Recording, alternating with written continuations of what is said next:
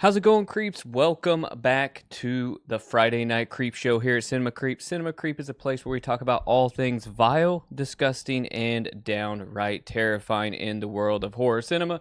And as always, I'm your host, Drucifer. And like I said, this is the Friday Night Creep Show. Welcome. You know, the fog has rolled into the studio here, which means only one thing. And that means that the Friday Night Creep Show is in full effect. So tonight we have a special Creep Show because we have a double feature.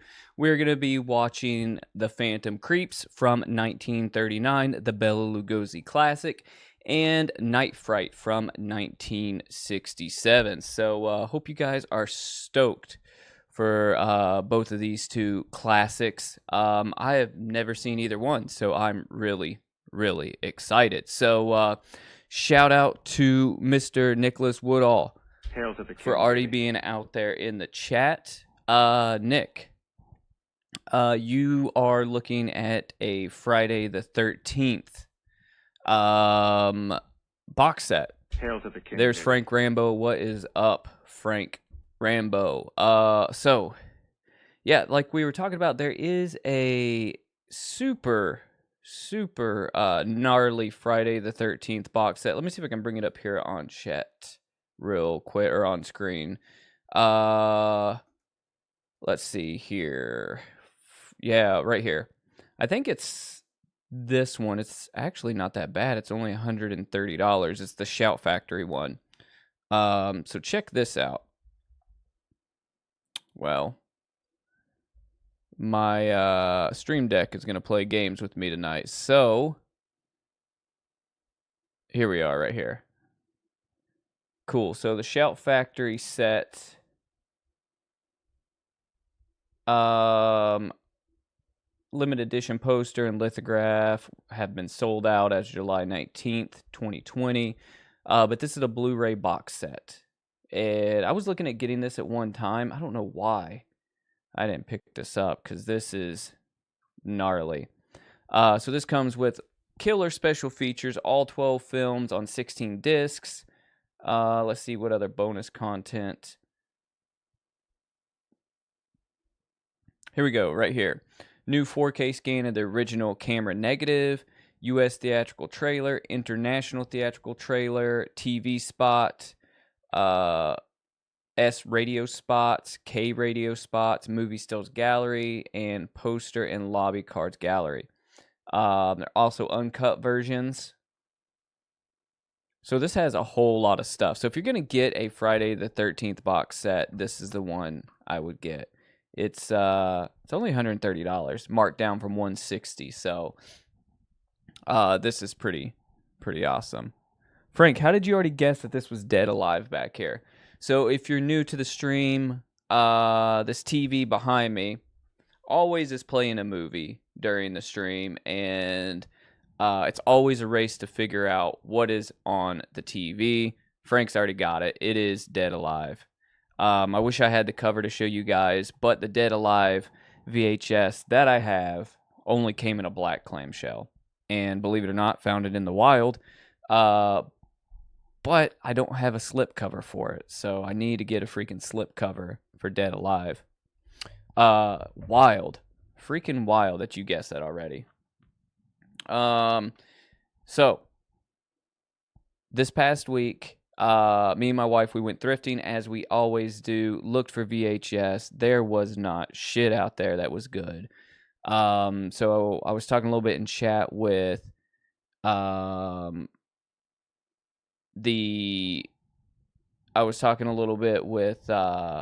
Nick in the beginning, and didn't pick any movies up this week. You know, there wasn't anything out there that was worth it. I didn't go to the same VHS spot where I got Gates of Hell and Zombie from, because undoubtedly I'd buy something from that guy's booth. Looked around a couple other places, didn't see anything. Found some Jesus tapes though. So you know, if you know, you know. Yeah, they need to bring Peter Jackson back home. What's up, Hail Jet? to the king, baby. Back home to horror. You know, he's made his money. Let's go back. Let's go back to B movie horror. Shit, I'm having a hard time talking today. Um,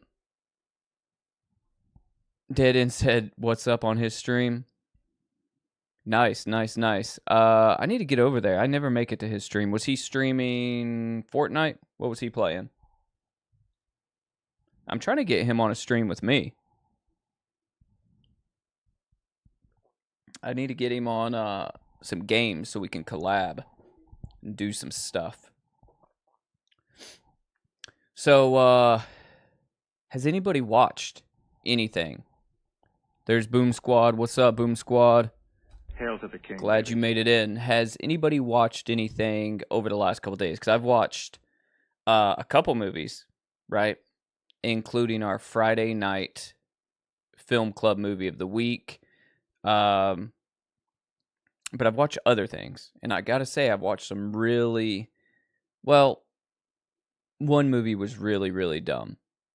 So I watched The Mousetrap. Has anybody seen that? The Mickey Mouse Steamboat Willie horror.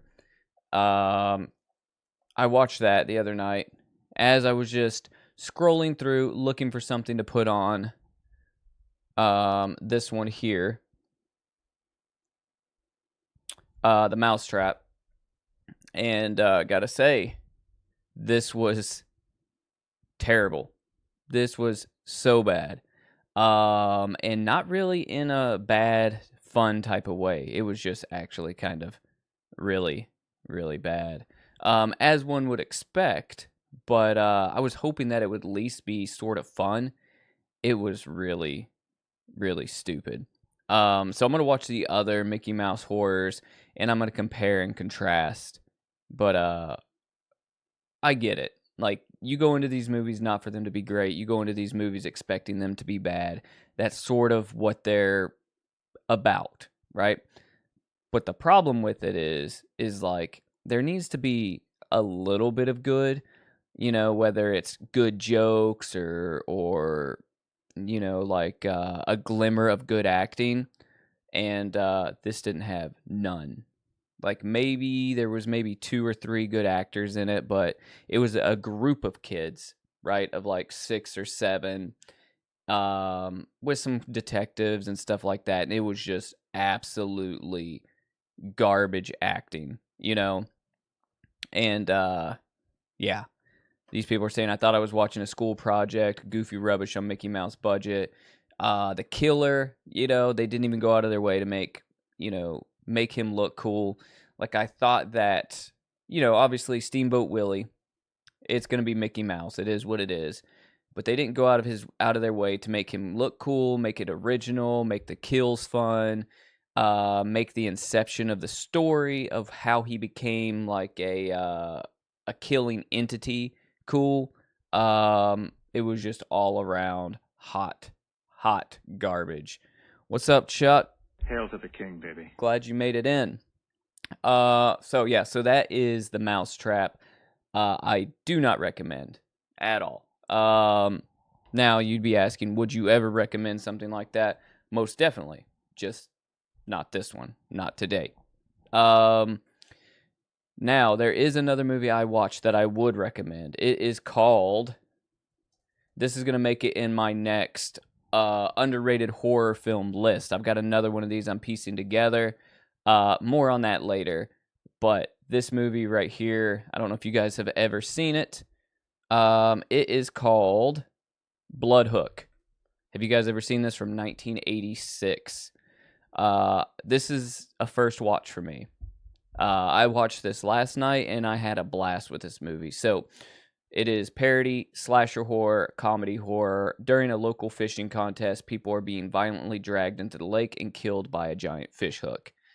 I can't believe I've never seen this. This was awesome. I highly recommend this one. So, Jet, you started watching Night of the Wolf Moon again. Cat wouldn't let you watch the rest. Was that cat high on catnip? Is that cat still, is your cat still on drugs, Jet? So this film, Blood Hook, will make it into my underrated horror film list that I've got coming out on the channel. I've done one of those already. If you haven't seen it, I recommend watching it. There is some gems in there that you don't hear people talking about enough. But this one, let's see what people are saying about it. Reappraisal in the age of the Taco Bell gong. Yeah. Yeah, there's when I was watching this in the score, there's a gong that's playing, and holy hell, sounds just like the Taco Bell one. Silly horror fun. It is a good time. I'll just scroll through some photos to give you an idea real quick. 1980s cheese, you can already tell by looking at these characters here, right? What you're in for. It's very silly and sort of like a Sleepaway Camp 2 kind of way. The Mutilator, Intruder, movies like that. But it's good. It's good. Like I said, I had a blast with it. And I would love for you guys to watch it so we can talk about it at some point if you haven't seen it. Yeah, I'm comparing this to The Mutilator, Intruder, Sleepaway Camp 2, Sleepaway Camp 3. Now there's not crazy gore kills in this, but the kills are fun. The premise is fun. You know, it's very 80s, and you know, I guess if you're a super sleuth, you'll be able to tell, you know, what's going on. But for me, the twists and the turns kind of took me by surprise, honestly. And this is a sick scene right here, so I'm not going to give too much away, but it's a lot of fun. Highly recommend that one. So that is Bloodhook. So that's pretty much really what I've got. How's everybody's Friday otherwise? The weather's getting a lot nicer, which means spending a lot more time outside, which I'm stoked about. You know, that means a lot more thrifting, a lot more searching for movies and searching for other kind of horror memorabilia. We went to a new antique store, me, my wife, and son, yesterday. I believe it was yesterday. Yeah, it was yesterday, Thursday. And in addition to just being antiques and weird stuff, they didn't have any VHS that were worth a dang. But out of all things, you know, they had some cool things here and there. But out of all things, they had a Danny Filth bobblehead. It's one of those catch and release moments where I picked it up, looked at it, and was like, "Am I really gonna leave this Danny Filth bobblehead in this tiny?" Well, it was kind of a big thrift store, but in this big thrift store in this tiny little city. You know, I feel like I need to take this home. But you know what? I put it back and I was like, I feel like this belongs here in this antique store. So I don't know if they knew what they had, but it was a Danny Filth from Cradle of Filth bobblehead. So Frank says New Street Trash is now free on Tubi. Yes. Awesome. Good. Thank you for that. So good call out, Frank, because I will be watching that. I did not want to pay for it. So thank you for letting me know it was free. That's kind of what I was waiting on. And that one, and I need to watch Popeye the Slayer Man. Now I got to finish watching the rest of these Poonaverse movies, right? The Winnie the Pooh horror films and the Mickey Mouse ones and all the rest of that shit. Yeah. So now that I'm going down that, you know, one-way street, I believe the bobblehead, it was like, I don't know, it was like under $20. It wasn't bad. I should have just bought it, but like I said, I was like, you know what? This is gonna bring some random young metalhead joy when they find this, you know. So yeah, I probably should have got it. If I go back to that thrift store and it's still there, maybe I'll pick it up. And I do have a confession to make to you guys later when we talk about our Friday Night Film Club of the Week movie, which was Stuff Stephanie in the Incinerator. I hope everybody watched that. If you didn't, it is worth the watch. But we'll get into more of that later. All right, so let's go ahead and let's fire up the IMDb for movie 1. of tonight's double feature. Like I said, if you're just getting in here, we're playing 2 movies tonight. We're playing The Phantom Creeps from 1939, and we're playing Night Fright from 1967. Both movies are pretty short. The Phantom Creeps, I think, is about an hour 5 minutes, and Night Fright is about an hour and 15. So they're both pretty short. So it won't be an incredibly long double feature. But let's go ahead and let's hop into the IMDb for The Phantom Creeps. All right, here we go. The Phantom Creeps, 1939. This is movie 1 on our agenda tonight. Let me get this a little bit larger for you guys. It says 4 hours and 25 minutes. That's because this was originally a TV series. They cut it down into a feature-length movie, which I said is like an hour and 15. That's what we're going to be watching tonight. Action, family, horror, sci-fi, which is a wild genre. And the synopsis is: a military intelligence officer and a pretty reporter try to find a scientist whose inventions can destroy the world. Directed by Ford Beebe and Saul A. Goodkind. Written by George Plimpton, Basil Dickey, and Mildred Barish. And those are real freaking names. The stars none other than the one and only Bela Lugosi, Dorothy Arnold, Regis Toomey, Edward Van Sloan, Robert Kent, and Edwin Stanley. I'm not familiar with the director, Ford Beebe, so let's check out what else they've done. All right, so Ford Beebe did The Invisible Man's Revenge, The Golden Idol, Flash Gordon Conquers the Universe, and Lord of the Jungle. That's what they're known for. So they did some of those crazy early, like, sci-fi and sci-fi / horror type movies. So good on them, Ford Beebe. Born November 26, 1888, and died November 26, 1978, at the tender age of 90 years old. So Frank says, which one of these double features do you think will be the better movie? And you know what? I know you guys love the polls so much. So let's take a poll before we even start. Of which movie do you guys think will be better? Let me get this. I am curious, and then we'll see how right we are at the end of the Creepshow tonight. Or Night Fright is the second movie, not to be confused with Fright Night. All right, here we go. So, feel free, just based upon the names, just based upon what you know, which one of these movies do you think will be the better one? I'm going to go ahead and tell you guys my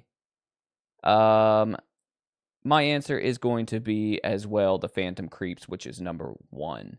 And that's just because it's freaking Bela Lugosi. And it has that awesome robot, right, that we talked about in it. Let's go back to the page. So, scroll down to the pictures. Cool. So this robot right here, we talked about it last week when we were picking out this movie. And this thing apparently is a robot, from what I gather. But the artist, singer, rock star, whatever you want to call him, Rob Zombie, he uses this giant robot in a lot of his stage performances. So I'm very familiar with this monster, this robot, whatever it is. I've seen it a lot, just in like Rob Zombie stuff. He brings it out on stage and has a performance with it and stuff. So that's kind of cool. A little bit of useless knowledge there. But yeah, I feel like this is gonna be good. Now, I will tell you guys this. Both of these movies say they are in the public domain. If for some reason YouTube stops me and shuts me down because they love to do that, just hang out and we will come back and we will reassess what we're going to watch. What's up, Dead End? Glad you made it in. Hail to the king, baby. We're going to be watching The Phantom Creeps first, from 1939.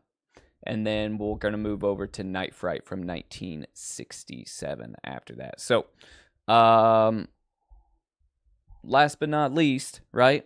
What are you guys snacking on for tonight's double feature? Me, I don't have any food. I neglected to get snacks, and that was the one thing I was hyping myself up about, is getting some snacks for this double feature. All I've got is 2 cups of coffee. So, I am snack free, unfortunately, but I'm going to be, drinking some coffee tonight. So if you got anything awesome to snack on, let me know down in the chat. And don't be afraid to share it, because I'm hungry. Sweet Dead End. Keep up that stream if you guys are ever looking for more horror goodness and more video game streams. Check out Dead End Cinema. Nick, you got Fritos and Pepsi. Can't go wrong there. Can't go wrong there. I needed what did I want to get? I had it in my head. I freaking forgot it. I was at the gas station and I was looking at candy and I was like, I need to get something for the Creepshow. And I ended up not getting anything, unfortunately. Nothing looked good, The peach rings weren't appealing. Nothing. You got chicken tenders? Nice. Gotta love some chicken tendies.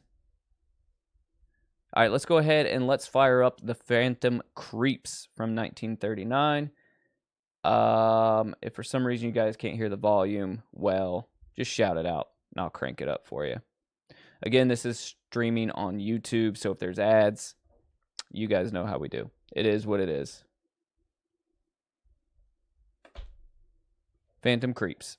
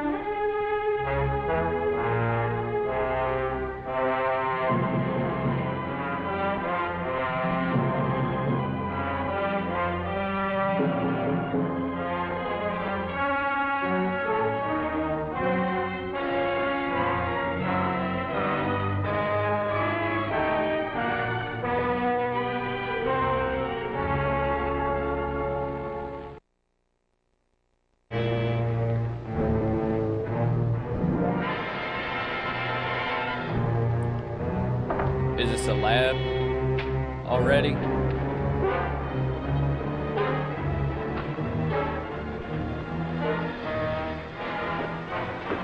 Not gonna let that There it is, thing out Creeps. again, are you? Certainly. There's none of it. Might get away like it did last time. I created it. I can control it or destroy it as I can you. You whom I helped escape from prison. I control but quickly.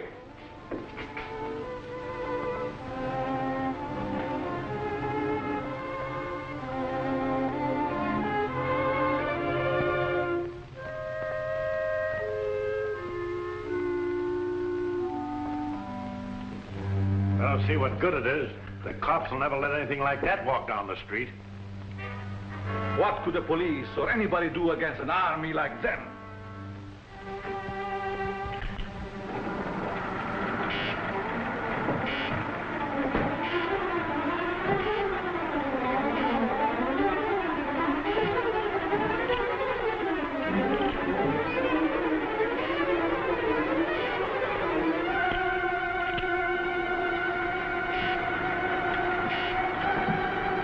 Mostly controlled, I could crush all opposition and make me the most powerful man in the world. Hey, watch it!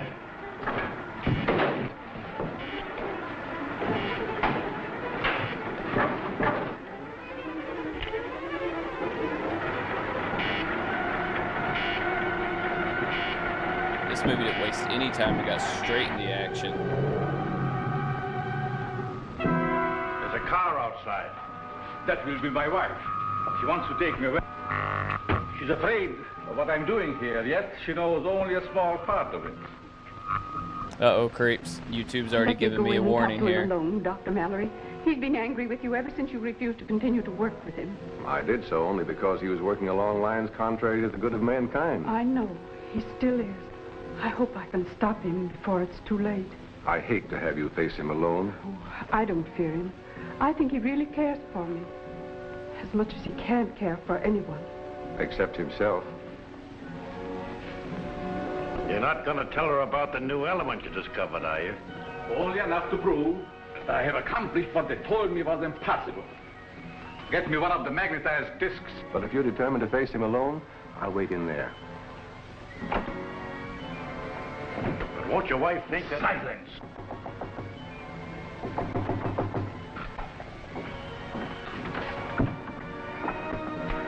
Alex! Anne, my dear. You're glad to see me? Very. I've been wanting a witness to my great triumph. Oh. Yes.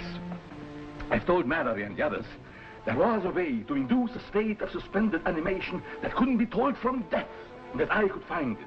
They called me a dreamer, a fool, but now I have it. And you shall see and tell them. Come.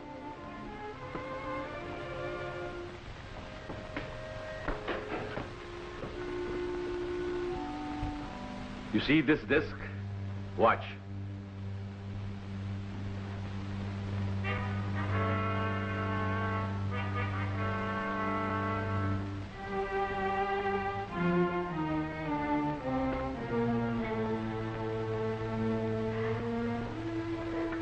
It will not come to you. It will go only to that disc which I have put there by the plan. That disc there is magnetized by a positive ray with my new element which is unknown to science. And this little spider carries the negative. When the two meet, you shall see.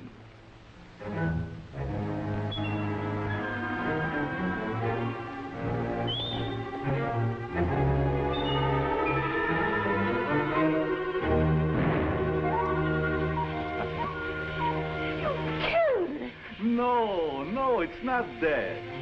Nor would a person be under the same circumstances. It's too bad that Mallory is not here to see my triumph. I have seen it. You were spying. Call it that if you wish, Alex.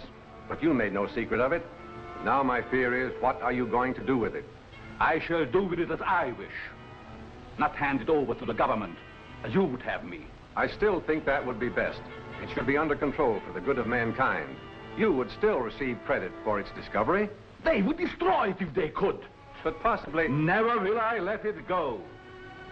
Already a foreign government had offered me millions. Perhaps I shall sell to them. Don't you realize what a terrific weapon it would be in the hands of unscrupulous people? Of course. That is why they shall pay me dearly for it. Alex, you must not. Then it is my duty to inform the government at once. Alex, please. All right, hang on. We got an ad.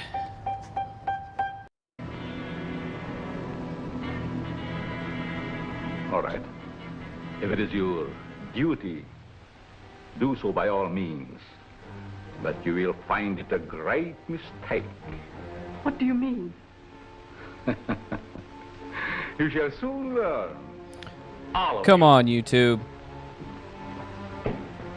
Anne. Monk! Monk! Get the devisualizer. Did you carry out my instructions regarding the work to be done on this? Yes, sir. I strengthened the ionizer, but I was afraid to use it. I'm not afraid.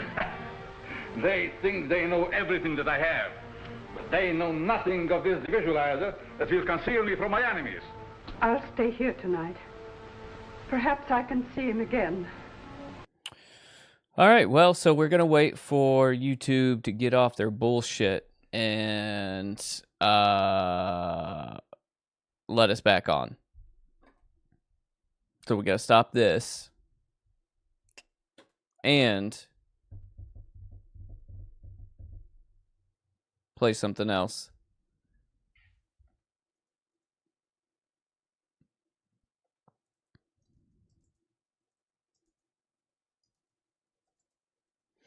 So if you're following on Twitch or you're watching on Twitch, the stream is still up, but on YouTube it's shut down. So I'm just waiting for it to go back up on YouTube, and then we'll resume the movie watching festivities here.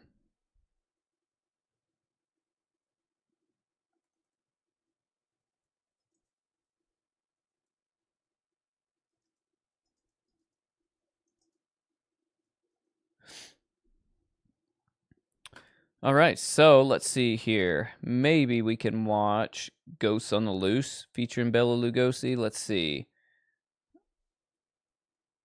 Shouldn't take too much longer.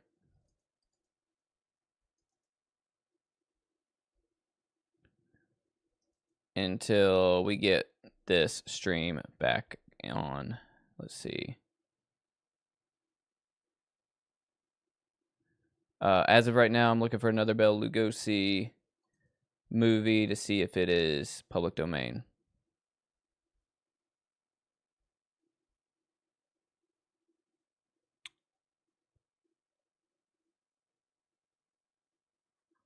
Okay, we'll try it. We'll try Ghosts on the Loose.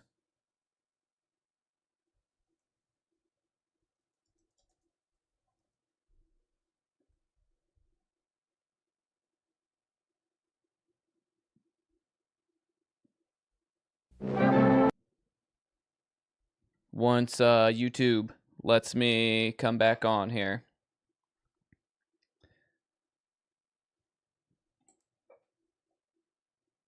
Come on, YouTube.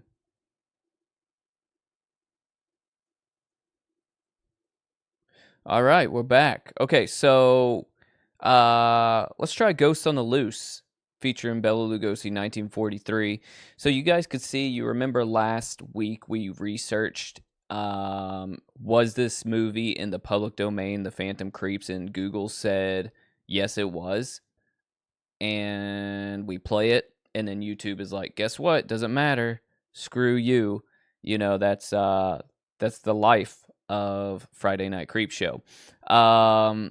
So sometimes you're going to get shut down. It is what it is, unfortunately. Not a good look. Not a good look, especially for the people that come through here that aren't part of the channel, that aren't used to that. There was, let me see, 16 people in here, and now I guess once we got shut down, they just left. You know, it's just one of those things. That's probably why the Creepshow has a hard time growing, is because people come in and they're like, well, they can't even keep the movie going. You know, it is what it is. All right, so let's try Ghost on the Loose, 1943 with Bela Lugosi. So Simon, quick question or quick answer to your question is Simon hasn't been throwing up since that day. So I think my man's all good. He's still not 100% when it comes to like walking around and climbing stairs. You know, like he's walking fine, but he still has a hard time getting upstairs. He can go downstairs and steps good, but going up them is a different problem. So I'm still picking him up and carrying him up and down steps and lifting him in and out of the car. So he's good. I don't think he's in any pain. I think now he's just old man. You know, that second back injury that he had kind of is making him really feel his age. He was in here a little bit earlier, and I was going to keep him in here on stream, get Simon Cam going, but he wanted out, so he's in his bed in the living room. All right, let's try Ghosts on the Loose from 1943 till YouTube shuts our shit down again.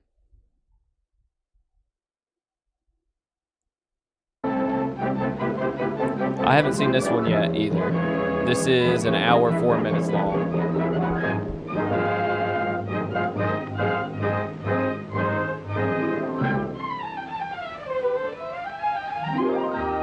going into it blind.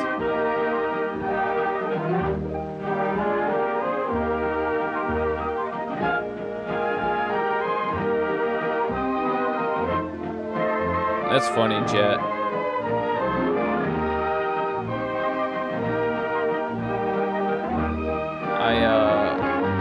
I don't understand why we can't just speak and say things and play movies without having to jump through all these hula hoops for social media platforms.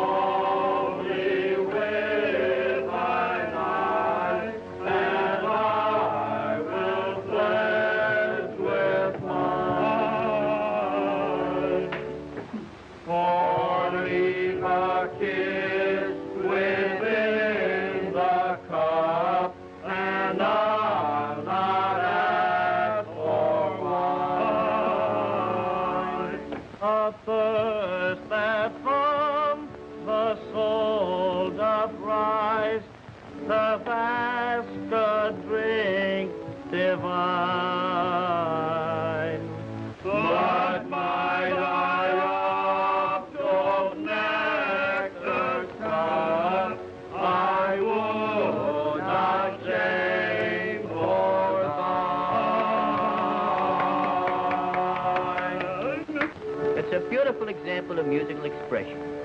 Sounded like a broken down dirge. Hey, Dave! Dave! What color are your eyes? If you don't want them to be black, you better keep them open. I want you to pay some attention to this lethargy in opera. Yes, sir. Benny, you're dimming a little on your diminuendo. Oh, that's fine. Yes, great. From you, I want a little more sweetness. But I'm singing sweet. If you can't sing any sweeter than that, you better hum. And Rocky, MF, that's for you. MF, what does that mean? Well, I don't know. Look, it says MF there. What do I know from those Latin abbreviations? Hey, I think it means, midfeeling. Danny, you let me down the worst of all. Your moderato obligato was just a little bit staccato. I'm sorry, Butch, but I got a cold. What? I said I'm awfully sorry, but I got a cold. Quickies and 40s. Play it again. Play it again, I say. Come on, once more.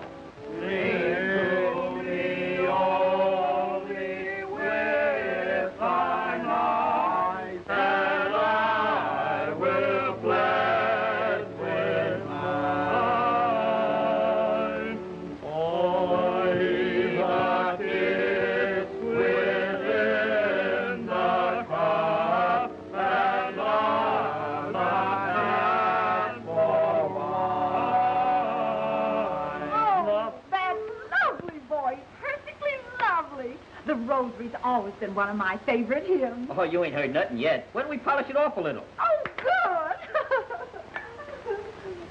good. Is she kidding? He must have a tin ear. Yeah, we're pretty good. I'm going to tell you something. This thing must have some more crescendo. If you ask me, it's a little bit on the staccato side. If you know what I mean. Now, Schooner and Glimpy, let's have your version of this number. Drink to me only with thine eyes and of the See what I mean? Yeah. You know what you were doing before? Yeah? You see what they're doing now? Yeah. Well, I want you to reach a happy medium. Now, hit that last note. What are you doing? You told me to hit it. You go to jail, I'm a minor. Give him a pick and send him home. Give him a pick in the head. Come on, more music. Drink to me only with thine eyes. Stand your feet, kid, you'll get a draw. Now, don't let me stop you. Keep right on rehearsing. It's getting better all the time. Oh, Ma, will you go upstairs? Hey, let's go to my house. It's quieter there. We'll never get rehearsed. My boy thinking of Hey, boss, why can't I sing in that quartet? I used to sing in a quartet with 6 members. I can sing those fortissimos aloud, too. You can't sing at this ceremony. You're the best man. I wouldn't say that. I'm pretty good. You're only the best man because your sister's getting married. It don't mean you're the best, or it don't even mean you're a man. Now, do you know what to do when this ritual starts? Yeah, when the guy asked me for the ring, I run home and get it. What do you mean you run home and get it? You already got it. I don't see it. Limpy, did you hock that ring? Oh, Muggs, you cut me to the quick. Here, your veil, dear. Oh. Oh, you look beautiful. Oh, now, Mommy, you promised not to cry. Oh, I know. But when I think of you moving clear out into the country, into a strange house you've never even seen. It isn't so far. It's only 2 miles from the end of the subway, and Jack says it's beautiful. Oh, we were lucky to get it so cheap.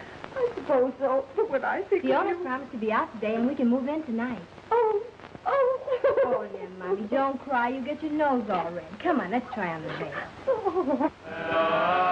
I will not take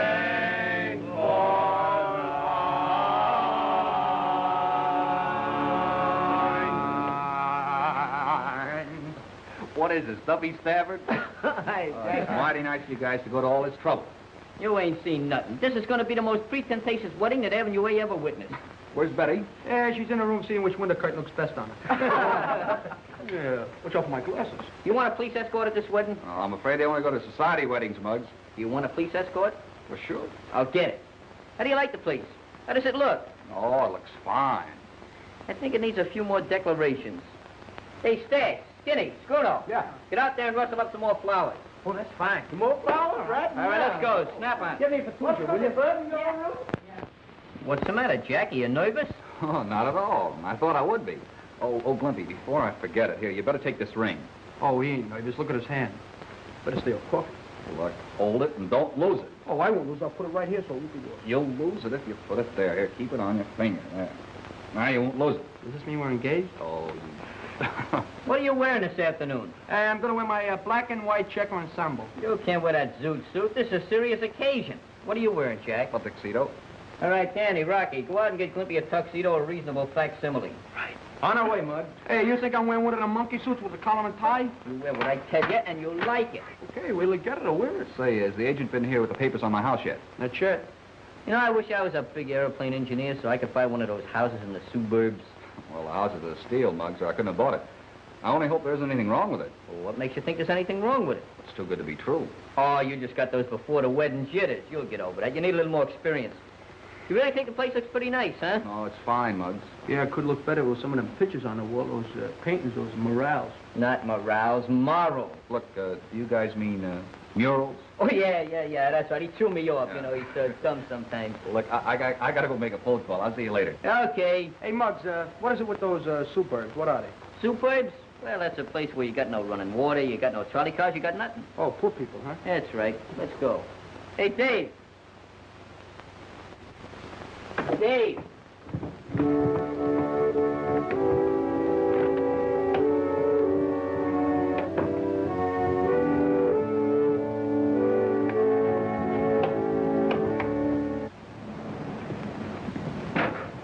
Hey, fellas, look here, look. Look, I got some flowers. Put them back, put them back. All they need a little water, that's all. Put them back. Okay.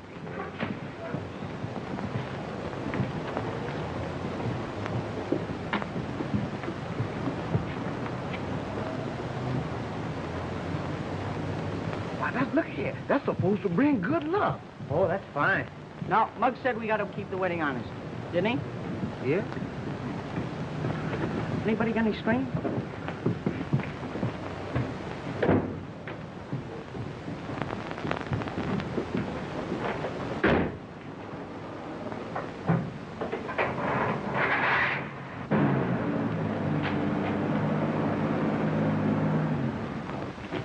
Man, look at all of them pretty posies laying there. Must have fallen out of the truck. Yeah. Should I call him back? Yeah, you better. Hey, mister, you dropped your flowers. I guess he didn't hear me. Too bad. Shall we?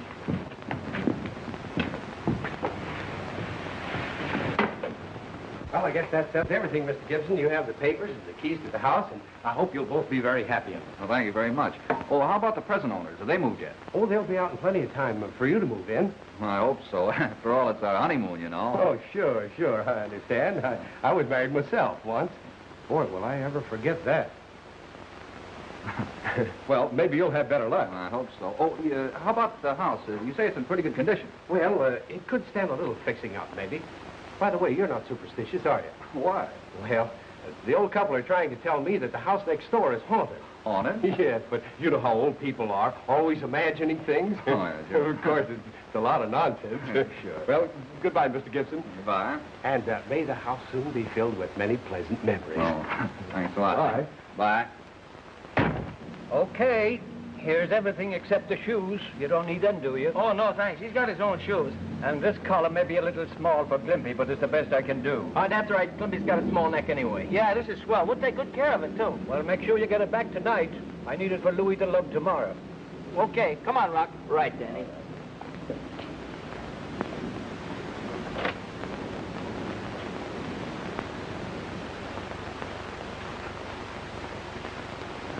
What's the matter, Jack? Oh, nothing, Mrs. Williams. Nothing at all. Look, can I see Betty just for a minute? Oh, I should say not. Why don't you know it's bad luck for the groom to see his bride before the wedding? Oh, Mom, just for a minute. No, you'll be seeing her soon enough. Now, you run along and fill your papers. Okay. We was just downtown, and we heard some detectives down there talking about a mob going to break in on Jack Gibson's wedding. We didn't think you'd like any of those downtown guys coming up here making a pinch right under your nose. I see. Whose mob is it? Well, we didn't get none of the details. We was in a hurry. I think he said it was one of the Katzman mob. Okay, I'll have a couple of them then take care of it. The address is 32 East 33rd Street. 32 East 33rd. Yeah, at 5 o'clock. 5 o'clock. All right, boy. Thanks, Lieutenant. We'll return the favor someday.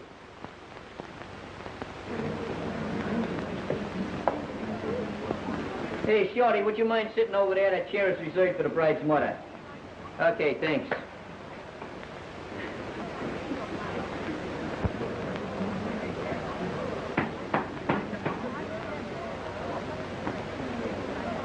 Stand still, will you?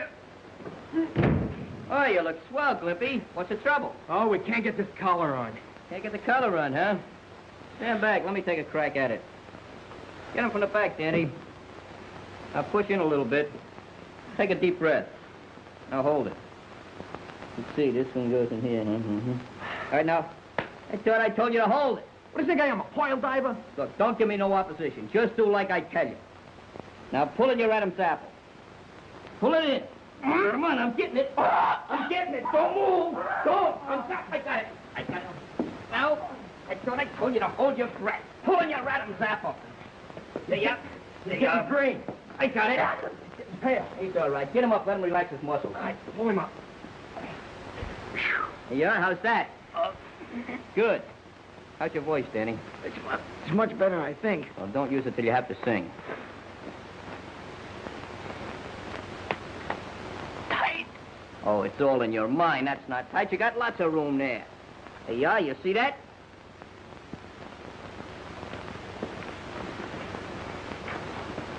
Mouse, look what When we do I got. get to see Bela Lugosi? Yeah, Mouse, look at this. Oh, that's beautiful. Now, that's got some class. What's that? What? Rest in peace.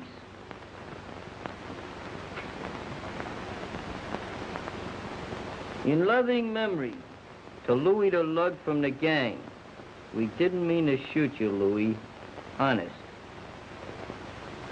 Where did you get that? On the street. On a truck. Fell off. You know that's sacrilegious? No kidding? Take it back. You guys ain't got no conscience. Can you imagine a thing like this? Hey, wait a minute. Come here. I don't suppose it would be any more sacrilegious if we brought it back after the wedding. Put it in the parlor. Wait a second. Got to return that after the wedding. Take it away. Here, hold on to those. Hey, that's funny.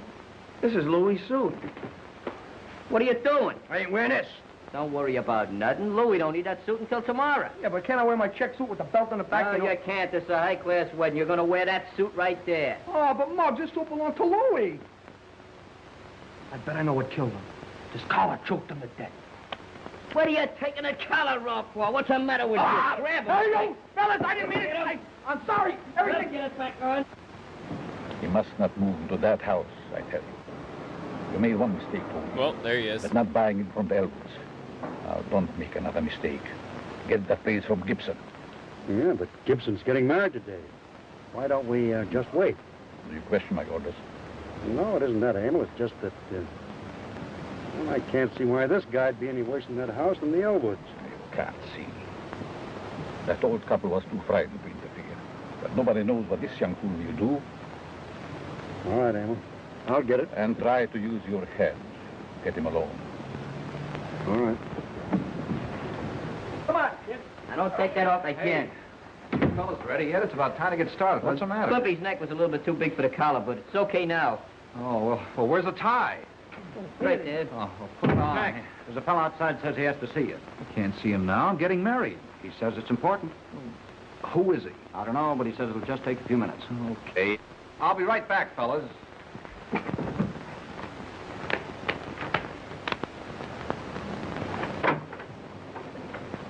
Hi, Jack. Oh, Tony, I haven't seen you for a long time. Where have you been? I've been busy. I know you're in a hurry, and I won't take up much of your time. I want to buy that house on Elm Street. Oh, don't be crazy. I just bought it myself. I know you did, and I know what you paid for it. I represent a party that, well, they're willing to double what you gave for it. What? What do they want my place? What difference does it make? They want it, willing to pay for it. Well, the answer's no. Oh, wait a minute. You can't take a bride in a house like that? Well, look, suppose you tell me what all this mystery about that house is, huh? Haven't you heard? You know that big estate next door? Yeah? It's haunted. What do you know? All right, laugh if you like, but why do you think they sold it to you so cheap? Well, who lives next door? And why do they want my place? Well, let us say that they're eccentric. They don't like neighbors. All right, now that's perfect. Don't touch nothing.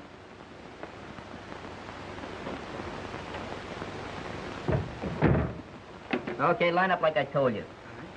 And don't forget your crescendos and diminuendos, and I don't want no altercations in the lyrics. Let's go.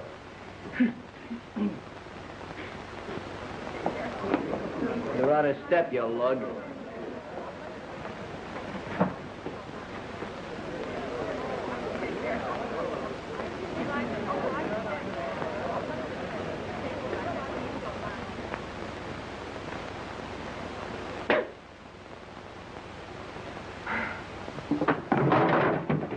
So you can see why you don't want to take your wife to a place like that. No, I guess I don't, but she has a heart set on going there tonight. I understand that. Look, Jack, there's $500 to bind the deal. Why don't you take your wife away for a few days? You know, on a honeymoon. You have to do that anyway. Explain about the house when you get back. If I had more time, Oh, look, forget all about business till you come home. Here, when you get ready to close the deal, write me at this address. They'll get in touch with me. This is the place next to mine, huh? Yeah. A haunted house. Okay. Look, Jack, just a word of warning. When you do get back, write to me. Don't go out there. Yeah, okay, I'll see you later.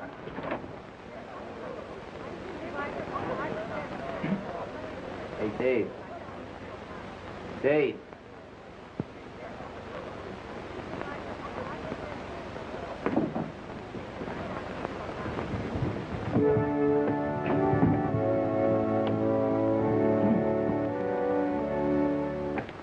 Bring to me only with thine eyes, then I will bless with my heart.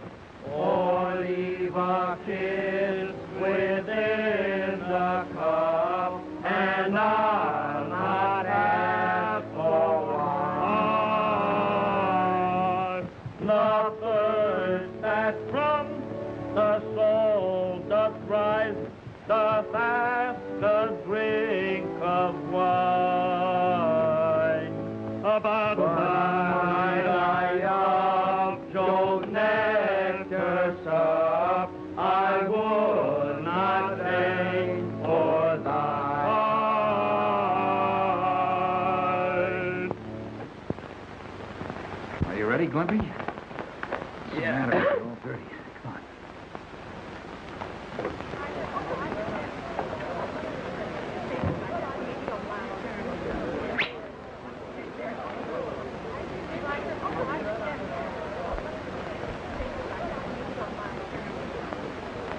Hey.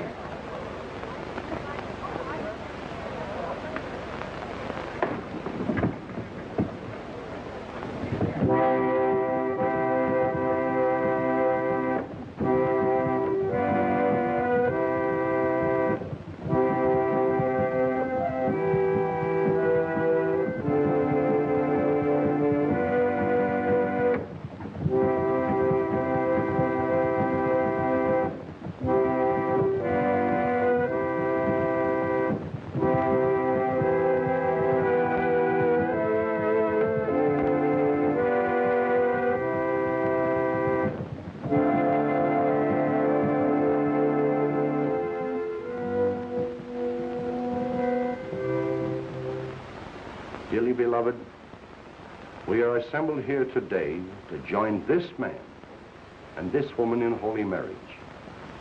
For as much as these two persons have come hither to be made one in the holy estate, if there be any here present who know any just cause why they may not lawfully be joined in marriage, I require him now to speak, or forever hold his peace. I now pronounce you man and wife.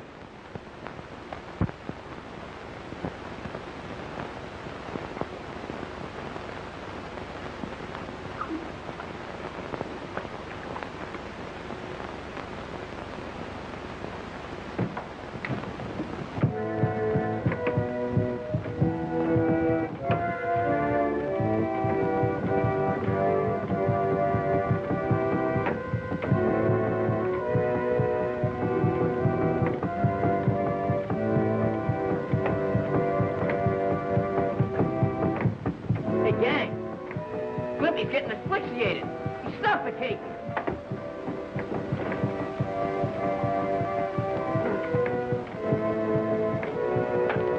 So much fuss about a color. Yeah, he's not dead. He's not dead. Look, you're right, Climpy. Climp. Hey. There you are. You all right now? You feel good? Fine.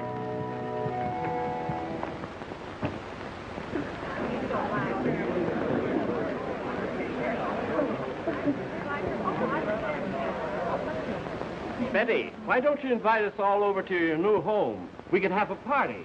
Well, I'd like to very much, Daddy, but... Well, it's all right, darling. We're not going out there tonight anyway. Not going to our new house, but, Jack, why not? Well, it's... Well, I made some extra money, so I thought we'd take a little trip first. You know, a honeymoon. You know anything about that, Climpy? It's news to me. Well, the place needs an awful lot of fixing up, you know. Oh, yeah? I hope you don't mind, darling. Oh, no, darling. Anything you want to do is all right with me. You've got lipstick all over you. Oh.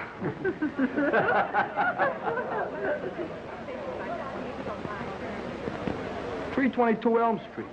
That must be his new house. Certainly is, maybe. Well, folks, I guess we better go. Come on, darling. Wait a minute,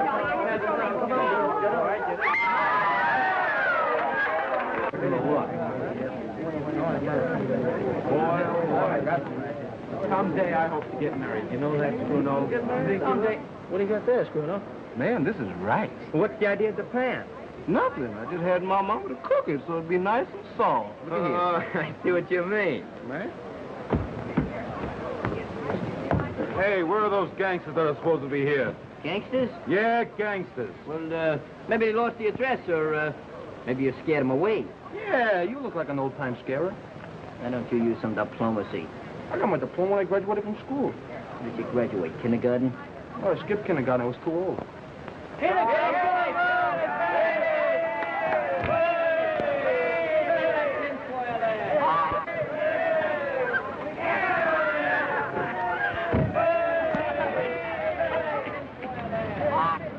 More vanilla. Louise isn't gonna like this.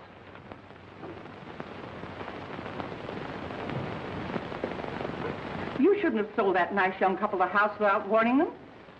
No, Sarah, there's no use starting something that we can't actually prove. You know in your heart, John, there's something going on in that house next door that isn't strictly honest. But we don't know positively, Sarah. Why, John Elwood, How can you say that after all we've seen and heard in the last 6 months? Now, let's not talk about it anymore. We're out of there and finished with the whole thing. But I've not finished with it.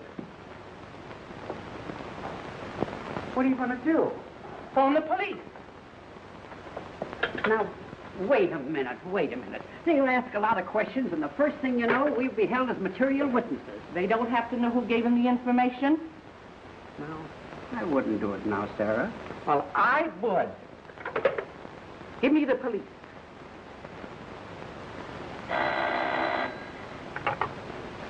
Police Department. Lieutenant Brady speaking. This is Mrs. John G. I wish to report some mysterious goings-on at 322 Elm Street. 322 Elm. What kind of goings-on? Oh, there's noises and screams and people going in and out all hours of the night. All kinds of funny businesses. Who is this speaking? This is Mrs. John G. Hello? Hello? Take that call. Send in Mulligan and O'Brien. Well, I think that's the place. Don't look very cheerful, though, does it? You certainly do not. Come on, get your tools. We got a hot night's work. Come on, Glim. Okay.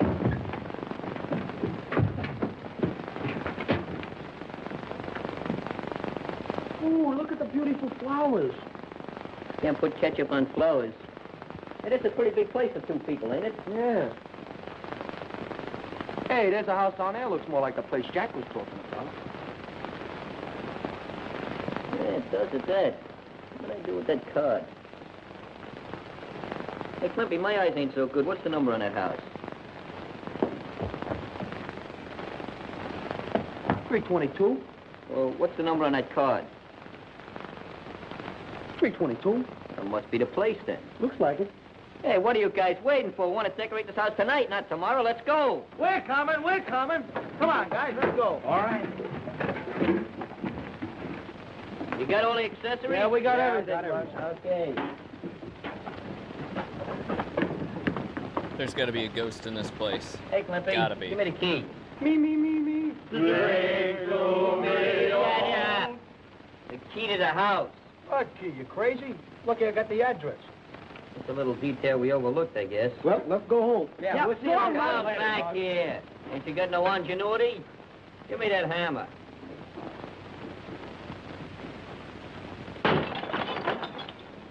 Remind me to put a new glass in there in the morning. What's up, Ghost Mark, Rider? watch out, you might cut your Hail to the jugular. king, baby.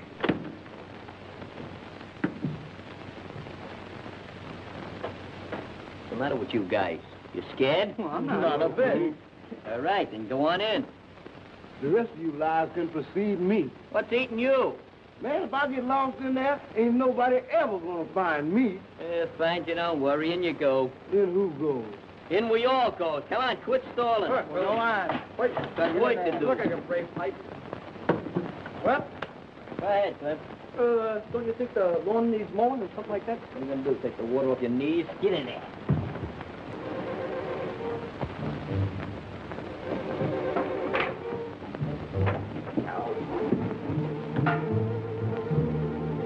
Hey, kind of misty in here. Anybody got a match?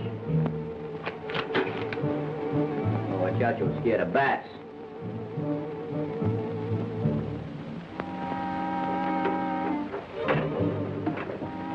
That's better. Take a look in here.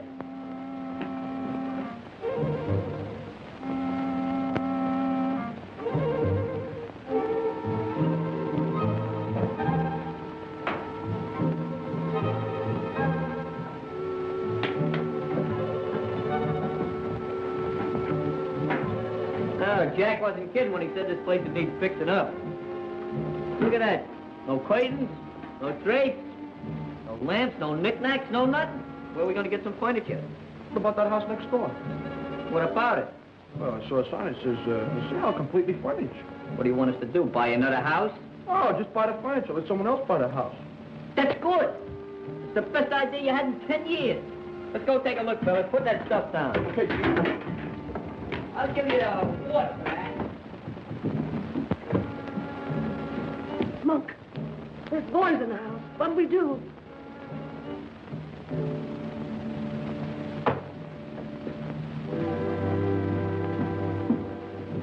We'll make that place look like $1,000,000. Oh, you aren't kidding.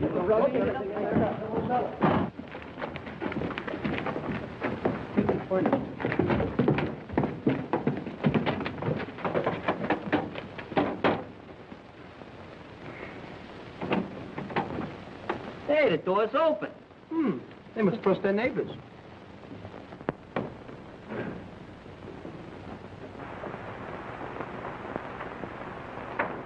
Wow, this is really nice.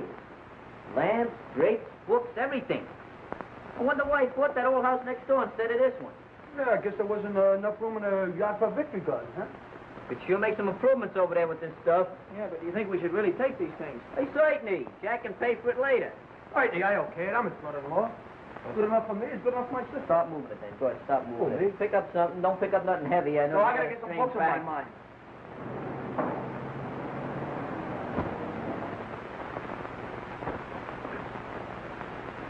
Good evening, sir. Good evening. Oh, can you give us a room and a bath? Yes. Holy hell, this movie's only been playing for 30 minutes, creeps. Well, that's an old joke.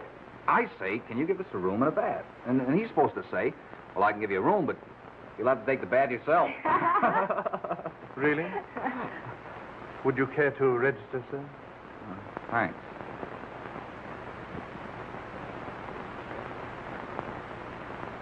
There. How does that look, Mrs. Gibson? I like it very much. Oh, are you Mr. John Gibson? Oh, yeah. Sure, look here. Got my, my draft card, Social Security, driver's license, automobile club, you want to see marriage certificate? No, thank you. I have a message for you. Message? Call Chelsea 5518, apartment 243. Who the dickens is Chelsea 5518? I don't recognize the number. It sounds like a hotel. They said it was most urgent. Oh, they did, huh? Well, where are the phone booths? Right over there, sir. Oh, well, come on, darling. Hold everything, huh? Yes.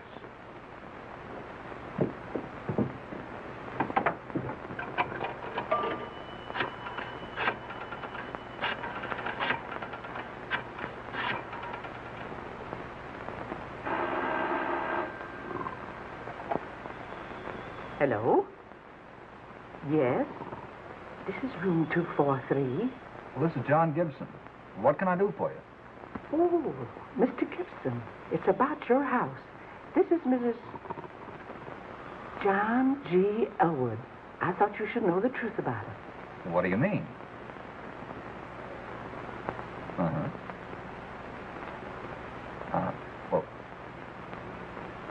Well, look, when we go there, I'll take along a big box of ghost powder. Well, I just wanted you to know that I'd reported it to the police, and they should be out there by now.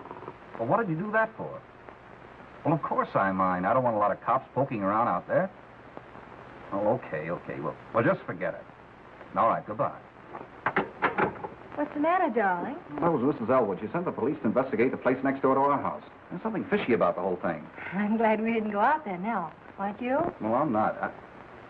I think we ought to go out there right now. Right now? Yep. But, honey... Come on, darling. Don't be frightened. Who said anything about being frightened? Oh. Yeah. Go, darling. Oh, you got a nice hotel here. We sure enjoyed our stay. Come on, darling.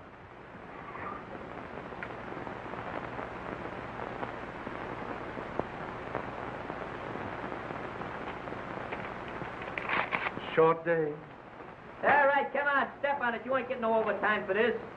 It's heavy. Hey, Dave. Come on, wake up. Come on. Okay. Get out of there and take that chair with you. I'll carry this ashtray. Watch out for the glass on the way out. Let me get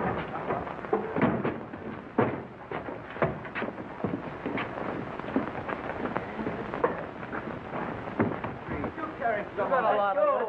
Yeah. Right in the living room. Right there.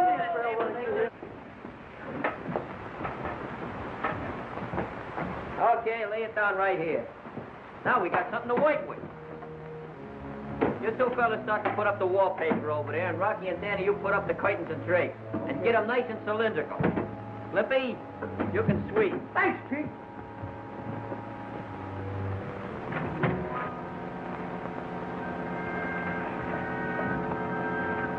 What are you doing? Didn't you tell me I could sleep? Not sleep, sweep. Now get up off there and go to work. Dust off that rust. Okay, Chief. What are you gonna do? I gotta think. I'm the supervisor. Oh, what do I always have to do stuff for? I'll give you consolidation. Do a good job, and I'll reduce your dues for the next 3 months. Thanks, Chief. And don't split that This wood with kid those is a little screws. mobster. What is this for, Mug? And don't get too much glue on that paper. It sticks out through there. It makes lumps. Okay. Hey, you know that goes under the drapes, not over them. Did you ever dress no houses? No.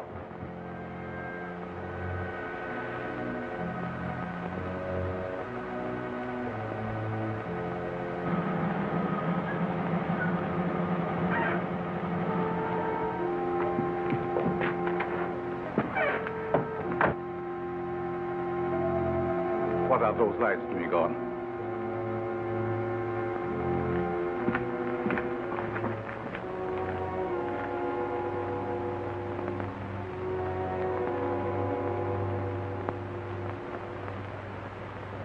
Who's that there? It's a gang of kids. They're friends of Jack Gibson's. You know, the guy that bought the house next door. Is it some more of your bungling, you stupid fool? How'd I know they were coming out here? I'll get rid of them, though. Come on, Bruno. Yeah, let me get my hands on them. Now, wait a minute. Why do I have such idiots around me? Let's find out what Hilda knows about it.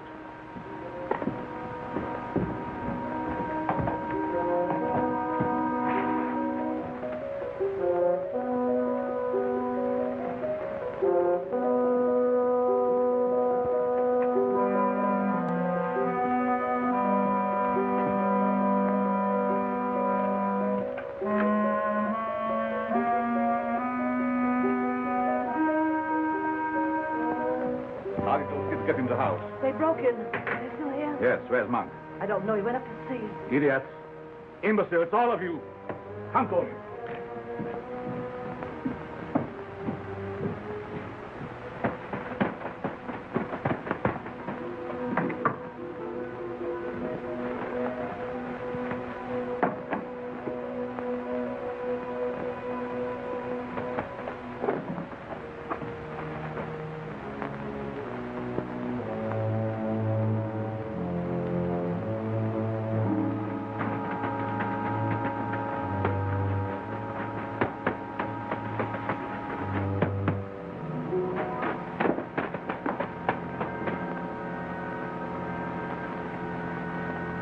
Oh, shit! What's that?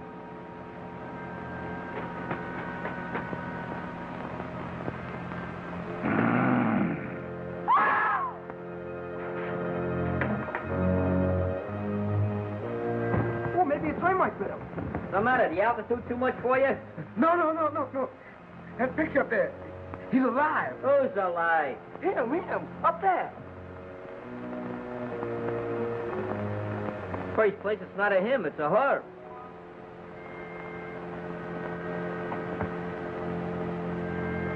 Please believe me. Her was a him a minute ago. You're seeing things. Seeing things? Man, I heard him growl. All right, just take it easy now. Relax. You've been drinking too much coffee. What coffee? Hey, where'd you get it? Go to work. Come on, step on it. Come on, Danny, get those doilies hung. Yeah. Maybe we should have bought a spirit level to make sure they was even.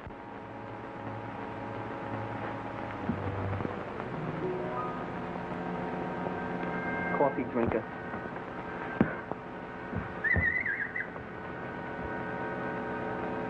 Hey, Napoleon must be awful hot with that coat on.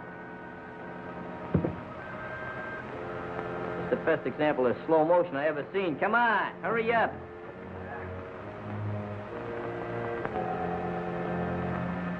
Limpy, we'll play statues later. Get back on that broom. Oh, just trying to figure out where I should sweep that dust from here into the hall or the dust from the hall into here. Just sweep it clockwise. Okay, Chief.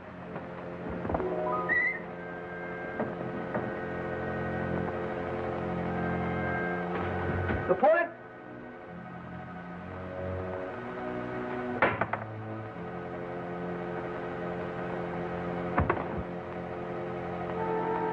Feminine. Hey, Box! You warm. No, I'm not warm. Why? Napoleon took his coat off. He had it on, he took it off. Look. He took his coat off, huh? You look.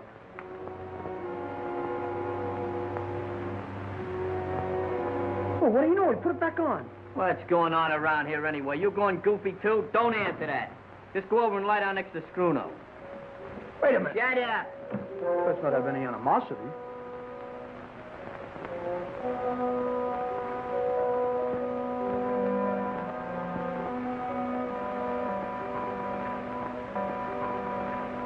Hey, Scruno. Yeah. You sure you saw what you saw? Sure, I'm sure. But all right, I tried to tell Muggs. See, I'm back there sweeping, I got a broom in my hand. I look up at Napoleon, he's got a coat on, he's standing like that. Then I turn around and he's got...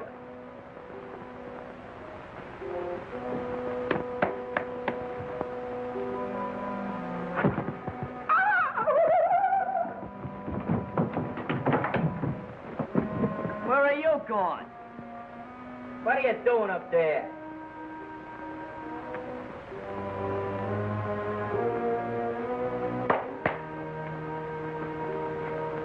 Hey, look, now he's in his long drawers.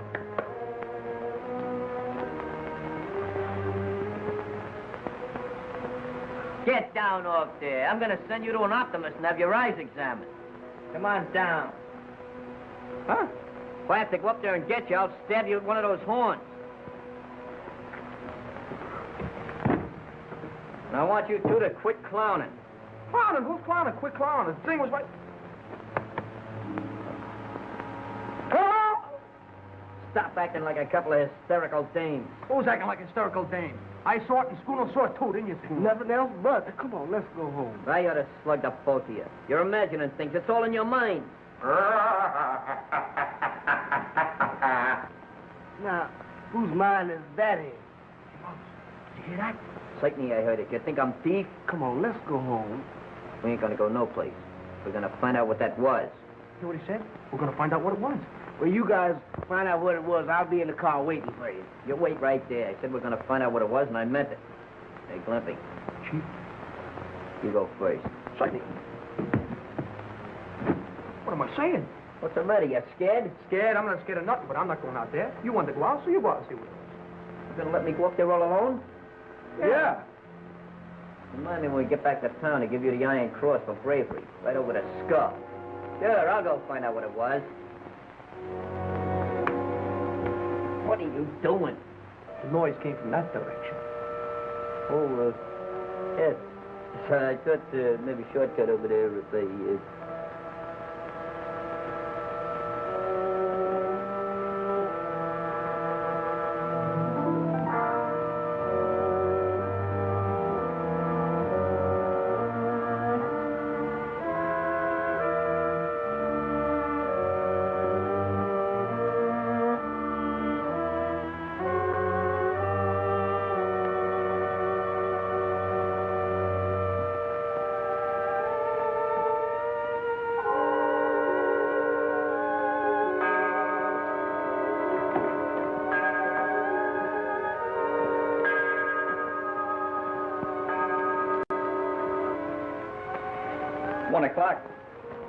And all ain't well. You know how.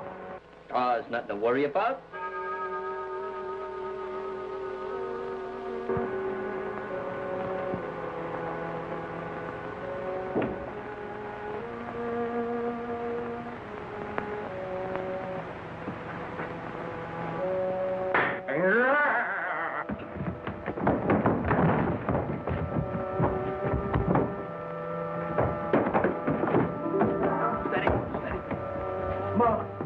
Let's go home now. Come here. Just for that, you're gonna go first. Me? Yeah, you. Now, go on. Get up there. We'll let you go home later. Go on. Go up there, all of you. I'm gonna be last for a change. Flippy, get up there.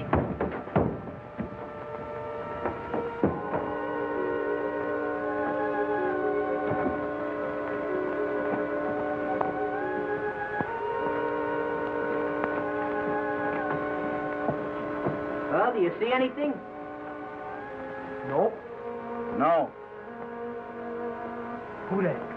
Who that? Who that say who that when I say who that? Who said who that when I say who that?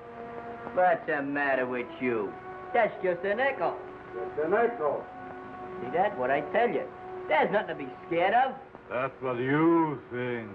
Well, boys, here we go again. We're getting some ghost action.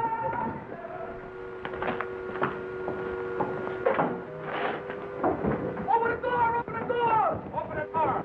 Open that door. Oh, there go that echo again.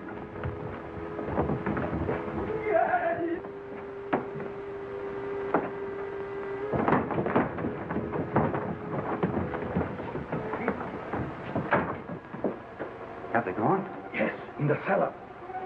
Cellar. Oh, that's bad, Abel. You must get them out of there, quick. Open the door.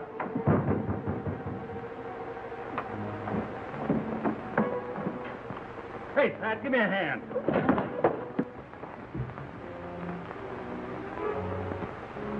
Take a look in there.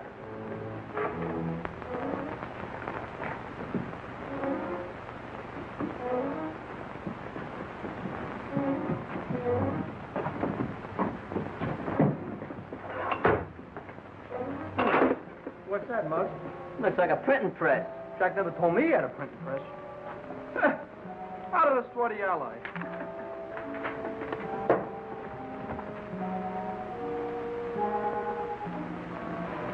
What the new order means to you. How to destroy the Allies. What are they doing? Let me see. Look. The kids have found printing press and everything. Shall I take care of them? Oh, we have company upstairs, too, the police. The Gestapo. Did you hear the Gestapo? No, just two American detectives. Probably dumb ones, too. Don't worry about them. Let me see. Gee, that sounds like spies. Yeah, do you think Jack's mixed up with them? I don't know. This is his house. Jack won't have nothing to do with the Nazis. I hope not. What do you mean, man? Well, he told us not to come out here, remember? Yeah, you're right. He had a lot of extra dough when he left, too. Where did he get that? That's probably where this stuff comes in. Yeah, and how could he buy a big house like this? Why, you shut your big mouth. You want me to punch you right in the nose? Oh, stop drooling. We gotta figure this thing out. This is no time to argue.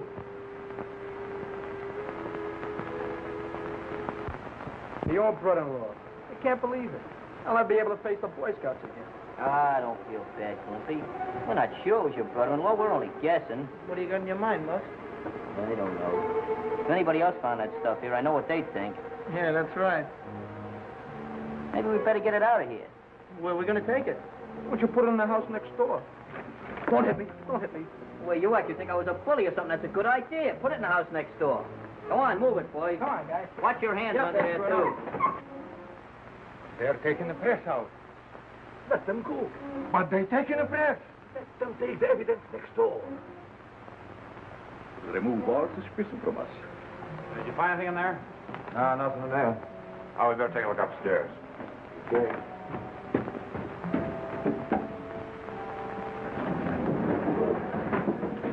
Go over the room thoroughly and see that nothing is left to incriminate us. Yes, sir. Tony, you come with me. Get out.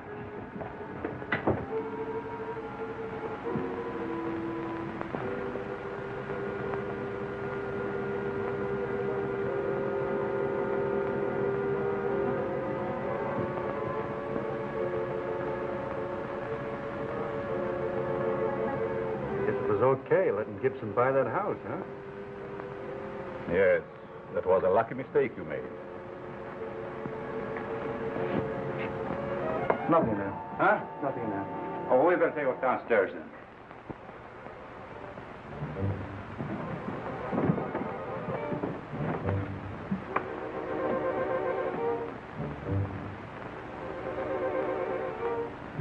That door wasn't open before, was it?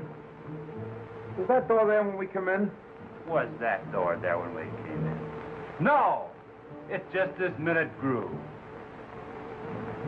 Come on, let's go.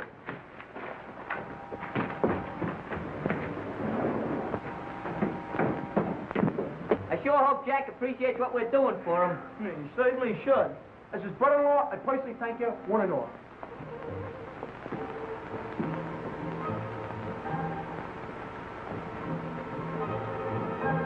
Nothing down here. Don't look like it.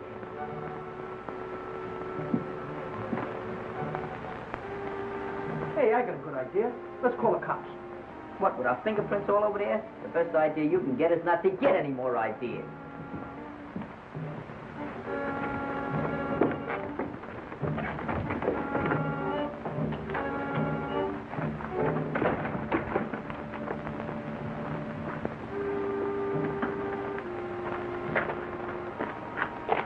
Let's see if the people in that little place know anything about it.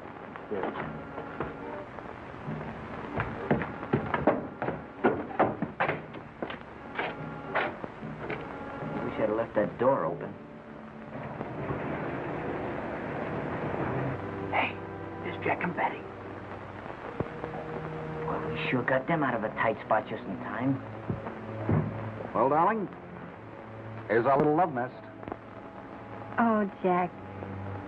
It's wonderful. Yeah. Huh. With a couple of cops hammering at the door. I wonder who that is. Let's have a look. Well, did you find anything?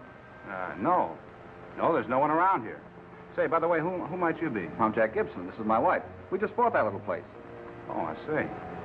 Uh-oh. We got our signals crossed. Jack bought that little house, not the big one. I got vote. You're right. We better get that press back out of there. Let's go. Well, we were sent out to look over that big place there. At least I know. People we bought our house from seem to think something funny's going on. We couldn't find anything wrong. It's probably their imagination. You know how old folks are. Well, we'll be heading back to the station now. If you hear anything, give us a ring. Well, I don't think we'll bother you tonight. Well, good night. Good night. Hey, what are you whispering about? Ouch! Ouch. I'm gonna tell you. Oh,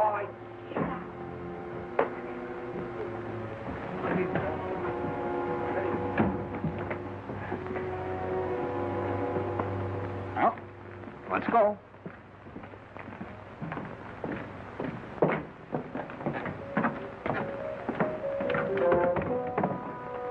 See now? It's open.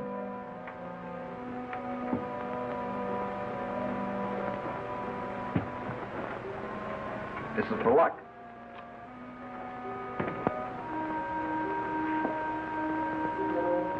Well, darling, here we are. Look it over.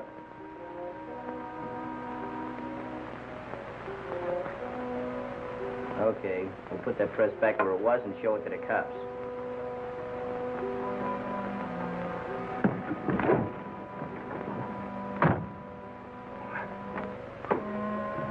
Car 17, Mulligan speaking. We just looked the place all over. There's nothing here but a couple of newlyweds. Looks a little bad, doesn't it? I can't understand it. There should be more furniture here. Yeah, it would help, but I still think it's awful cute. Well, easy. Easy. Need some help? There you are. Thanks.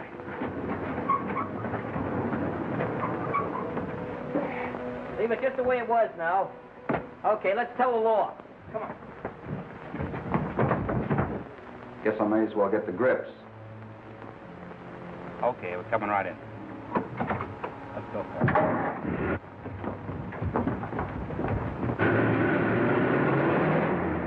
Hey! Hey! What do you think of that? Their car's gone. Oh. The cops. Isn't that awful? Hey, Muggs. What's this mean? What are you doing here? Well, just what I was about to ask you. Oh, that's a long story. We was decorating that house. Yeah, we thought it was yours. We found a printing press with a lot of nasty propaganda. Yeah, we thought it was yours. So we moved it over here. Yeah, then we found out that was yours. So we moved it back again. Nazi propaganda. Sure. So that's why they didn't want us to come out here. Why didn't you phone the police? We thought it was yours. Is there a phone next door? Yeah, but that ain't yours. Well, come on. I don't confuse it, though. Won't you be glad? What?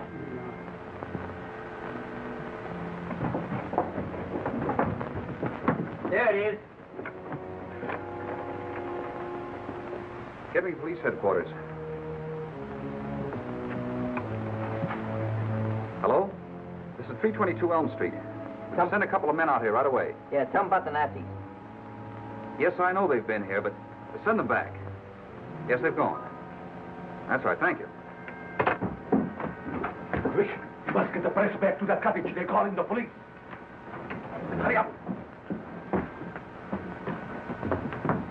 Come on, let's go. Pick it up. Calling car 17. Calling car 17. Return at once to 322 Elm Street. Urgent. That is all. We just came from there. Let's go.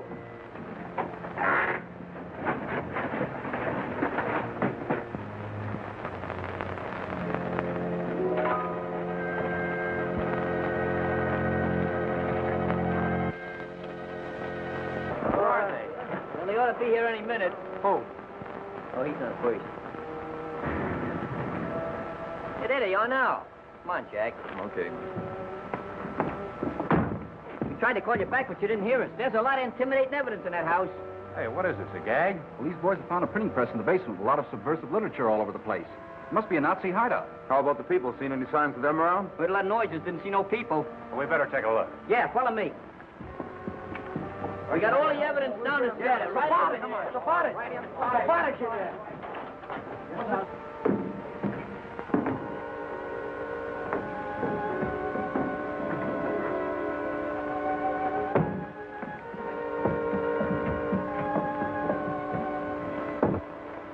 Read that.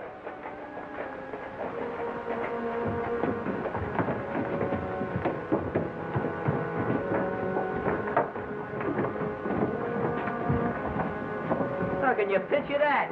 I must be having optical delusions. What's the matter? Well, there was a printing press here 10 minutes ago. Just got up and walked away, huh? Well, if ink can run, I guess a printing press can walk. That's right. You can still see the ink on our hands from where we touched it. That dirt could have been on your hands for the last 6 months, for all we know. Come on, we better get out of here before we start seeing things ourselves. Telling you it was dead. I don't always look like that. That's what there was invisible ink on it. Right there.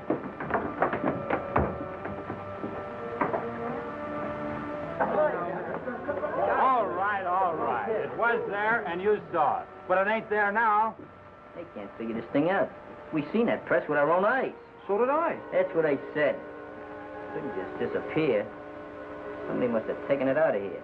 You know, I think... Yeah, I'll do all the thinking around here. All right, go ahead and think. You're always thinking.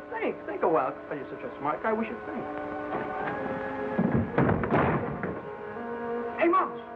Look! What do you think that's for? Mice.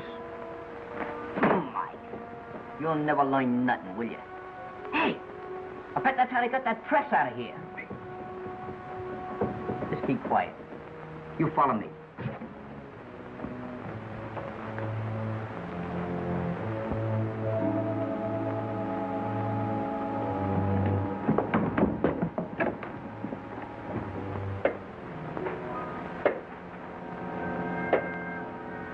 Nobody here. Let's go home. Come on.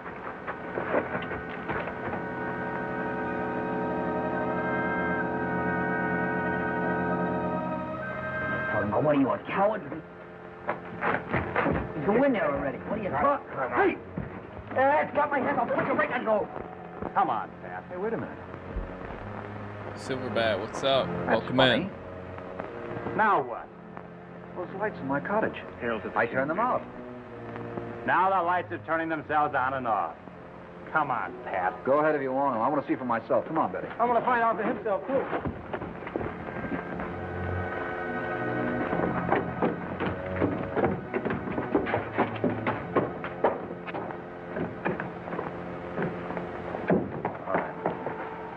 What doggone? Fellas, look at here. What's this? It looks like the printing press. So what's this that? is called So what's Ghosts on the that? Loose from What are these? What do 1943. these look Look like them same things we always been telling you alls about. Bela Lugosi's in it. What's it doing It's here? pretty That's something freaking you'll awful get a so chance far. to explain, man. You'd better think fast. Oh, looky. You don't think this belongs to me? This is your house, isn't it? Yes, but... This is the end of it. You ain't kidding. Come on. And then we're going to start up another one.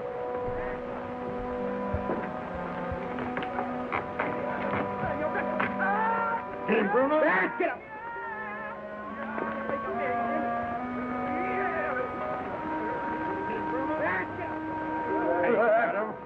Hey, take it easy. Benny. I trapped two. Will you? Come on, let him. Hey, take it easy. Will you? Fuck it. Hey, you're right.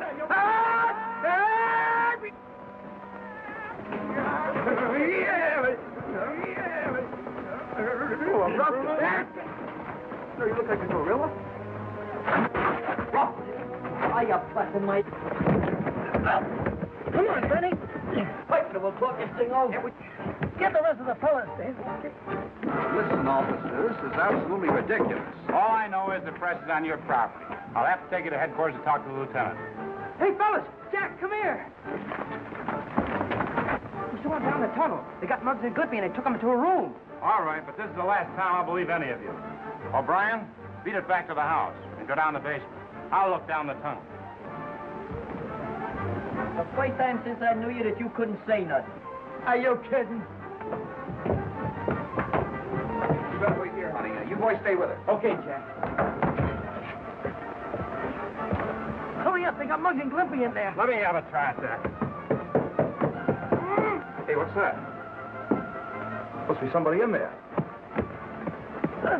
Must be some way to get in there. Yeah. Look around here. We better get out of here, boss. Where?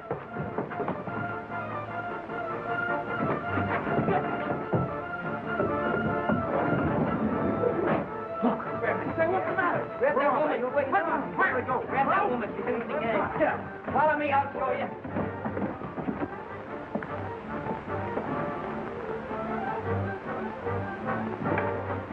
Get ready.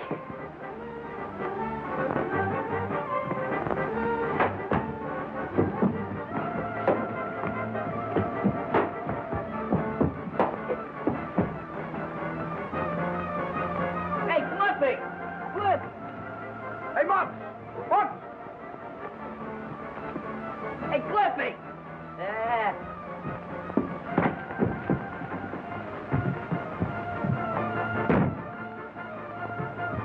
It's Muggs. Hey, Muggs. Why don't you go home and get dressed? Glimpy, look! Fine time to be playing leapfrog. Let me have it. In shape, honey? Let's go. Come on, kid. You feel good? Come on, come out of it, Muggs.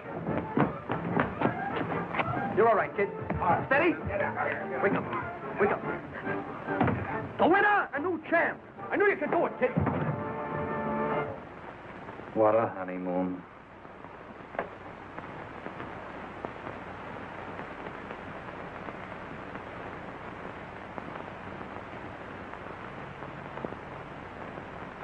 You always got to do everything the hard way. Everybody else gets plain, ordinary, common measles. So you got to go out and dig up German measles. What are you picking on me for? I know them guys were Nazis. Did you know I'm sick? I'll throw it on you. Don't, Clippy, I apologize. And remember, you've got 7 days more to go.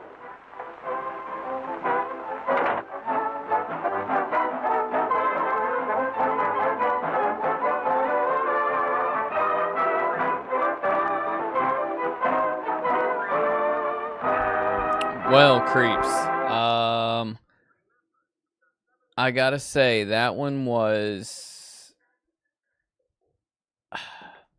so. Ghost just said, "Hey, what was that actually labeled? What was the genre of that one?" It was actually comedy horror. I didn't see really many horror elements. You know, I thought it was gonna be more gnarly with the name Ghosts on the Loose and having Bela Lugosi in it. That one was a struggle for me. I was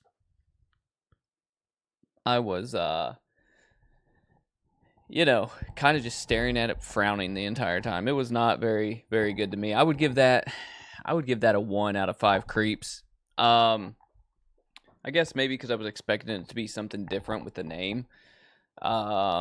Maybe all things considered, it wasn't a terrible movie, especially being from 1943, but, you know, never should have been labeled horror. You know, there was nothing horror about that. I think it was just a ploy for them to get ass in seats because Bela Lugosi was in it. And the ghosts that were on the loose just turned out to be Nazis. You know, that had like a secret house where they were hiding their propaganda and they were looking through the walls. It's yeah. Good times. Good times. I'm glad we got to experience that together. Yeah, Ghosts on the Loose, 1943. Shitstorm. So, let's actually let's go to the IMDb page for it.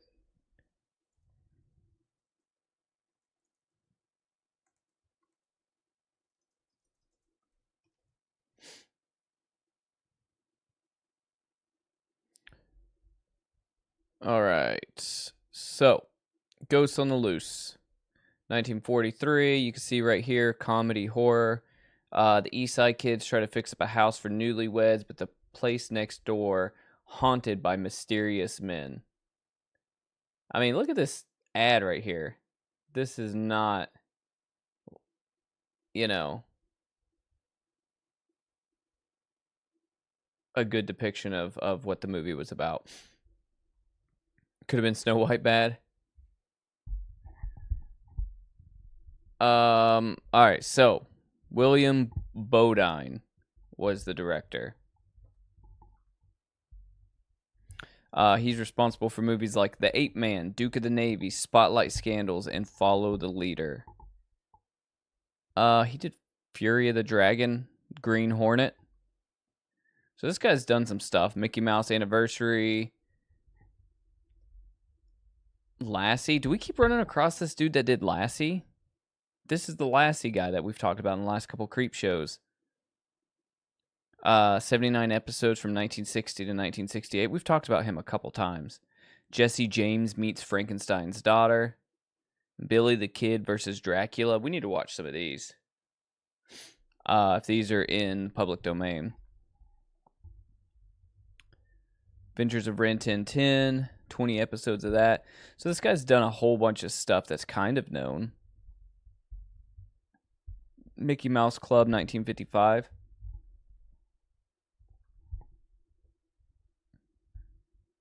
Interesting.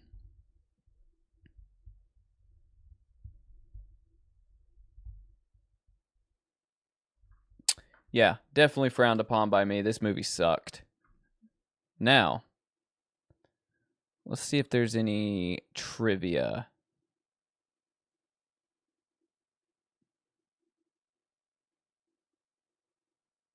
What do we got going on here? All right, so this is the first credited film role for Ava Gardner. Some enterprising exhibitors billed the recently married Ava Gardner as Miss Mickey Rooney on the marquee.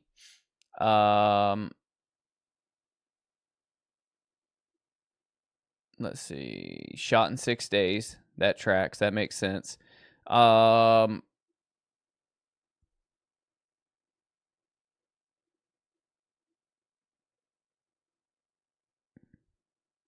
Supposedly, Bela Lugosi sneezed a 4-letter word.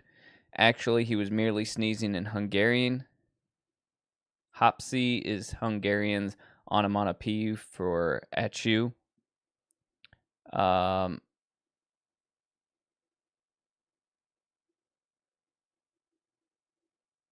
Let's see. I don't want to read any of these long-ass paragraph ones.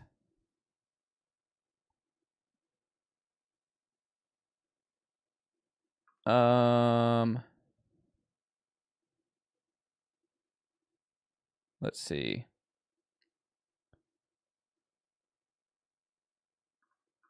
Okay, that trivia kind of sucks. Don't care about it. Interesting that it was filmed in 6 days. Like I said, that makes a lot of sense. You know, it's that 1943's humor. It's lost on me. Lost on me. You said Ava Gardner was good in On the Beach. I don't think I've seen that. Jet was laughing like you're institutionalized. Yeah, I mean, you know, I could see that being weird to walk in on you laughing to that movie. It would actually be kind of frightening, to be honest. Ava Gardner, let's look. 1922 to 1990. Was she in any horror? The Night of the Iguana. You said On the Beach, 1959. This is the one you're talking about, Nick.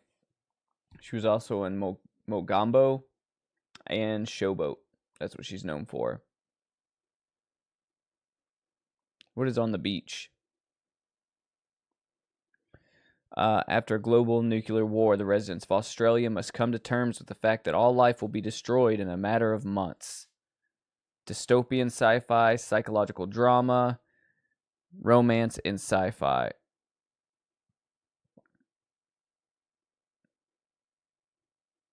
You're obsessed with spectacular, expensive failures. Like, yeah, me too, Jet.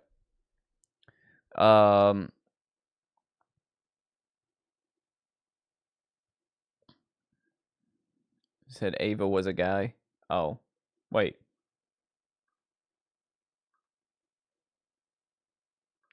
You're screwing with me, right? Yeah, you're screwing me. Ava was a woman. Or at least a woman, according to 1943. All right, so I think our next one's going to be Night Fright, creeps. This one right here. A government space experiment into the effects of cosmic rays on animal life goes horribly wrong, creating a mutant monster that terrorizes a rural community. So, this is part 2 of our Friday Night Creepshow double feature for the night. So, if you guys got to make a drink run, you got to make a snack run, now is the time to do it. This one's from 1967. It's unrated. It is 1 hour and 15 minutes long. And Google tells us that this is in the public domain. So whether or not it gets shut down or not is something that is up to the gods of YouTube. So if it does, we will watch something else.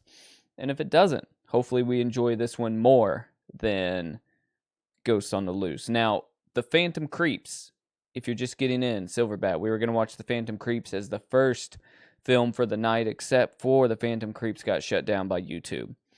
And I got to say, with The Phantom Creeps, you know, it was like a 4-hour TV series that was cut down into a 1 hour and like 5-minute long feature. I think that the feature is probably not the way to go with that. Just by the way it started when we started watching it, it was like, seems like it was just straight into the action. There was nothing letting us know what was going on. I feel like if you're going to watch The Phantom Creeps, spend time, watch the TV series where it's 4 hours long, and that is probably honestly the better way to watch it, because we got to watch about maybe 20 minutes of it, and like none of it made sense. So I would say, if you're going to watch it,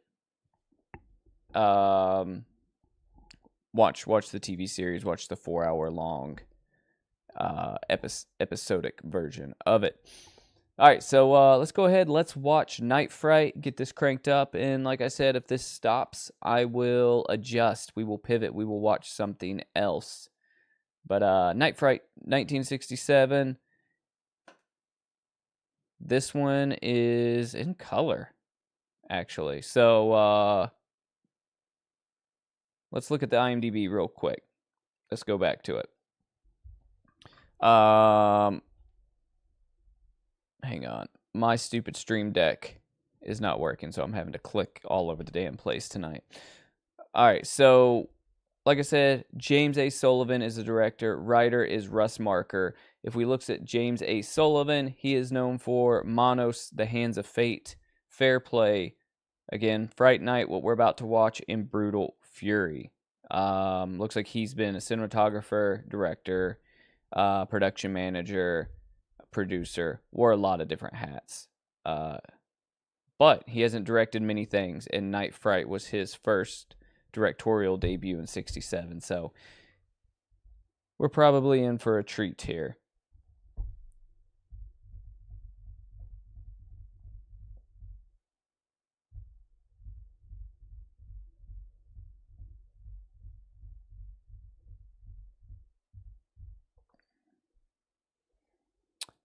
Anyhow, are you talking about my background here, Ghost? If you are, this is a real room. Check this out. Yeah, no, this is a real room. Check this out. Let me show you. See this right here?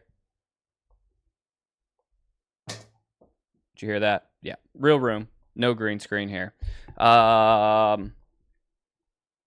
Tis. I can just click around. So my Stream Deck, just if that's what you're referring to, I have this thing right here. Let me show it to you guys. Well, that didn't work the way I wanted it to. See this right here? You see all these buttons? When I click these different buttons, it does different things, right? So if I click this button, Hail to the king, baby. right? Or if I click, let's see here. This one right here. This small is supposed to, you see how it's giving me that little exclamation point? It's not supposed to do that. It's supposed to show you what's on my screen. What do we got here? We've got this button. It's got a death curse. We've got this button. And it's not doing anything for some reason. I don't know why this thing is acting up tonight. What's your favorite scary movie? Yeah, so, yeah. And then we got some more stuff. We got some more buttons here if I click through right here. Frank likes this one right here, assuming it works. And in the lower said... That's the Frank button. Yeah. So that's what that is. That's a Stream Deck. So if that's what you were referring to when I was referencing that, normally I can press that and it jumps me through like it's showing what's on my screen versus showing the full this shot right here. I am AI. I wish I could start talking like AI. What would you guys do if you found out I was like an AI avatar? Would you guys still watch, or would you not? If you guys found out that I was AI, like this isn't what I really look like, but it's my real voice, would you still watch the channel? Or would you be like, no, that's whack. I'm not doing that anymore. So instead of using that little Stream Deck, I have to go over to my other monitor and I have to click in my software when I want the screen to do this, opposed to just pressing a button on that little thing. So yeah. All right, so let's crank up Night Fright from 1967. We're going to be watching this on YouTube. Hopefully they don't shut us down.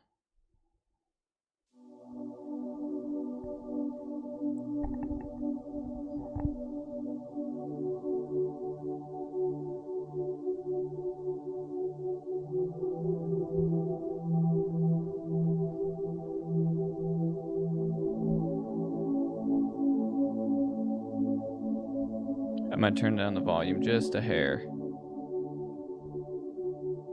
Frank said I'd still watch. Appreciate that, Frank. Calm down, Frank.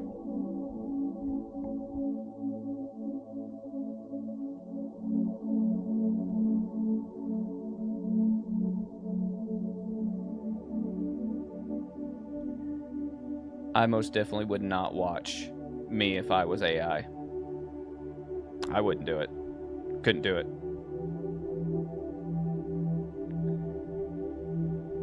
It's not a bad strategy, Ghost. Just pause it every 5 minutes and let's talk. Y'all know me, though. I can't only, like, talk for 5 minutes. Are you kidding me? I'm already getting a warning.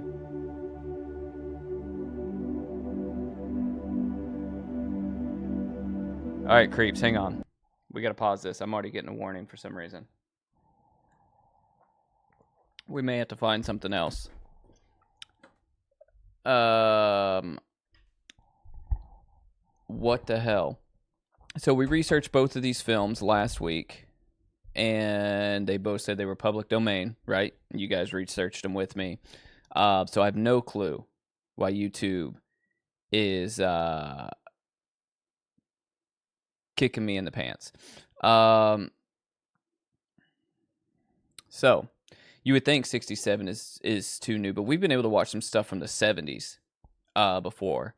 There's even stuff from the 80s that's like verified public domain, but for some reason, all right, so we're not watching Night Fright.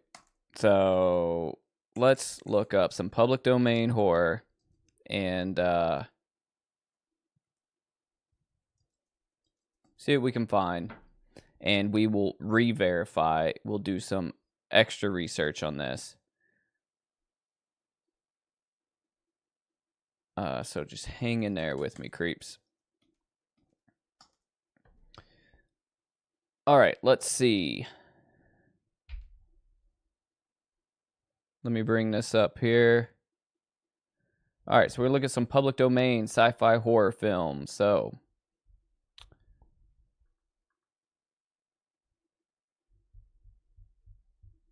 I prefer to not watch a silent movie right now.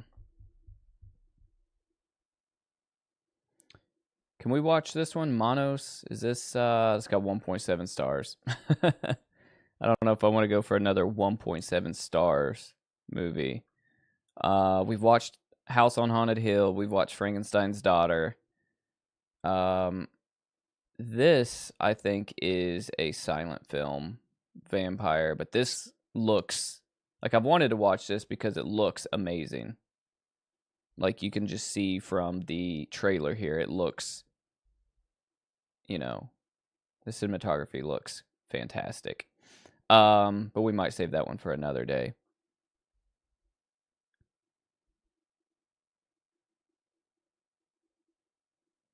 Yeah, that's exactly it. Jet, public domain, so YouTube is claiming ownership. Did we watch 13 Ghosts? Or did we try and get shut down? We tried to watch White Zombie, and White Zombie got shut down.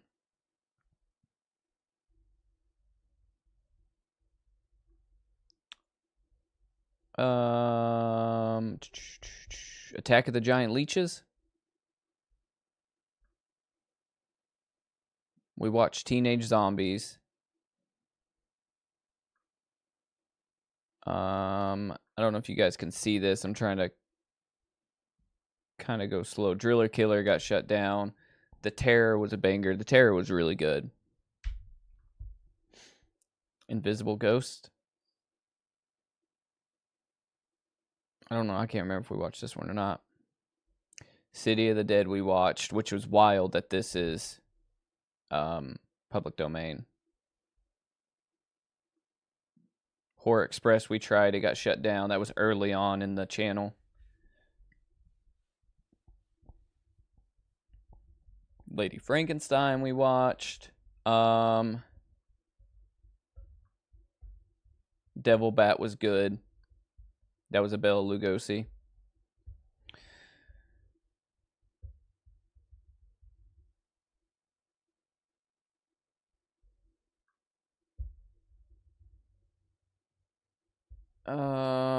I Bury the Living. Have we watched this one?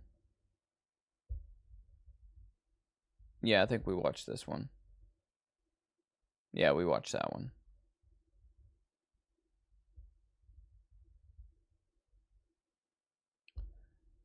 Jesse James Meets Frankenstein's Daughter. I don't know if these are actually public domain.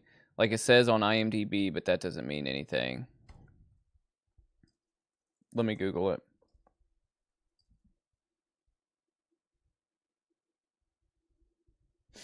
I don't think that there's any way to do that, Ghost. I'm not sure if there is. It's something I'll have to look into.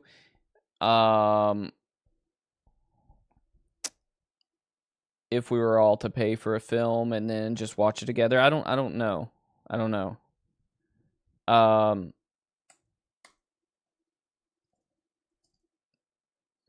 I've looked into trying to find license, like get with companies to license their films, because some of these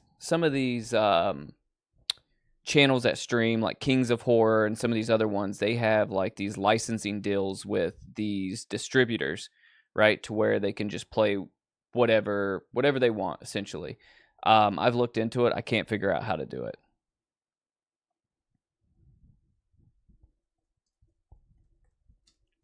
You know, so I don't know really like what the way around this is going to be. All right, so Jesse James Meets Frankenstein's Daughter's public domain.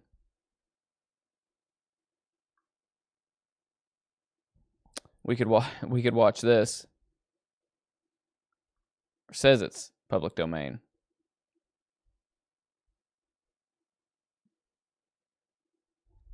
Wow. Okay, so this is not public domain theater. What does that mean? Let's see. Jesse James meets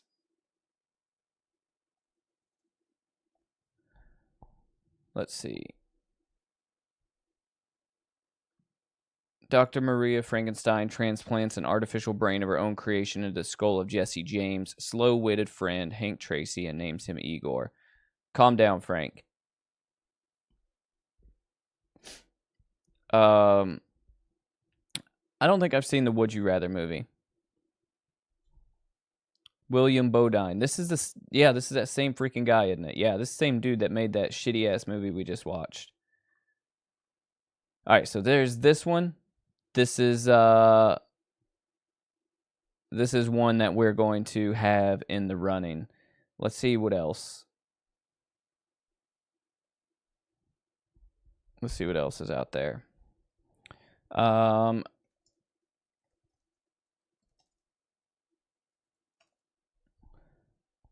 Let me see. We watched Nightmare Castle. That one was pretty good, if I remember correctly.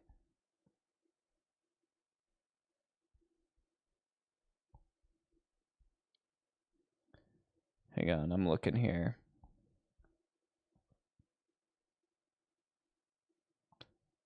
Assignment Terror.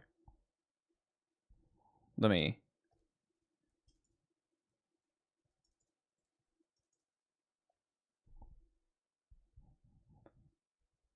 Okay, the 1963 film Assignment Terror is in public domain. Let's see. Let's look it up. Give me just a second. I'm bringing it up on IMDb.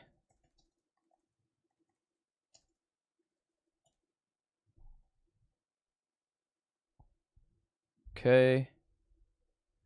All right, Assignment Terror. An alien scientist and his team are sent to Earth from their dying planet to exterminate the human population by unleashing monsters like vampires, werewolves, and mummies in order to inherit the Earth. This might be it. Ghost Rider, appreciate you coming through. Hail to the king. Sorry I couldn't come up with a second movie quick enough. But sleep? Who needs to sleep? Who needs to sleep? I feel like you're going to miss a good one. Because Assignment Terror is where we're going to stop next. Creeps. So, let's see what YouTube thinks of this one.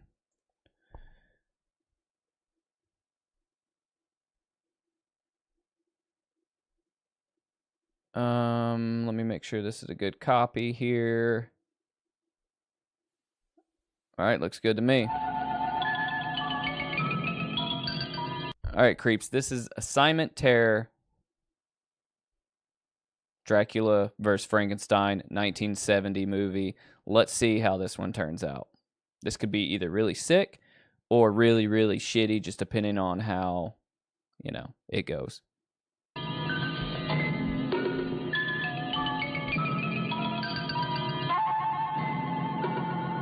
Umo 206 calling Earth. Reply, please. Contact made. Kirian Werner, surgeon, killed in war action. Maleva Kerstein, doctor of biochemistry, killed in automobile accident. Both persons have required characteristics and have been incarnated by our envoys. They will contact you. Remember, success of mission depends on exploiting to the full the superstitions prevalent among the Earth creatures. The first objective is Blaustadt Fairground. Oh yeah, listen to this soundtrack already.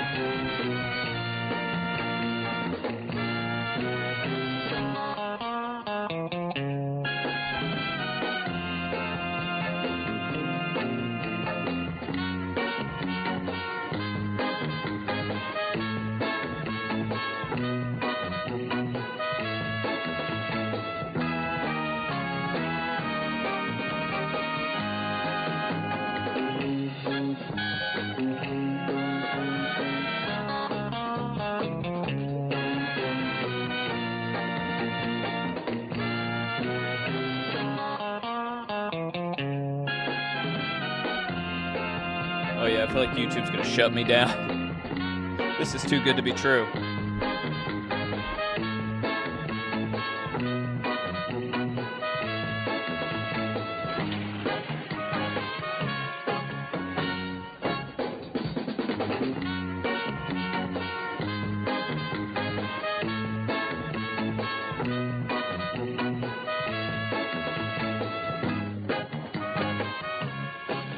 This is the world we have to conquer. Its inhabitants are weak, slaves to their own passions and uncertainties. Couldn't we use atom bombs? Of course, we could even explode their nuclear arsenal. But we need the planet intact. How much time do we have? Very little. Our planet is now nearly at freezing point, and we still haven't discovered how to create an artificial sun. Conditions of life here are similar to those on Umo. We must destroy or dominate the human race, so that our race may colonize this planet. Do you think we'll succeed? We must. There are now many of our group here working on different objectives, but their success or failure depends on us. These are the remains of the Count Janos Dimailov, the gruesome vampire who terrorized the people in the mystical regions of Transylvania. The only way to destroy him was to plunge a wooden stake into his heart. His magic, hypnotic power died with him. It was inherited only by those like myself, descendants of people who were attacked and contaminated by the vampire. For a few coins, I shall hypnotize you and read your future in your unseeing eye. Love, passion, jealousy. Remember what I told you. The passions and weaknesses from which our race is immune are the very ones to which the Earth creatures are prey. Love and sex. Have no fear. My beautiful assistant is also a qualified nurse. Ask him to tell your fortune. Step right up, ladies and gentlemen. Promise to tell his tonight. Who will be the first to try? Don't worry, she'll take care of you. Ah, here's the customer. A lady who's not afraid to know the truth.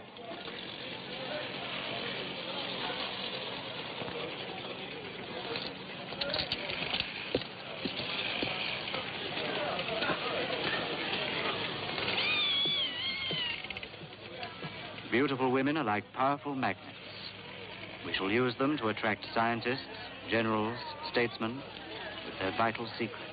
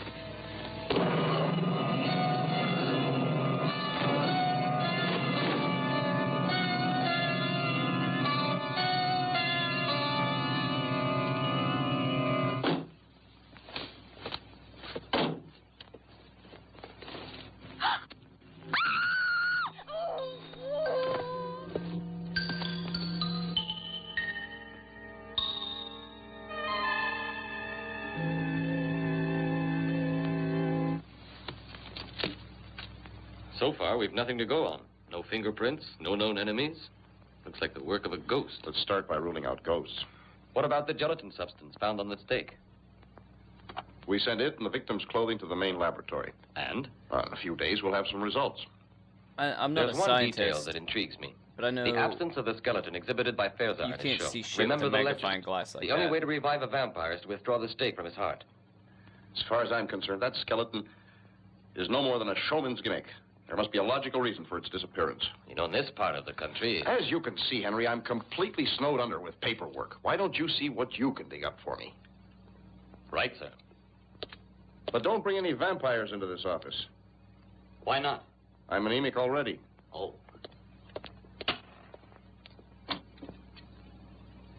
Castle. We got a castle, creeps. We got a laboratory, creeps. We are redeeming ourselves tonight. We shall call her Ilona. The first of a group of beautiful women who will blindly obey my orders.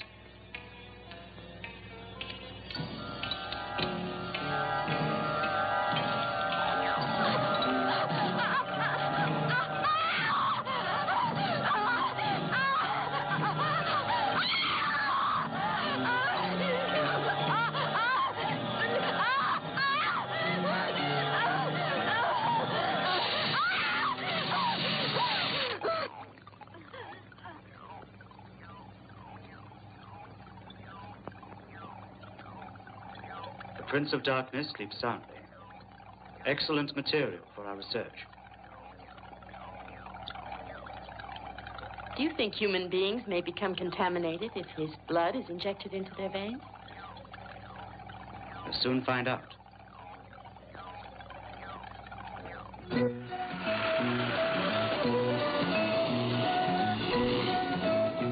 Chet.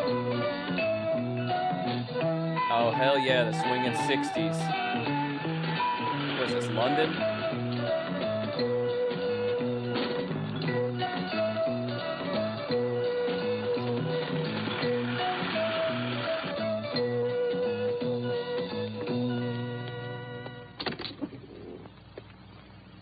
Good afternoon.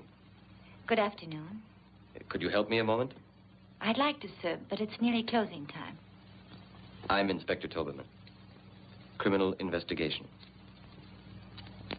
In what way can I help? Do you have anything written by Professor Ulrich von Ferenxelam? That's a coincidence. No one has asked for one of his books in years. And you're the second person who's asked in only the last couple of hours. Can you describe the other person to me?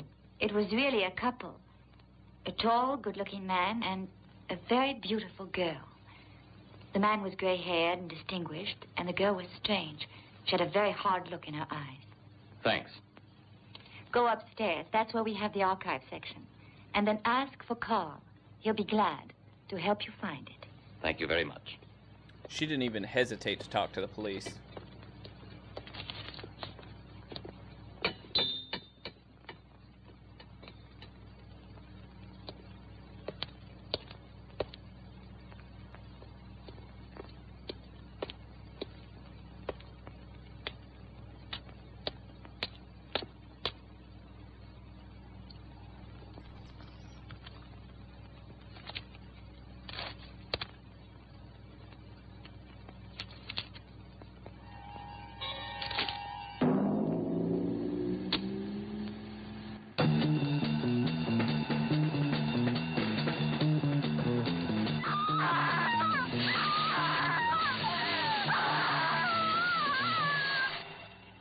This way, gentlemen.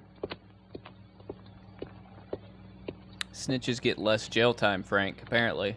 Incision penetrating the endocardium, causing damage to the mitral valve. I call that a stab in the heart. I've something else to show you.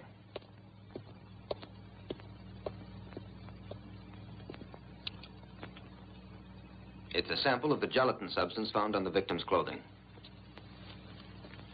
It's composed of living cells, but I can't identify it.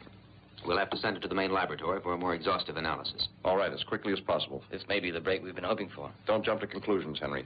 Apart from this gelatin, can you give me one shred of concrete evidence that ties in this murder with that of the showman at the fairground? Yes. Anthology of the Monsters by Professor Ulrich von Ferenczelan. It's a study of the various legends of man-made monsters. The Living Mummy, reputed to be somewhere in the Valley of the Kings in Egypt. Nosferatu, the medieval vampire in the remote regions of Transylvania. The Golem, a giant of clay created in the ghetto of Prague. The missing pages, thanks. Apparently, these pages refer to an artificial human being created by Ferenczelan himself. Listen to the ending. I wish to create a perfect human being, selecting the best organs from different corpses. But God punished me for my presumption, and fate caused me to insert the brain of a murderer into the human being which I believed perfect. Today I shall blow up the castle and bury myself with this terrible monster. May God have mercy on my soul. Am I boring you, Eva? Not at all. I find it fascinating. Another nightmare creature, the werewolf. Werewolf? Yes, you see, he was influenced by the full moon. In order to release him from this curse, it's necessary to shoot a silver bullet into his heart. Werewolf. Something you remember? I think so. I think when I was a child, my grandmother, or my nurse, I don't know which, told me about the werewolf. He's a man who's transformed into a wolf under the influence of a full moon. Tyler? I'm sure there's another word to describe it. Lycanthropy? That's it. Lycanthropy. My dear, that's no more than a country superstition. Yes, but... Listen.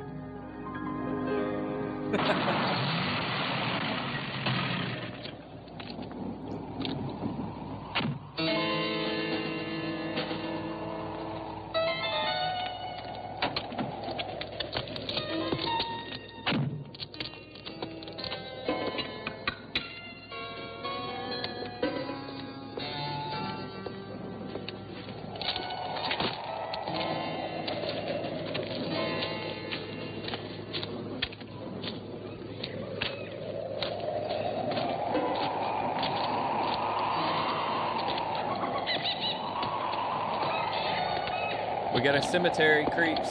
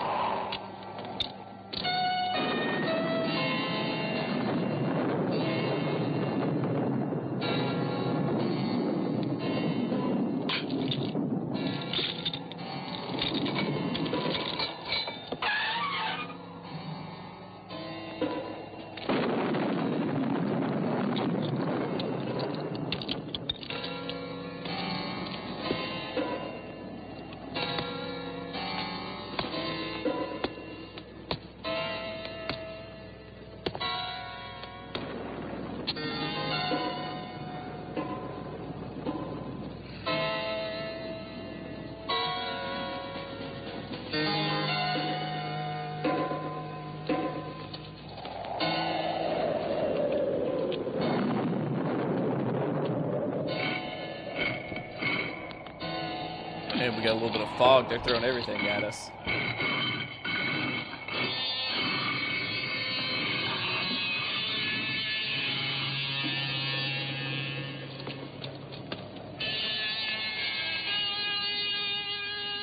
The flowers are withered, but the body of Valdemar the werewolf is uncorrupted, waiting to receive life.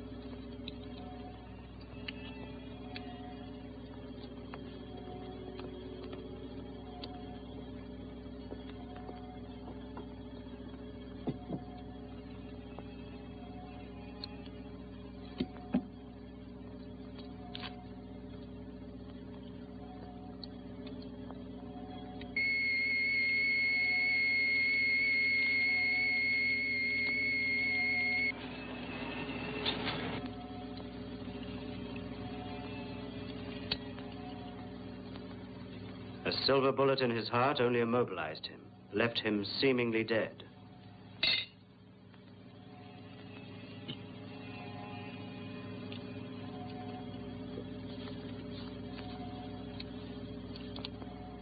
His death is permanent only if the bullet is fired by a woman who loves him enough to die with him.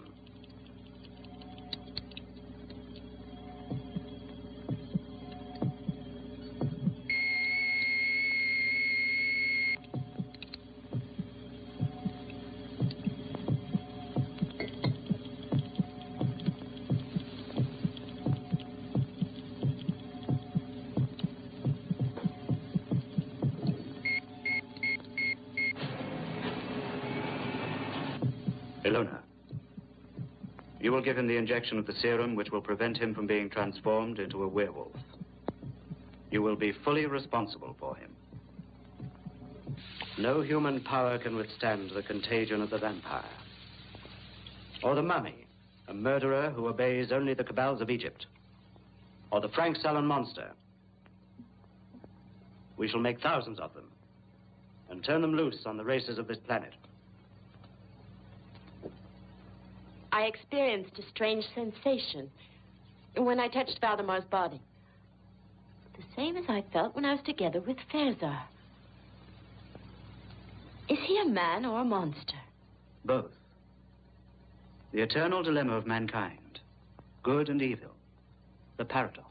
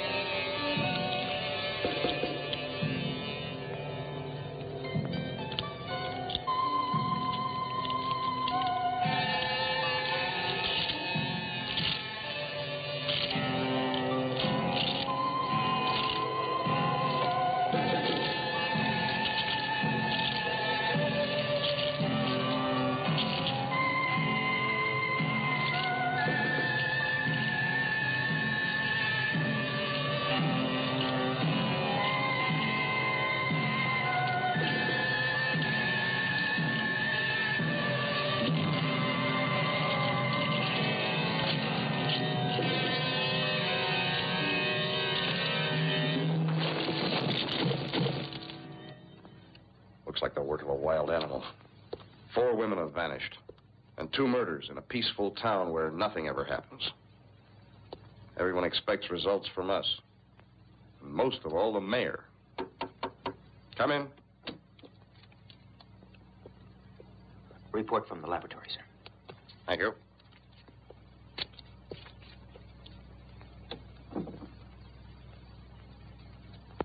It's incredible. Scientists say that they can't identify the gelatin substance after applying every test known to modern science. But the molecular structure is unlike anything they have ever seen. I've got a hunch about this. Give me a free hand to carry out my own investigation. Oh, just for a few days. Go ahead, Henry. Try to find something concrete. Thanks. And good luck.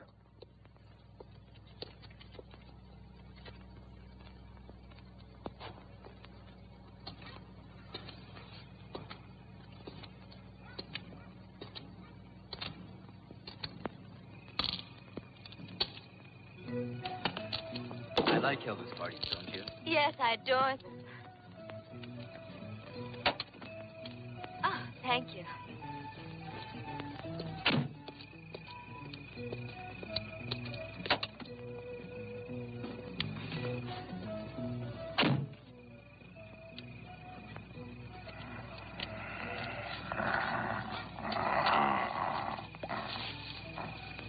Don't spoil it, please. I'm sorry. Do you want me to take you home? Oh, I've left my shawl back there. I'll get it.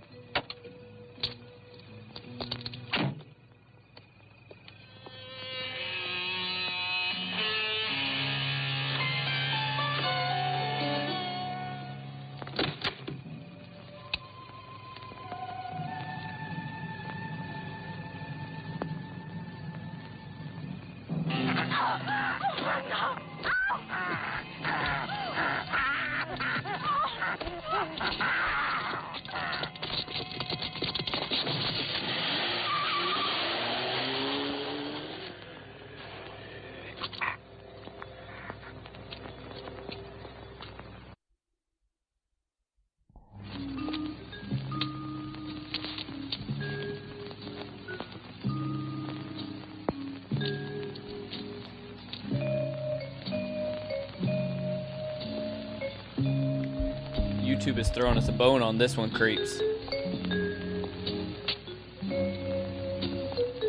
Calm down, Frank.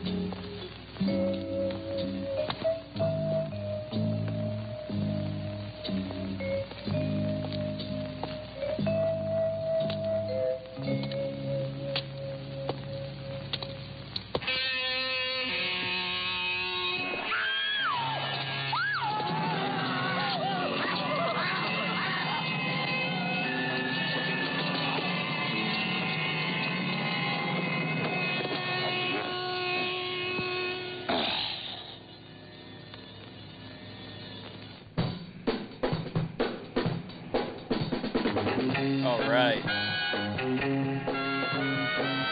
was hoping we were going to get a dance routine in this one, a dance montage.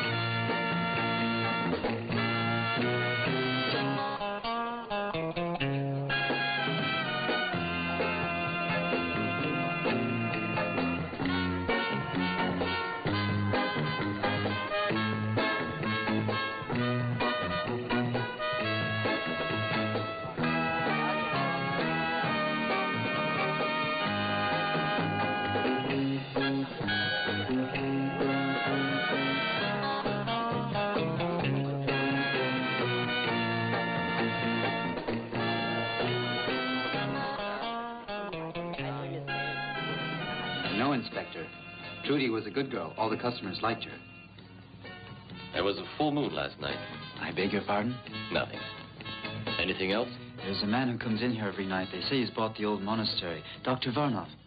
Oh, there he is. Right. Thank you.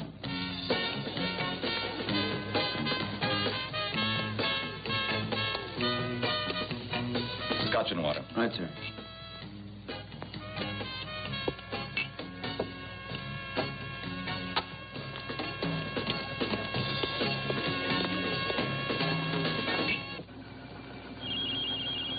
A harmless-looking apparatus.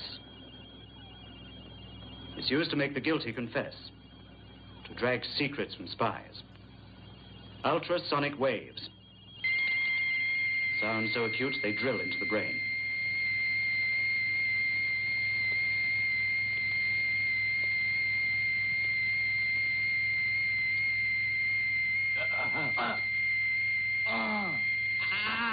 The sound is real nice in my headphones. On this occasion, we shall use it as a punishment. The escape of Valdemar could have endangered our plans.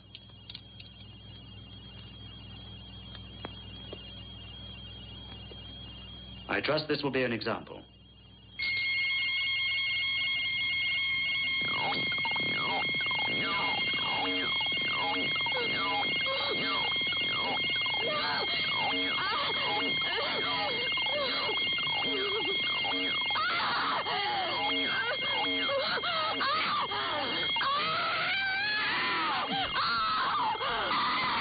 Frank, does your alarm clock include the woman screaming?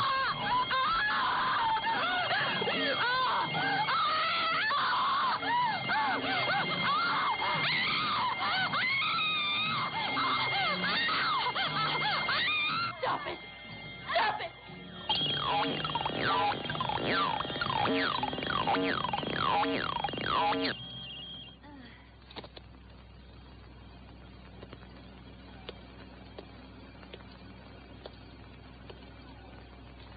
Pity is a weakness. Do not forget it.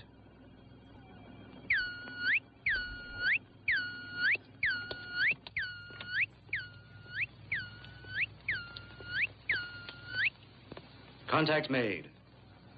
The tomb of Taotep, the mummy, has now been located. Rocky side of Jebel Karib. Hypogeum of King Amun-Ra. The reflection of light in the solid gold mirror transmits orders to the mummy.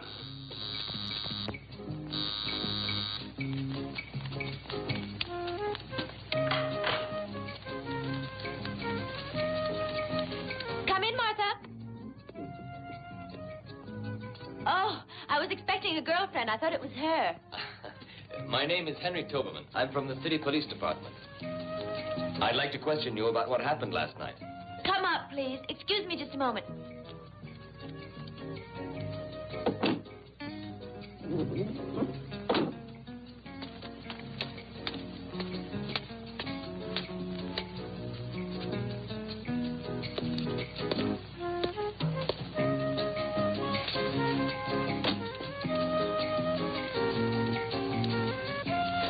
Toberman.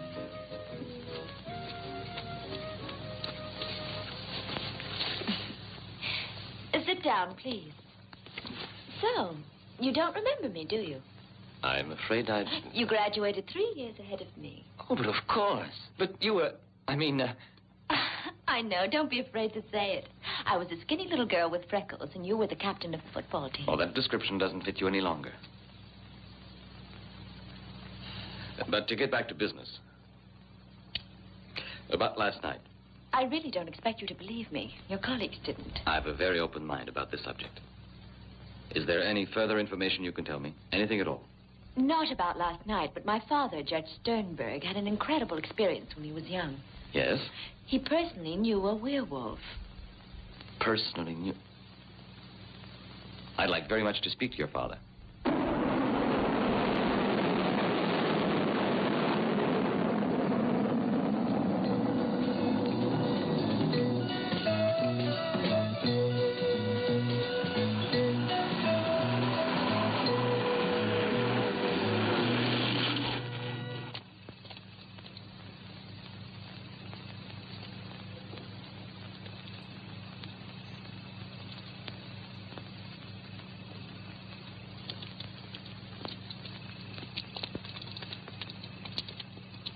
Come with us. No. Why not? Come on. No, Rahal, Tabu, Rahal.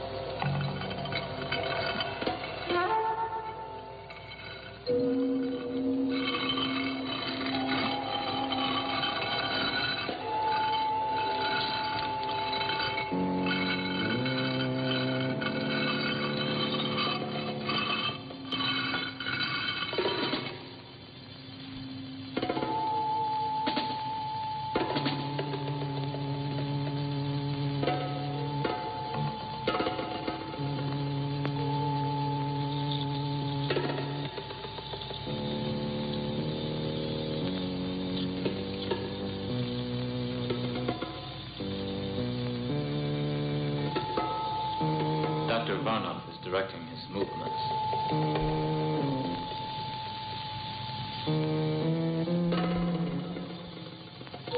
Looks less like a mummy and more like a crackhead.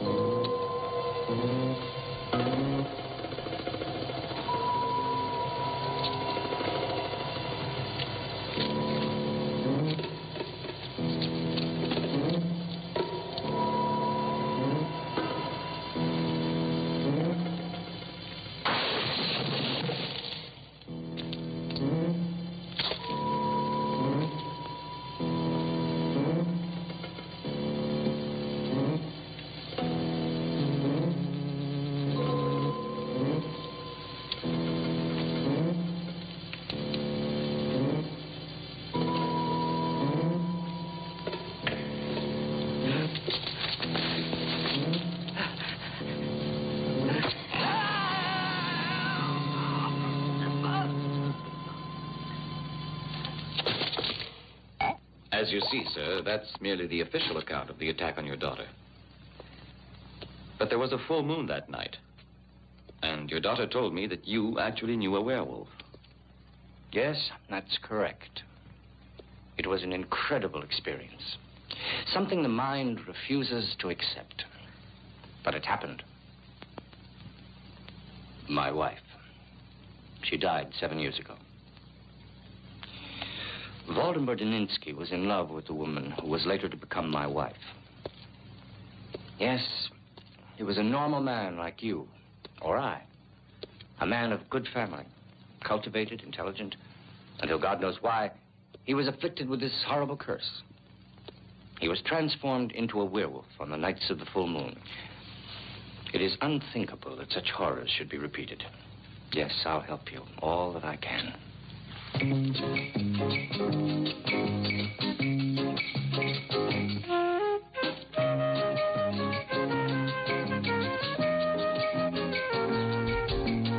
feel like Memory would really like this movie if he popped up in here.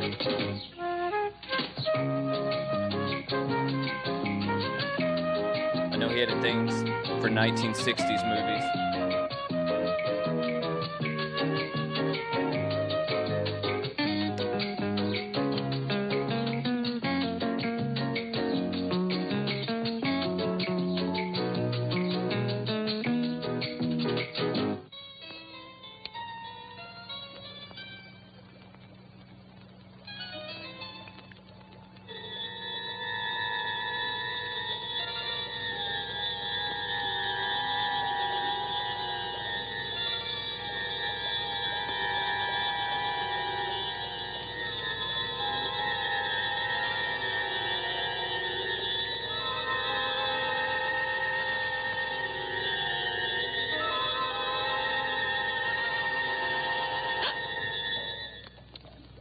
He was able to hypnotize you.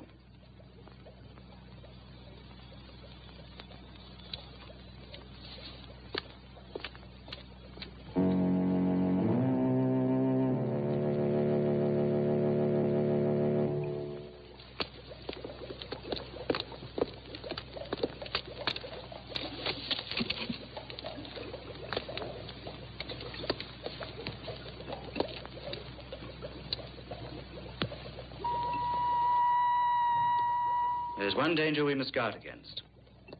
We are occupying the bodies of Earth people, creatures of a planet much younger than ours. Their feelings and emotions are very strong. They're impulsive and unpredictable. We must be constantly on our guard. We must always maintain our own personalities. Our superior minds must at all times be in complete control. It was just a moment of weakness. In this world, wars have been lost and empires destroyed through moments of weakness. The mummy is our ideal. His heart is dried up. It doesn't feel, doesn't live, doesn't beat. He's a corpse who walks and obeys. Tomorrow I shall go to see the other ideal creature, the being created by Phalanxalon. He too has no heart, no blood, no feeling, only a brain that obeys. His power is electricity. But we shall make him even more powerful with our atomic sources of energy. I shall take Valdemar with me. You and Kirian can look after things here. I know that alarm doesn't mean anything. He just turned it on to feel important.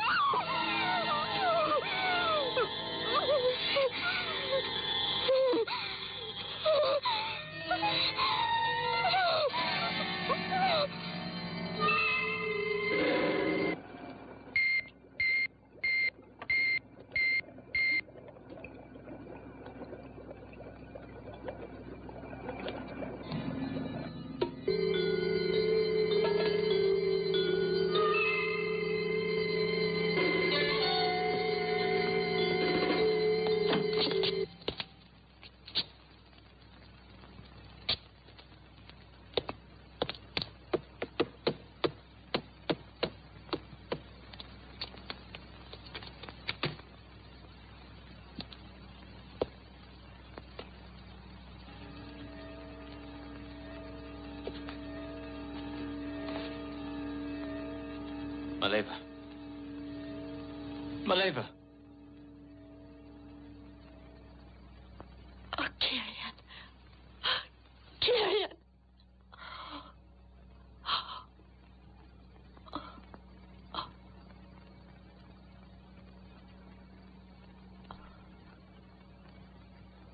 Well? I just got the lab report on the girl who was murdered near the nightclub. So? The strands of hair that we found under her fingernails weren't human. They came from some kind of animal. Yes, well, that about clinches it. We'll head for Blaustadt immediately. There's something there I've got to check. Ilse will go with us. I don't want to leave her here alone. She can stay at Superintendent Gluck's. Good. She'll be safe there? She will.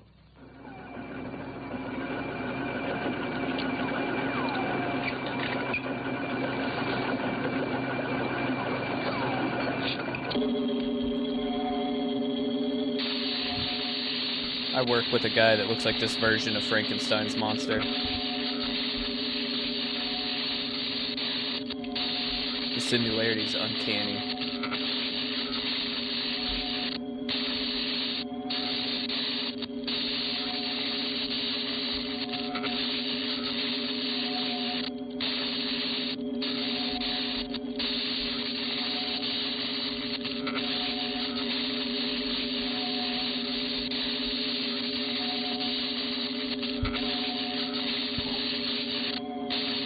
Untie him.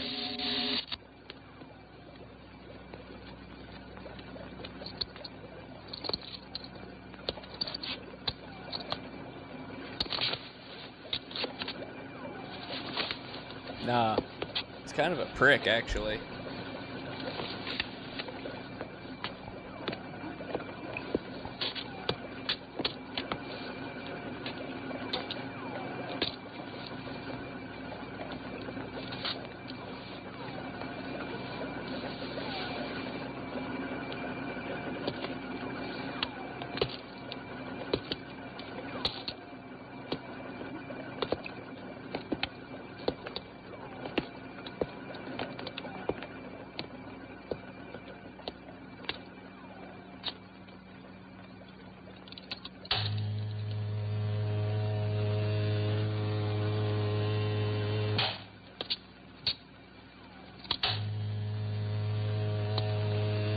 Merely a test. We shall soon find out if he obeys orders.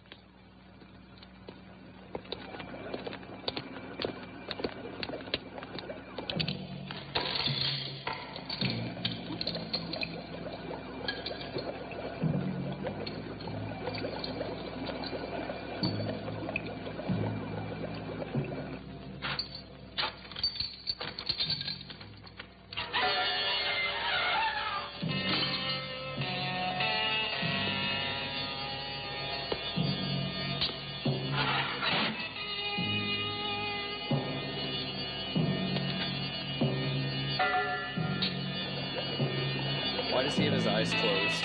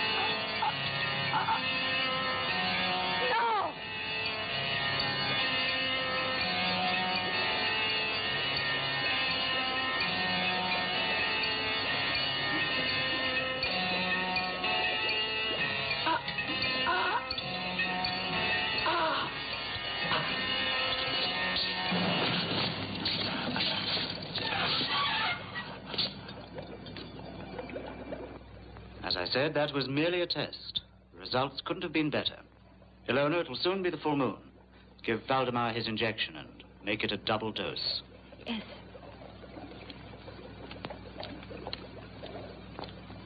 That was a cruel test. Cruel? In our dying world, no one is cruel, nor unjust.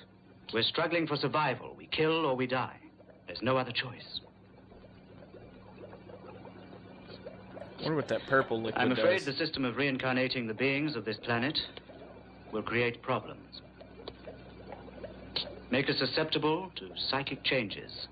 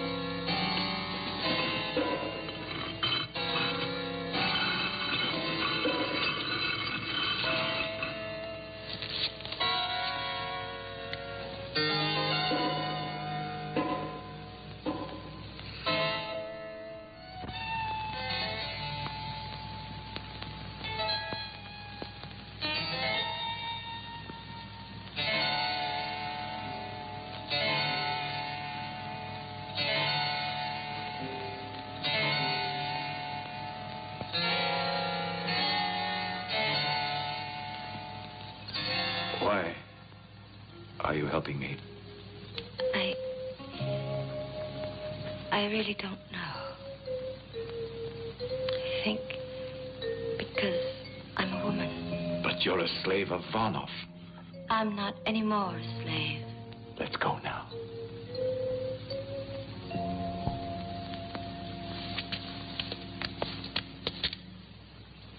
Don't be afraid. I'm not here to stop you. Go. Go on.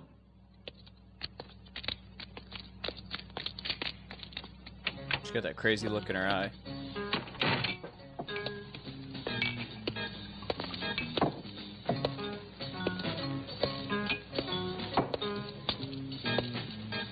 Yes, sir?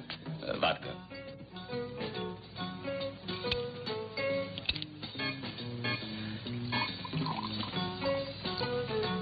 There you are, sir.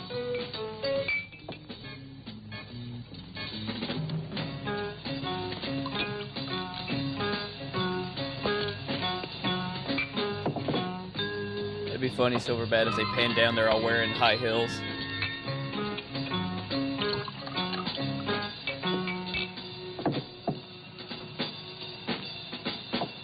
Give me another.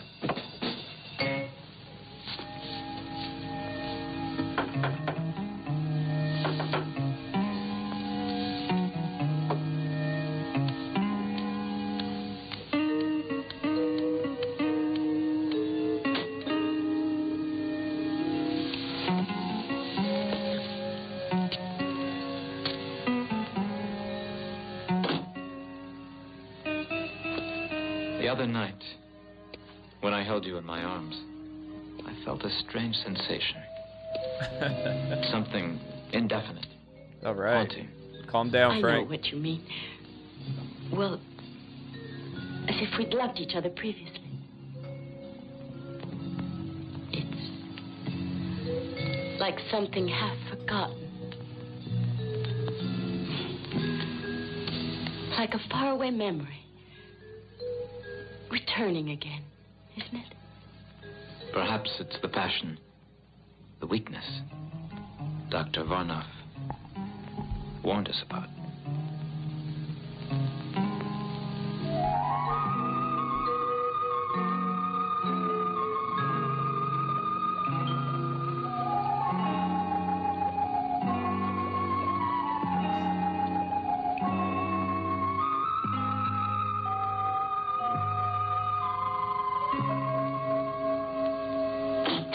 I'm gonna make a calm down Frank shirt for the channel. Why is his eyes closed?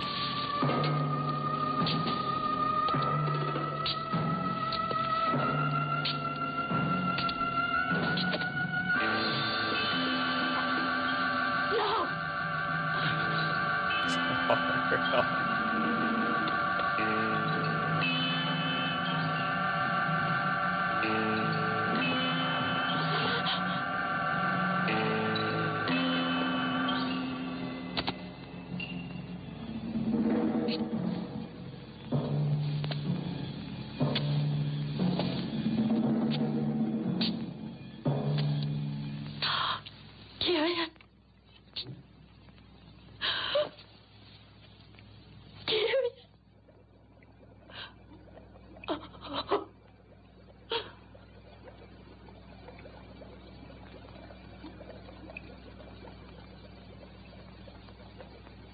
It could be like a double meaning here. I could have like a Frankenstein's monster picture with him on fire, and it could say "Calm down, Frank" on it, and we would only know the true meaning of what it means.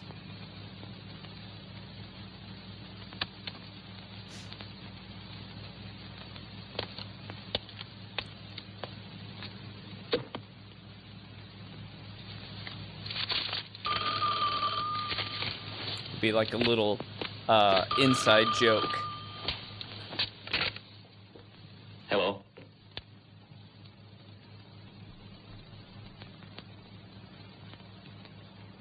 What? Where? Now? Stay there. I'll be right over. I'll see what I can conjure up next week. See if I can make us a calm Now down look, Frank shirt. Why aren't you at Gluck's house? I'm tired of being locked up like a prisoner. What's going on? My father won't tell me anything. Your father has a very good reason. We don't want you staying here alone. I'm not alone now, am I? Oh, why do you think I called you?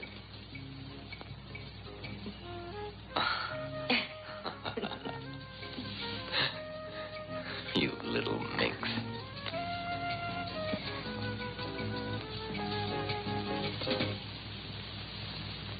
Well, time to get your brain boiled. This is not intended as a punishment, although you might well deserve one. You allowed Ilona and Valdemar to escape. We'll never accomplish our mission if you act irrationally, if you let yourself be dominated by emotion. Do you understand why I must do this to you? Yes. I'm a woman with a woman's intuition. You will have to do it for the same reason you killed Kyrian. You were jealous of him. That's why you want me to forget him.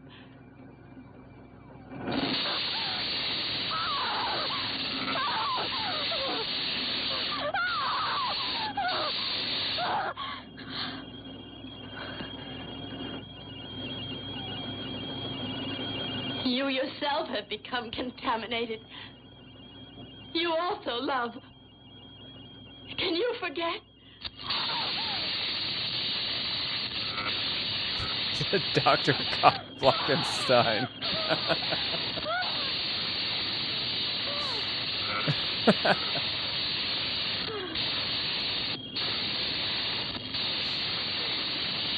I hope you get the opportunity to use that in the real world at some point, Frank. You'd better get dressed. Superintendent Gluck. Oh, Superintendent? No. She's all right. She's at her own house. How do I know? Well, you'd better get up and get dressed. No. She's all right, Chief. Get dressed. I'll assume full responsibility. Get dressed. No, Chief. No. I haven't Get been dressed. thinking. No, sir. One other thing. I found out last night that some strange foreigner bought the monastery. Yes, sir, that's right. Dr. Varnov. I think we ought to check it out. Yes, sir. Yes, sir. Right away, sir. Ilsa, will you please get dressed? Don't you like me without freckles? With or without freckles, you're going back to Gluck's place right now. I'm not even entirely sure what's happening in this movie.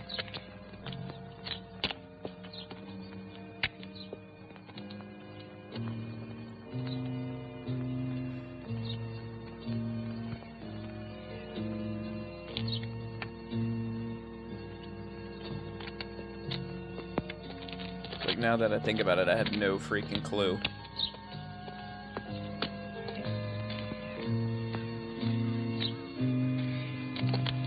I found out Sternberg's address. He's the district judge. You've decided? If you're caught, you'll be arrested. You know that. I know. I'm cursed. We've no future. No. There's none. There's no future. I can only find peace if a silver bullet is... It's fired by a woman who loves you enough to die with you.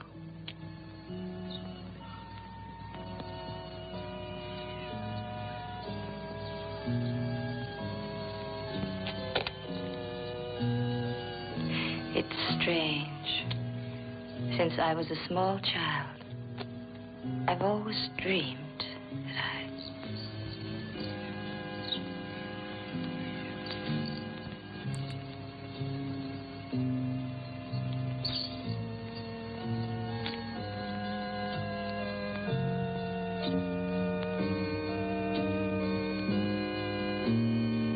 Right, Jen? This is wild.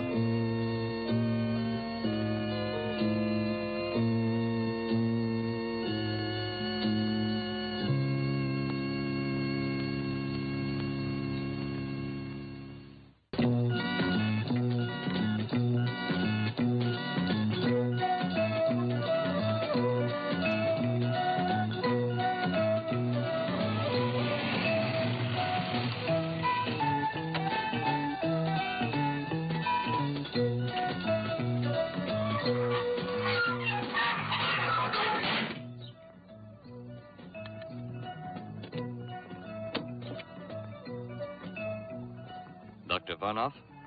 Please come in. Dr. Varnoff is waiting for you.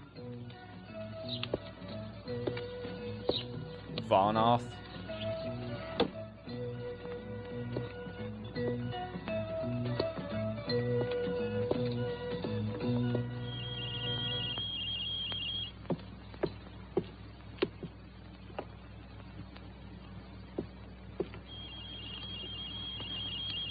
We're about to receive a visit from one of your people. One of my people. In a sense. The system of incarnation is not perfect. There's a flaw somewhere. Something of the alien race remains. A certain sensitivity to physical contact. Perhaps an imperceptible reflex to tones of voice. To the expression of the eyes. Something I cannot quite define. Do you think of me as an enemy? No. You're an individual under my domination, which is quite different from being an enemy.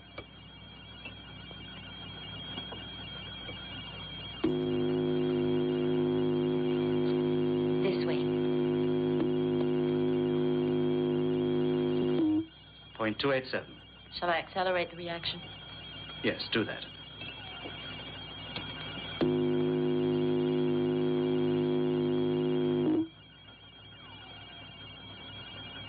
Point 87. 2 cubic centimeters. Good afternoon, Inspector Tobelman.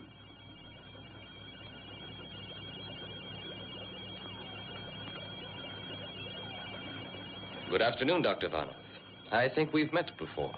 Yes, at the Golden Egg. Forgive me if I don't receive you personally, but as you can see, I'm extremely busy. I suppose you're wondering why I've come here. I know why, and your suspicions are well-founded. But you're still not quite certain. Am I mistaken? No. You seem confused, Inspector Tobelman. Perhaps if you looked at the screen behind you, it would clarify matters. Would you believe me if I told you we've come from the planet Umu, some 14 light years distant? It would be presumptuous of us to assume that the Earth is the only inhabited planet in the universe. And what of the legends of monsters, vampires, werewolves? The Frank Sullen monster. What's your opinion? Many fantasies are being transformed into reality by modern science. Transplants of heart and kidney, the cornea, perhaps in the near future, even the brain. I have no doubt it'll soon be possible to create a Frank Sullen monster.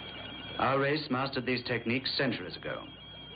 That's our mission here, to study the manufacture of monsters who will destroy mankind, without exposing ourselves to danger. Supposing this to be true, why are you exposing yourself to me now? Because I know the future, including yours. Are you curious to know what will happen tonight, Inspector Tobelman?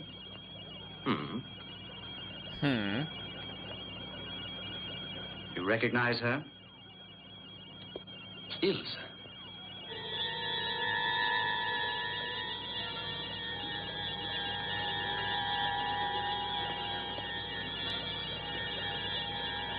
Varnoff, Positive factor. And now the most interesting point. Observe.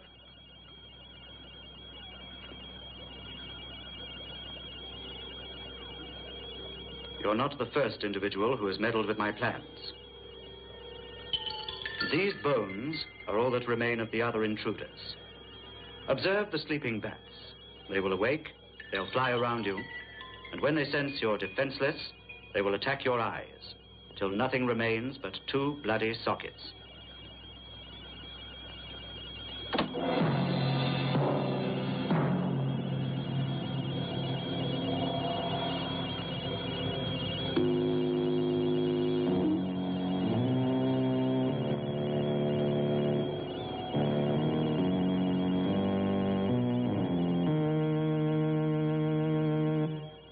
Incredible, isn't it? Yes, exactly that.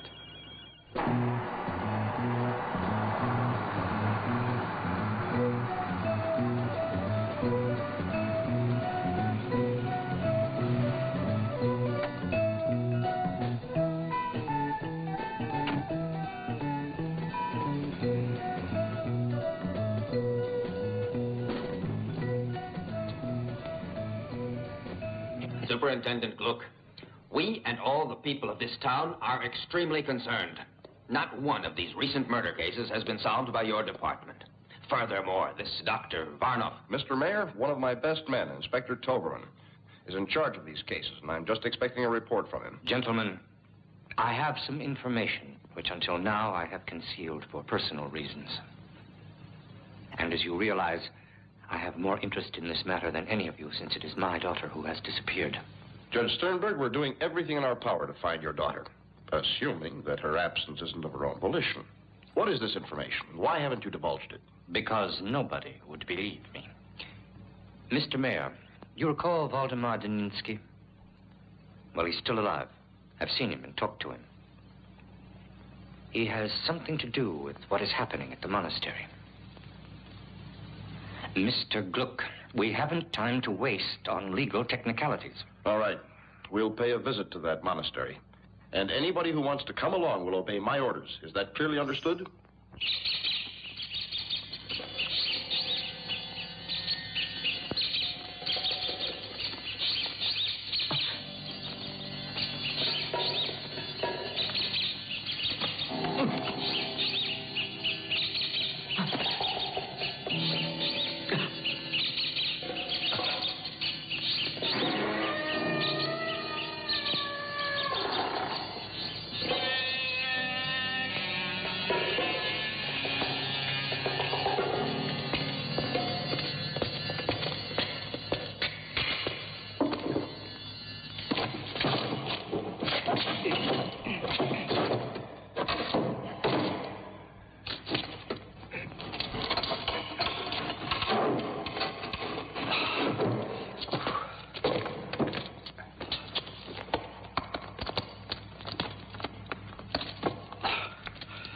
Hurry.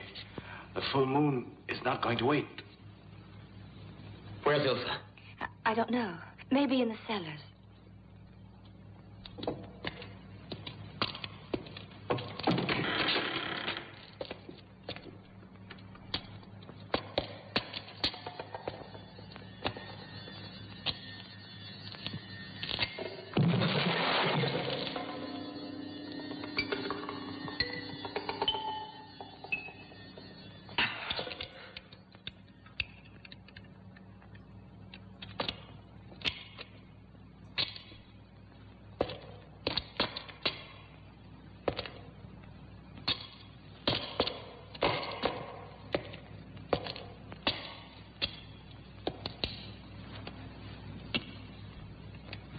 Ilsa!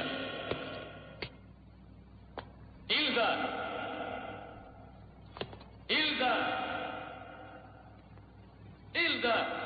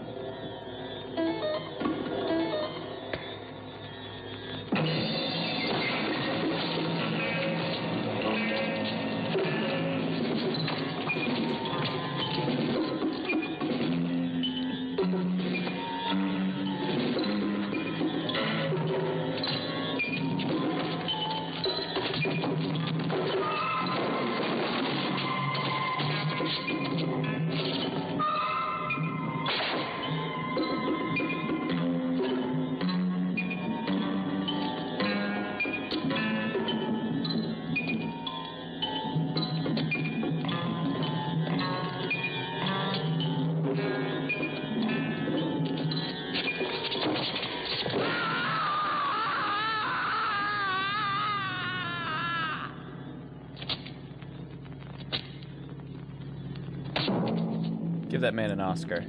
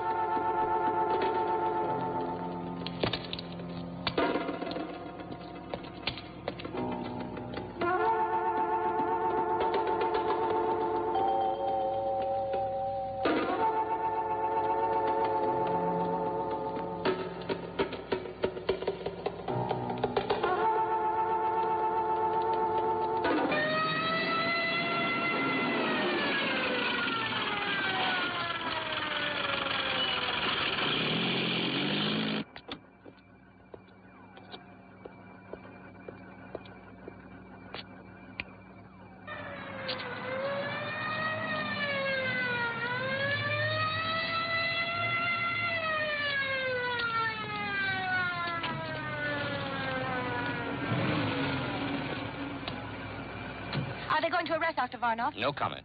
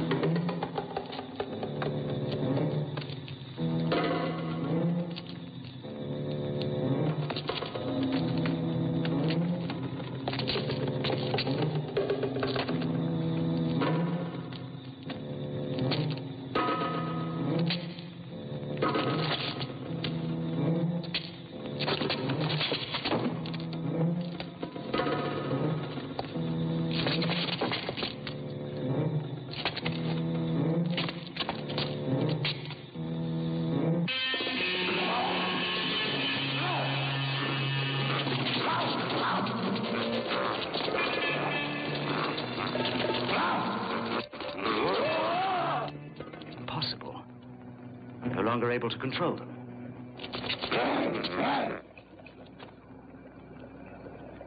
Taranxolin.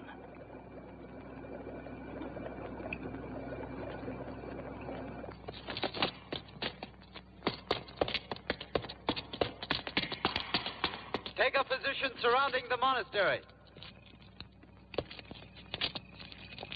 Dr. Varnoff, if you do not leave the monastery immediately, we shall enter by force if necessary.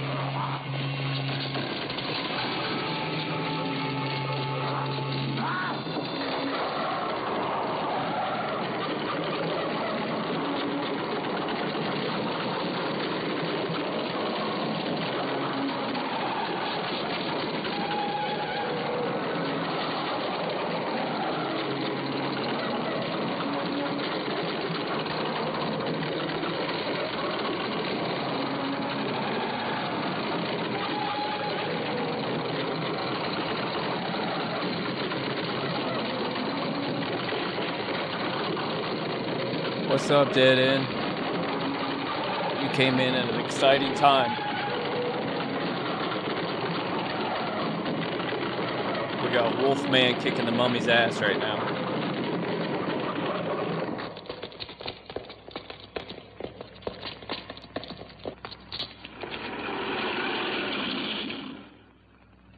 Keep back there. Keep back.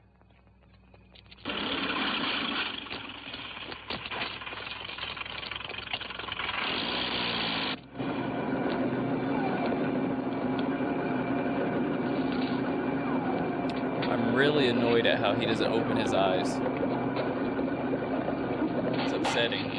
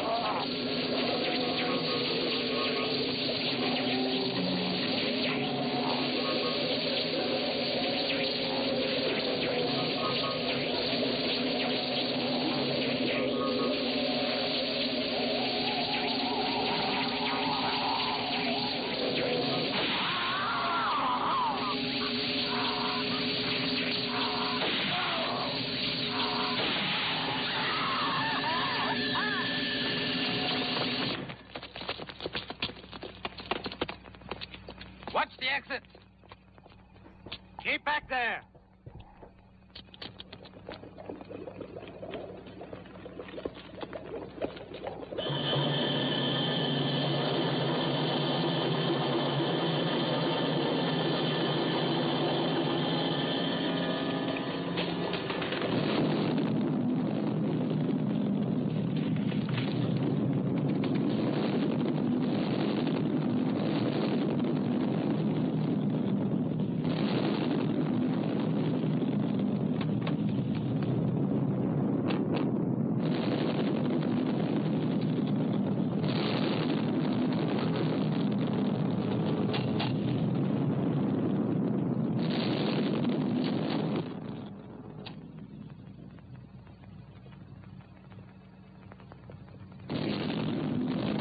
We're trapped.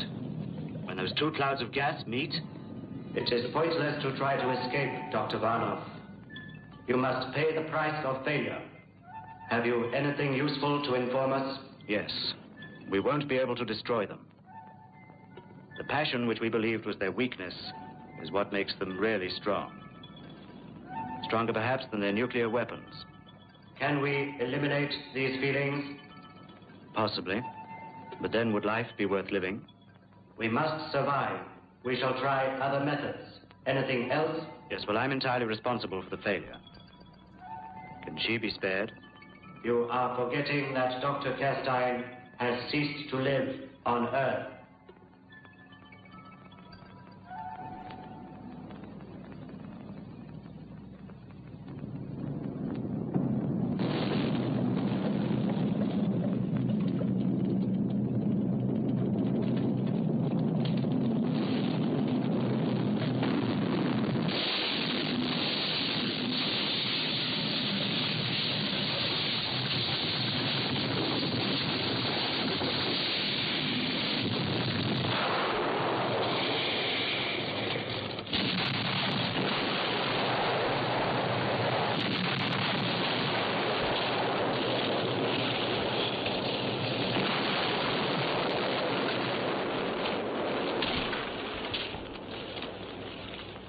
While there are men willing to sacrifice themselves for others, nothing will destroy us.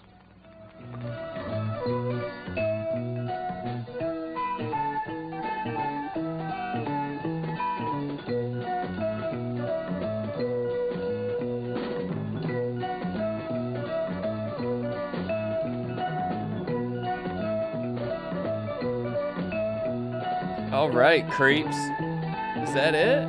That was it. So, creeps, what did you guys rate Assignment Terror, Dracula vs. Frankenstein, 1970?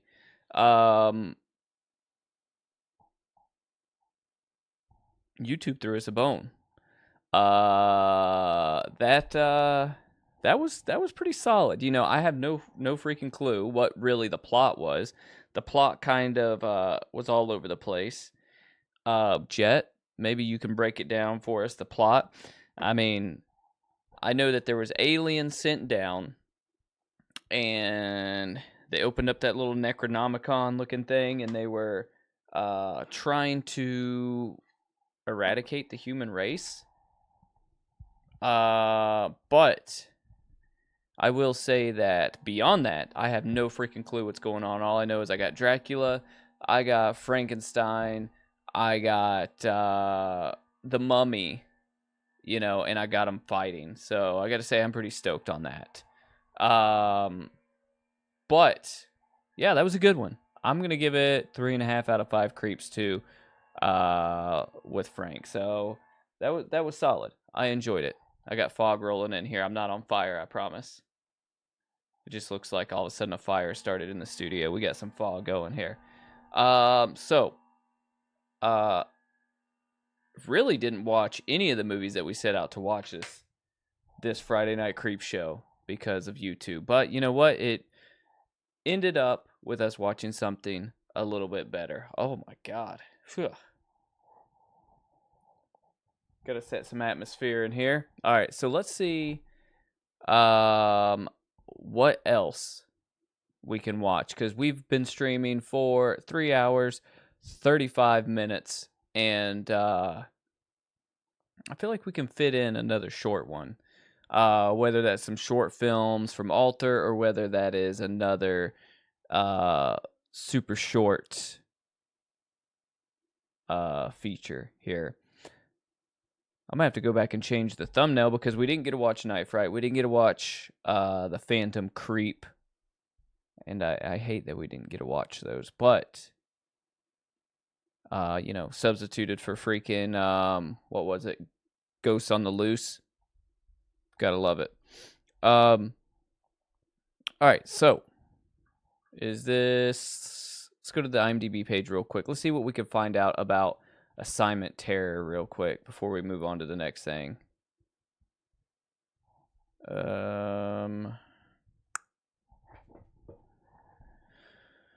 All right, so here we go. Assignment Terror. What did we learn? It's our emotions that make us undefeatable. It's a good takeaway from that, Jet. Silverbat said it lost a point because the footstep sound effects.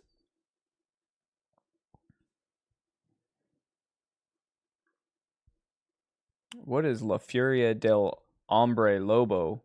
Fury of the Wolfman. Oh, I'd love to have that poster right there in this one. La Noche de Walpurgis. The Werewolf versus the Vampire Woman. We got to check this out. In this one. Dr. Jekyll versus the Werewolf. I wonder if any of those are public domain. All right, so let's look at the trivia, because you guys know I love to look at this trivia. All right, so this says filming was interrupted due to financial difficulties, and because of that, script was not filmed as written. Whole segments of the script involving flying saucers and a golem were never carried out as the results of sorely lacking funds. So we were going to get some freaking flying saucers in this. We were going to get some golems, but the budget would not allow.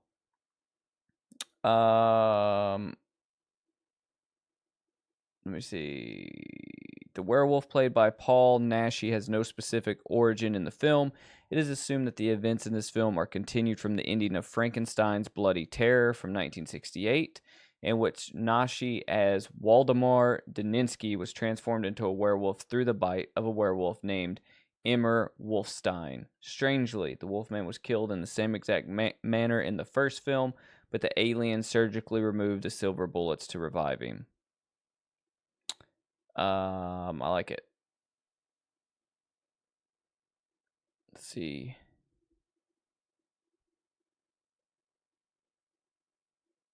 An English language one sheet exists for this film bearing the title Assignment Terror, but American International Pictures only distributed the film in the US. It was later shown on American TV in the 70s and early 80s as Assignment Terror, and that was later released on VHS as Dracula vs. Frankenstein.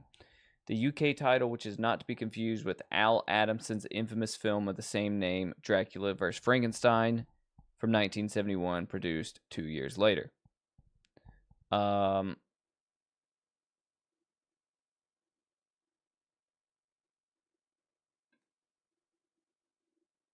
Interesting. I want to know what the budget was for this. IMDb used to have a section where it would tell you, but let me see. Shot in Spain. Oh, here we go. Okay, well, it grossed $165,774. But I'm not seeing the budget. Let's see if it's in the FAQ.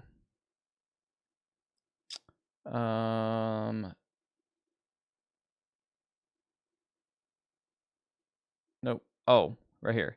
What was the budget for Assignment Terror? $1 million. And it made $165,000. That's a flop and a half. $166,000 on a $1 million budget. Holy crap.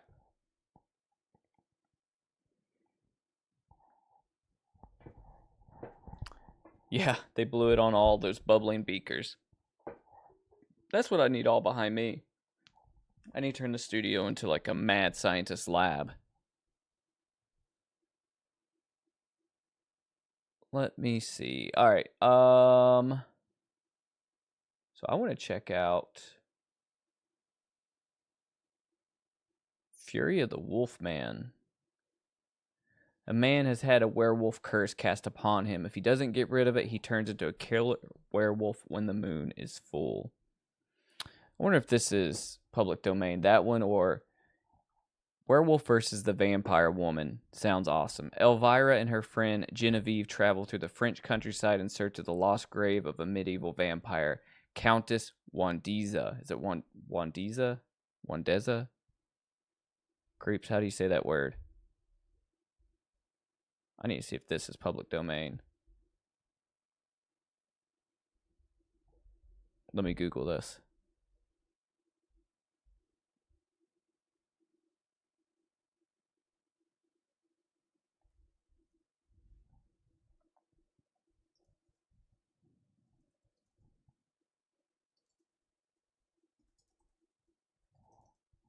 Let's see.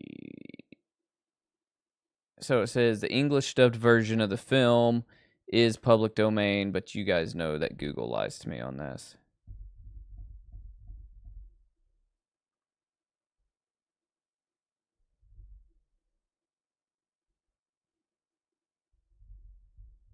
English dubbed copy is in public domain status in the US. What does that mean?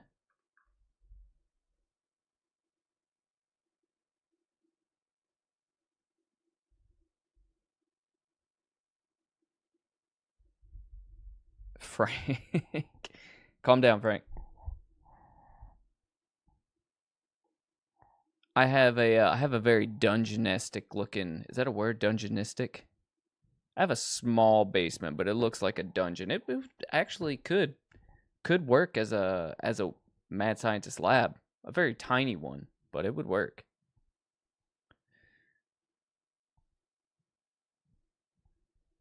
Yeah, this could be a watch for us. in the future. So, what I think I want to do right now is... You think werecats came before werewolves? Evidence of werecats are tied to the moon goddess and Bastet. Is that how you say that? It's interesting. So, creeps. Doesn't happen often on the Creepshow or on stream, but I have got to pee. I drink 2 cups of coffee. So you guys are going to have to, you know, like, not tear down the studio while I'm gone for like 2.5 minutes. Because I'm feeling it. I have got to pee. I'm going to just start wearing a catheter for every Friday night Creepshow. Terrible. Terrible, terrible. I don't know if I can leave you guys unattended, but you know what? Y'all gonna have to be unattended for a minute. So I'm gonna give y'all something to watch. Let me see, what can I find? It's what a good host would do, right? Leave you with something to watch while I'm gone. Feel like there was something I wanted to show you guys. I say that every week, but it's like I find stuff and I save it, and then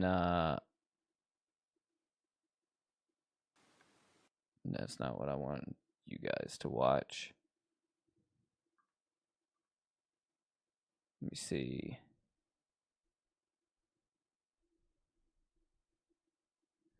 Hey, Invisible Ghost 1941. Wonder if that is in public domain.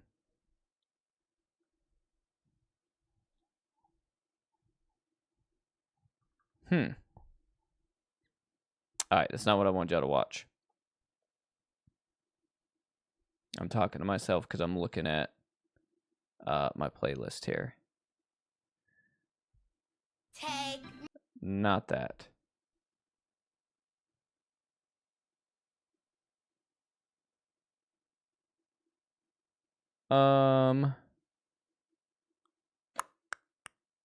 Okay. I'll tell you what we're gonna do. Yeah, Rares, man, I've got to pee so bad. We're gonna watch Alter TV. Y'all gonna watch a short film. I'm literally gonna be gone for 2 minutes, but I can't leave just dead air with nothing happening. I just can't feel right about myself. So, you guys are gonna watch.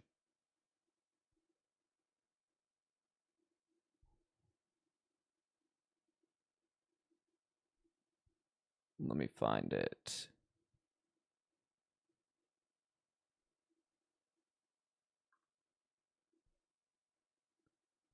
You guys are gonna have to fill me in on what's going on when I get back.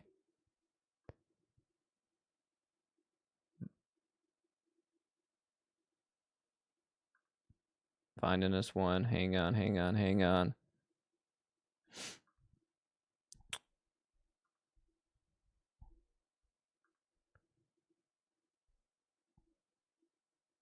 Need to find one that looks good.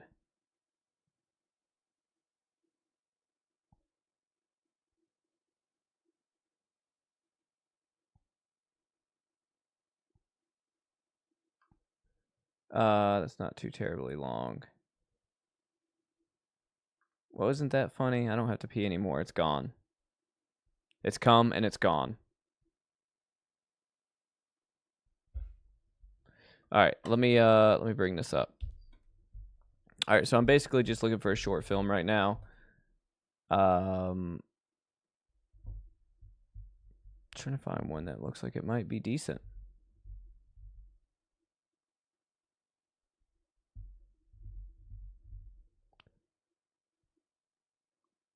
Boris in the Forest. Here you go. This is it right here. Modelo. Not this Modelo ad. You guys fill me in on what happens. I'll be back. This may not seem like much to you, my friend, but for me, this is as good as it gets. I've flown halfway around the world just to see it for myself. He wouldn't have known it then, as he was only a small newborn with an unformed brain, but William Pratt would become one of Hollywood's greatest legends. And the finest horror actor of all time.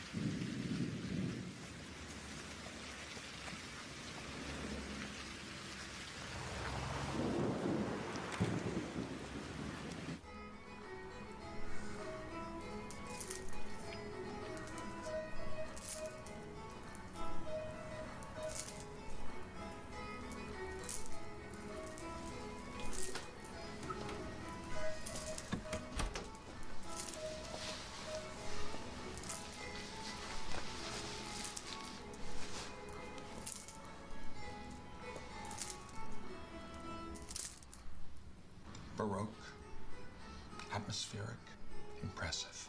You like? Oh, indeed. Sir, you have no idea of my excitement at finally entering this place of legend. Although it is perhaps obvious. Yes. She is beautiful. The finest doner you will ever taste. Homemade to a secret family recipe. Sweet, soft, tender. Sir. You know, a doner is not just meat. Years of dangerous work to make a chili sauce so hot it can burn your eyes just to look at it. Here, we work to make dishes of such beauty. The humble doner kebab.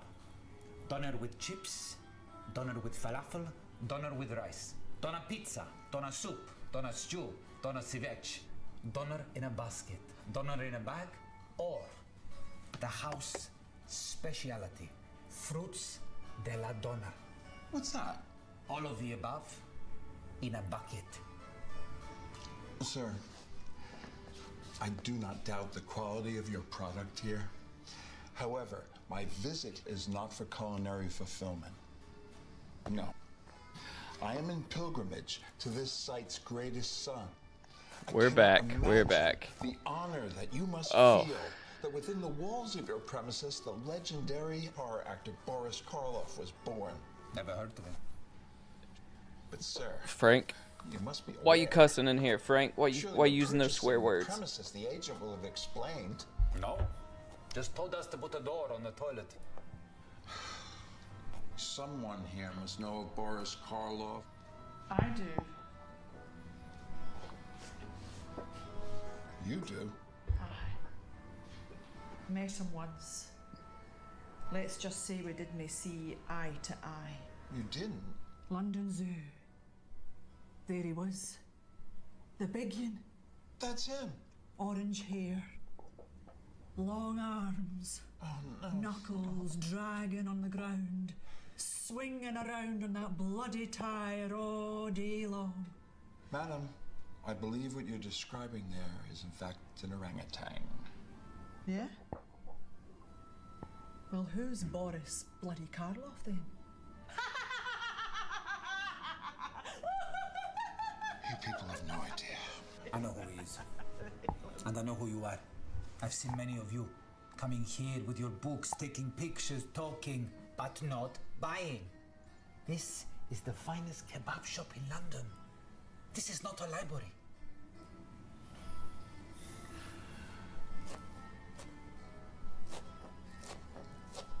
You know, maybe I will.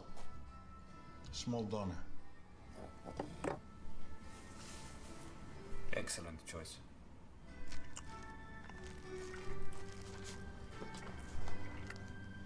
Food, good. We take pride in our simple work. You know, Boris would be proud of that. Some look down on the films that he did, but he always saw them as good, honest work. When Lugosi passed on playing Frankenstein's monster, Boris took it without a thought. Now, some other actors would be too proud for that, but not Boris. But truth be told, I came to see here for myself. There's some rumors he was into some dark shit. No. He visited sick children in a hospital. He was a great man, a good man, never. So you do know? Enough, huh? This is his birthplace. You disrespect him, you disrespect me. No. Sir, let me confide in you. I dared tell no one of my trip here, but I knew if I came here, I would be rewarded. Yes, we both plow our own thankless furrow. But having seen your dedication to a simple job well done, I can truly say the spirit of Boris lives here. You came all this way on your own, telling no one. You know, the books are wrong. He wasn't born here, the front room. Upstairs, his parents' room. What's up there now? Flat. Empty. Came with shop, not been touched. Can I see it? After I've eaten, of course. That was delicious for a starter, but I feel the need for something more substantial. Perhaps, if you would do me the honor, I may try the specialty of the house. I'll get the bucket.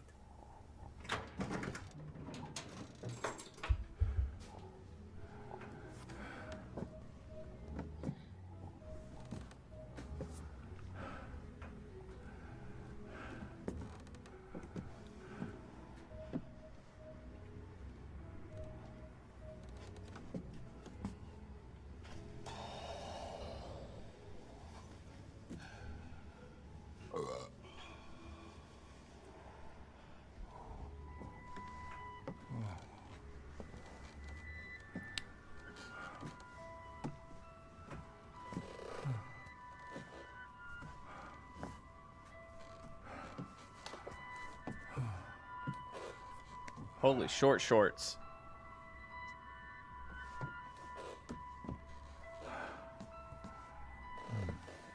Creeps, how many of y'all are wearing short shorts in the summertime?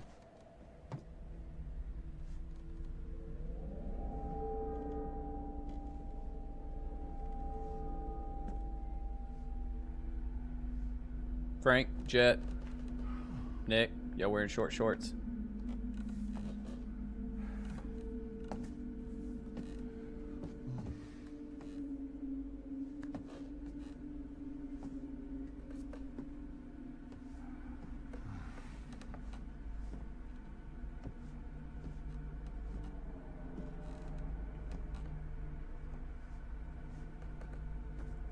Said not everyone could wear them.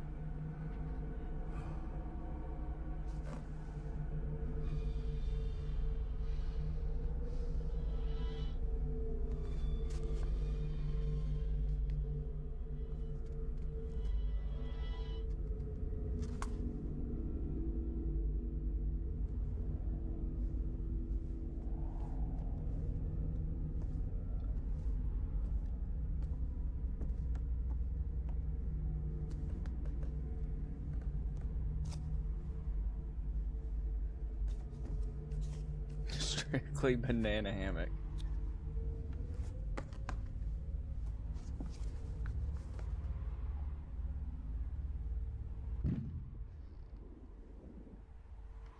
So I tell my wife all the time that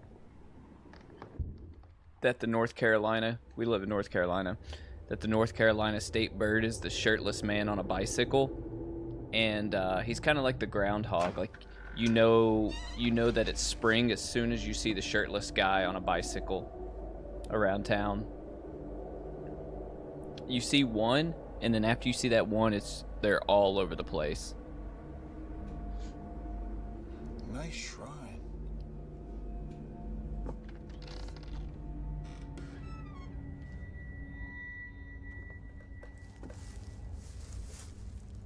Hello. Whoa.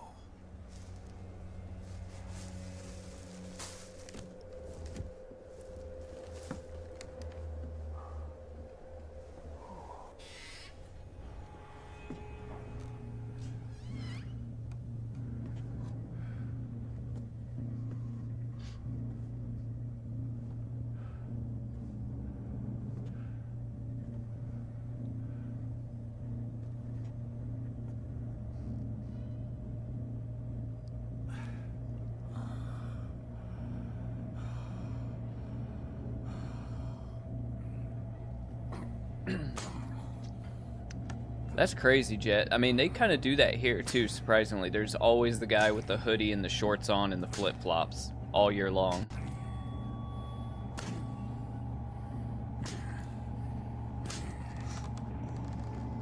Not me, though. I like to be warm. Pants, hoodie, jacket over top of the hoodie. Alright, Silverbat, appreciate you coming through. We may be on in a bit, not sure. But if not, I'll see you on the next one.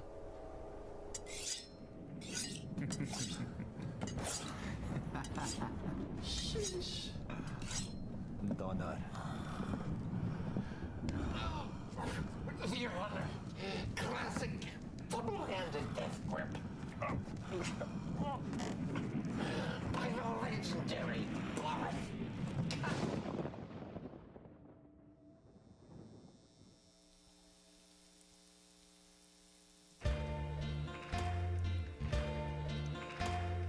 Was that it for this one?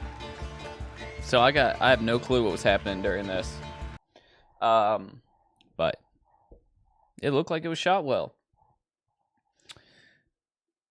So Vegas in July will be up to 100-degree range. Yeah, it's going to be hot there really, really soon. Going back to talking about, like earlier, we were talking about how the planet's just constantly trying to kill us. We talked a little bit about the earthquake over in Thailand. Sorry, I'm burping here. And not only the earthquake in Thailand, there's like wildfires in North Carolina. I'm sure there's wildfires in California. Jed, I'm not sure if you still got those going on. But just like, it's just constant, right? Just, I'm a little bit worried about hurricane season this year. And how that's going to pan out for us after like Helene and all that shit that we got last year. I wonder if we're going to get it bad like we did before. Yeah, I'll watch the first couple seconds. Is that with the dogs? Because I saw that, I think, before I went to the bathroom. Let me look. Let's see. Let's see what Frank wants me to watch here. Oh, wow. This may not seem like much to you. Is that dog licking his dork? For me, this is as good as it gets. I've flown halfway around the world just to see it for myself. He wouldn't have known. He's pulling a Simon. He was only a small newborn with an unformed brain. But pulling a Simon. Simon's probably doing that exact thing right now in there in his bed. Simon's a slurper. That's what I left you with. Yeah, I thought it was a dog licking another dog before I got up. That was the highlight of that. That is pretty cool though, like birthplace of Boris Karloff. Interesting. I wonder if we can find any footage of the Thailand earthquake. Let's see what we can find, creeps. Let's just side quest for a minute.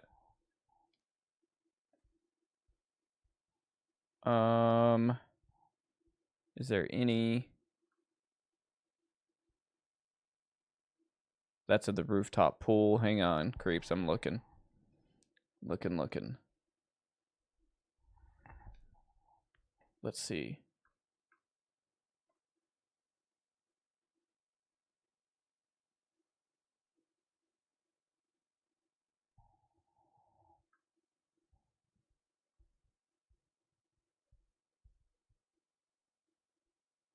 Is there not? I'm surprised there's not more like cell phone video.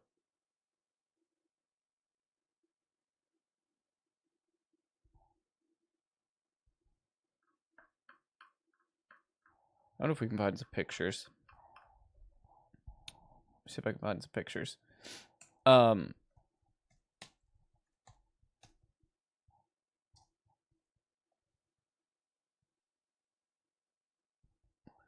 Alright, so here is what Google's telling me here. Alright, so magnitude 7.7 earthquake. Bangladesh, India, Laos, Myanmar, Thailand, and China.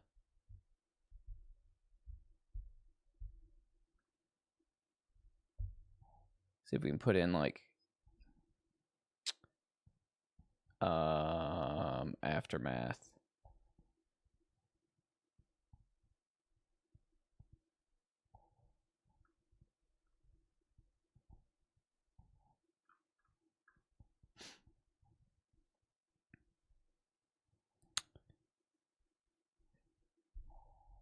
It's got a death curse. Yeah, maybe they are removing the cell phone videos. Sometimes they're weird about that. YouTube's apparently weird about everything. It's insane, though. Insane. It's hard for us to, you know, just be out here living. Yeah, I'm not seeing much of anything. Jet, when is the last earthquake that you've been in? I know you guys get them out there all the time. Maybe not 7.7s, but I know you guys get little ones constantly. 7.7 creeps out of 10. Severe impact of Myanmar's. That's rough.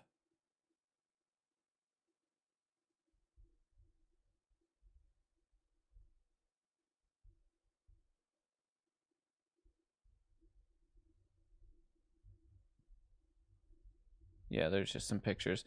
Hopefully there wasn't that many casualties.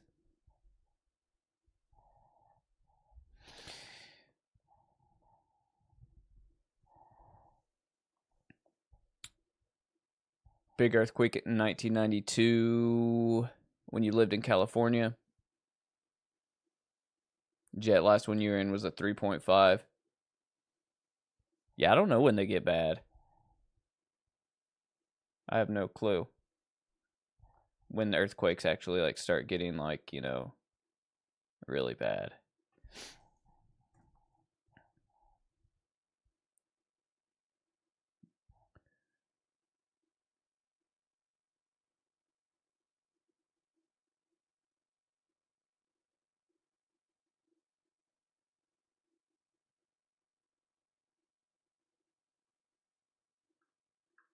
So, creeps, I have to make a confession for you guys. Let's go ahead and let's talk about our Cinema Creep Film Club of the Week, right? I'm talking about none other than Stuff Stephanie in the Incinerator. Let's talk about it. I did not go into this movie knowing that it was going to be a Lloyd Kaufman, Don Nardo, what is the other guy? Is it Michael Hers? Movie, right? Let's talk about Stuff Stephanie and the Incinerator. I feel like now is a good time to go ahead and talk about this debacle. If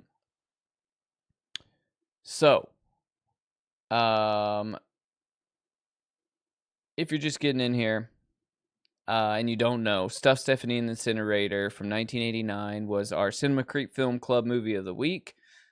We have one every week where we all watch a movie and then we come back, we talk about it, we rate it. And this was it for this week. And the reason I wanted to watch this was because I've seen the poster before, I've seen the cover art, and I was like, that just looks truly, truly gnarly. And Jet, did you have time to watch this? Nick, did you have time to watch this one?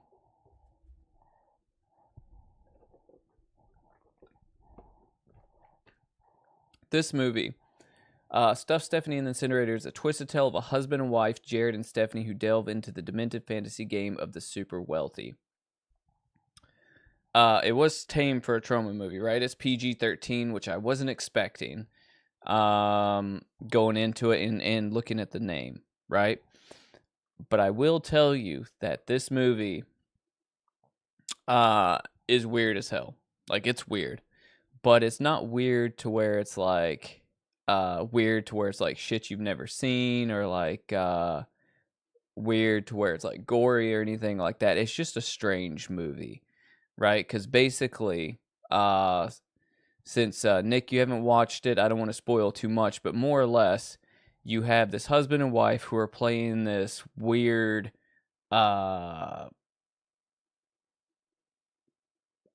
I guess, like, lover's game, right? This weird, like, it starts out with them playing this weird, like, I don't even know how to describe it. Like, this is the husband dressed as a woman, and you think that, like, you don't even know what's going on. Like, for example, I have no fucking clue what was going on in the beginning of the movie. I just know that you've got in the beginning, you got, I can't remember the guy's name, the main guy, but you think that he's being kidnapped, but he's being paid to play this game with his husband and wife. They basically set up these games where, like these strange love games. I'm not describing this good. Not describing this good at all. This was a weird fucking movie, and I don't really know how to describe it. Other than, using the C word. The cuckold word. That's literally like the description of this movie. It is very, very strange. And I gotta say that it was not at all what I was expecting. Without spoiling this, I don't know how to really, like, get into it. But, Nick, I do want you to watch this because of how weird it was. But I will tell you this, that don't expect it to be like the poster art reflects it to be. Don't expect it to have nudity. Don't expect it to have gore. Don't expect it to have, like, really a whole lot of, like nasty stuff in it, right? With the way the poster looks and the cover art, you would expect to be like sort of like a video nasty or like very grindhouse, but it's really not at all. It's pretty tame, like Frank says, especially for a trauma movie. Like, you would expect them to go more off the deep end and there to be nudity and there to be gore, but there really wasn't. Yeah, it truly is a weird movie to describe because just the way that they twist the story and stuff. I will say there is some good twists and turns in it that I didn't see coming. And in the beginning, I fully thought that that older woman was a woman. I definitely wanted it to be more video nasty too. I wanted it to live up to the poster. In Jet, this is something that we talk a lot about on this channel, a lot on these live streams, is when movie posters and cover art doesn't live up to the movie. Yeah, they just distributed it. Lloyd Kaufman, I can't remember what his role in it was. Maybe he just presented it. But Don Nardo, the director, okay, maybe I'm thinking of somebody else. Hang on. Wasn't Peter Jones. Michael Hers. Maybe he was the producer of it. Let me look at the all cast and crew.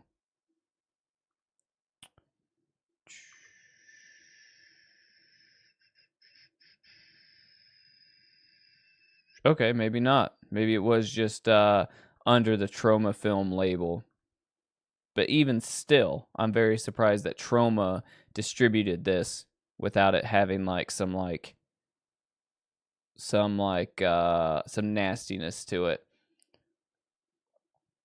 That dude played the old lady really, really well. So let's look at the, oh, there is no trivia for this. Perfect.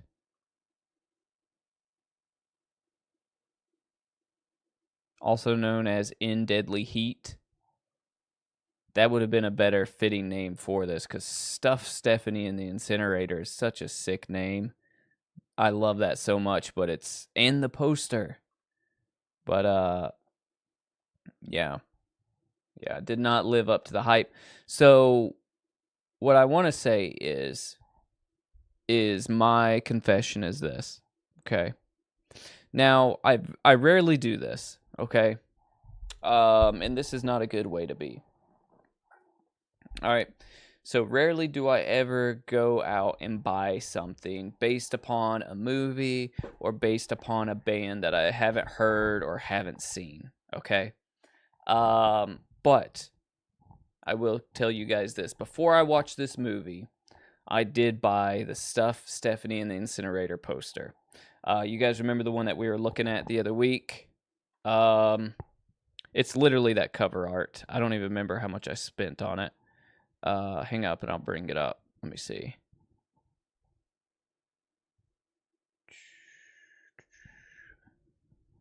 But I bought it before I watched the movie because I just love the cover art so much. And, you know, I bought it because it was $25. I think I was talking about it on the last stream. This one here. Right, it's like that double poster with that other movie. And I think I'm just going to have to fold it in half because they're like connected. I'm going to have to fold it in half and, you know, frame it. But the poster's freaking awesome, right? So I haven't got it yet, but I'll show you guys what it looks like when I do get it and I do get it framed up. But, yeah, it's $25 for an original plus $5 shipping. So, I mean, come on, right? You can't go wrong there. So that'll be part of the poster collection that I got. So that's my confession. Now, should I have bought it like after I watched the movie? Not really. Like, you know, the movie sucks. Like if somebody came in here, like if you guys came in my studio and you saw that on the wall, you might be like, oh, okay, that's a weird ass movie. You might be like, why the fuck did you buy that? That movie sucks. You know? Because if you wanted to be like a real like stickler about it, you'd be like, why would you waste your money on that? That movie's terrible. But it's like, but the artwork, you know, the artwork is gnarly. I remember that I showed my wife, I showed her like what the Cinema Creep Film Club movie of the week. I was like, look, I want to watch this Stuff Stephanie and the Incinerator. And she kind of like rolled her eyes because of the artwork. She's like, you would watch that. And funny thing is, the movie is nothing like that, you know. So it's pretty funny, But yeah, so I got the poster on the way. Had to have it, and here we are. Definitely deserves a better movie. So, for me, my rating of Stuff Stephanie and the Incinerator is a hard 1.5 out of 5 creeps. Do I regret watching it? No, I'm glad I finally got it off of my watch list. I don't have to think about it anymore. And the rewatchability for it is 0. And, you know, it is something that I will never watch again. I mean, that is a good idea, Frank. Just hype it up and be like, oh, this movie is so disgusting.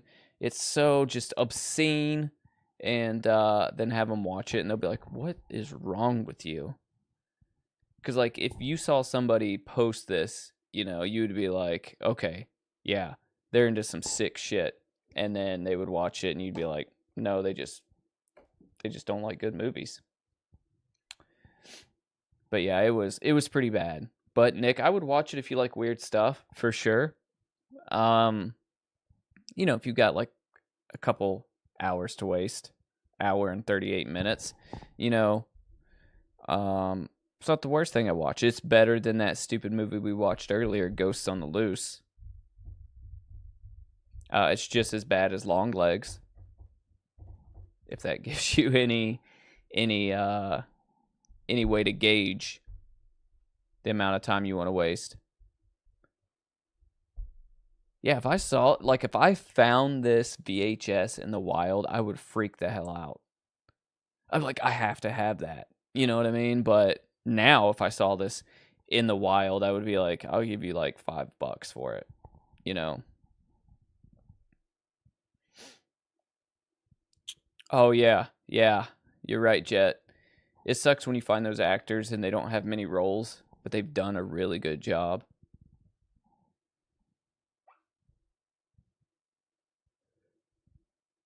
Yeah, it's that whole middle. It's that whole second act that drug ass for me.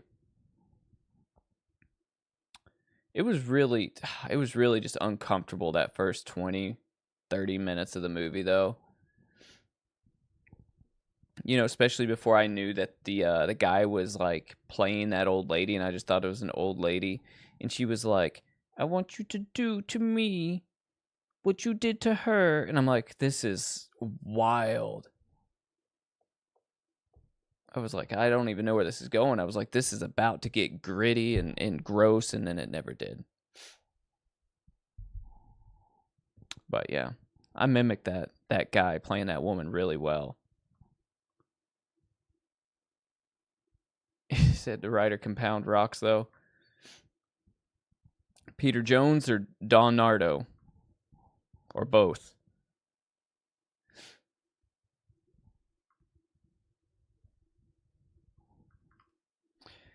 So, creeps, that leaves me to ask you guys. Okay? I do want you guys to watch Bloodhook. You know, this isn't our movie of the week here, but I want you to watch Bloodhook that we talked about earlier in stream. I think you guys will like this. You know, it's stupid. And stupid in a good way. You know, I had fun with it. That's kind of a sick poster. Oh, God, we got to hit eBay. That one's dumb. We got to hit eBay. We got to look for that poster. Oh, the slap. Yeah.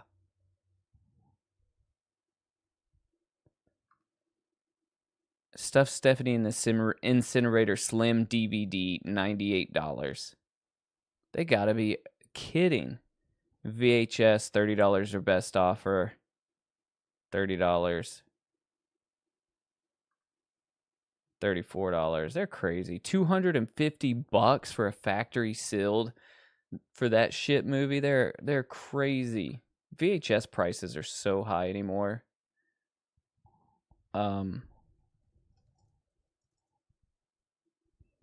Let's look up Bloodhook poster, see if we can find one. There it is, creeps. Original movie poster.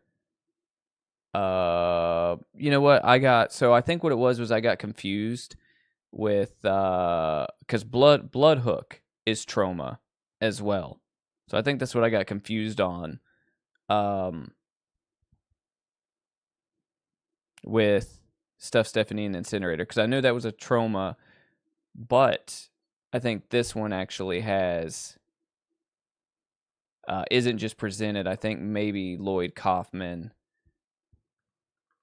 produced this one. Yeah, see right here. See, that's what I was getting confused of. So Lloyd Kaufman and Michael Hers were executive producers on this one, to where the other movie, Stuff Stephanie, was just distributed under Trauma. This one they had a little bit more to do with, and this is kind of closer to that Trauma kind of grossness, right? What's up, Memory? Glad that you're here. Hail to the king. We watched a movie that I feel like that would have been perfect up your alley. It was called Assignment Terror. It was 1970s, but it felt very 1960s monster movie. Right here. It's about an alien scientist and his team are sent to Earth from their dying planet to exterminate the human population by unleashing monsters like vampires, werewolves, and mummies in order to inherit the Earth. It felt very 60s. And I know that you're into like 60s movies, 60s horror. So this could be a fun one. I don't know if you want to make note of that or not, but we just watched that one. It was decent. It was fun for a Friday night Creepshow watch. But now, we're talking about Bloodhook. Bloodhook from 1980, what did I say, 86? Is that what year this is from? Why can I not remember? Yeah, 1986. I just watched this movie this past week, and it was really fun. Really fun. It's a trauma movie, so if that tells you anything, there you go. And now I'm looking at posters for it, because apparently this is a new thing that I'm going to do on every Friday night creep show. Look at this, creeps. Does anybody out there collect posters? This is a killer deal. Look at this. Blood Beach, In the Burning, 2 posters, never displayed, $100. Oh, this is a good deal. Do you guys collect posters? This is a killer deal right here. And these are 2 good movies.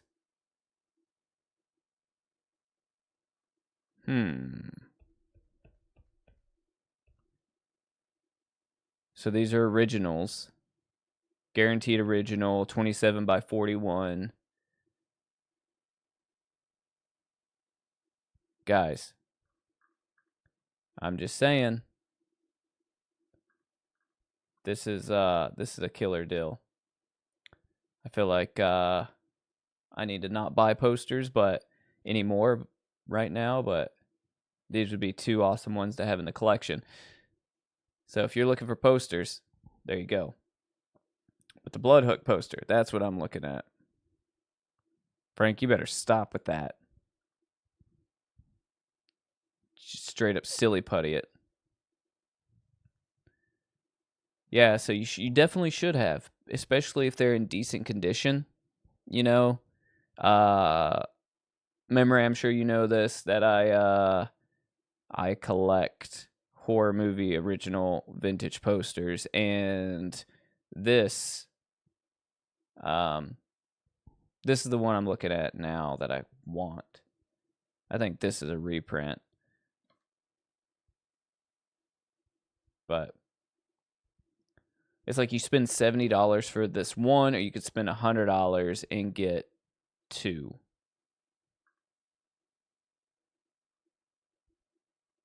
Posters are freaking so expensive.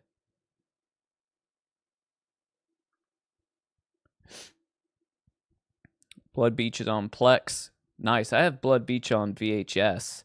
That was found in the wild, like pretty much all my VHS, right? Like I don't buy them online. My wife, she'll buy me some online as gifts every once in a while, but you know, that's really only like newer VHS, like Hereditary and House of the Devil, like stuff that was never actually made on VHS. To me, is okay to buy online. Like my wife, she just bought Lisa Frankenstein on VHS. But you know, like older classic horror, I have to find in the wild. And I was lucky enough to find Blood Beach at a thrift store, just a random ass, like, it might have even been a Christian bookstore or Christian thrift store, like one of those Salvation Army kind of deals.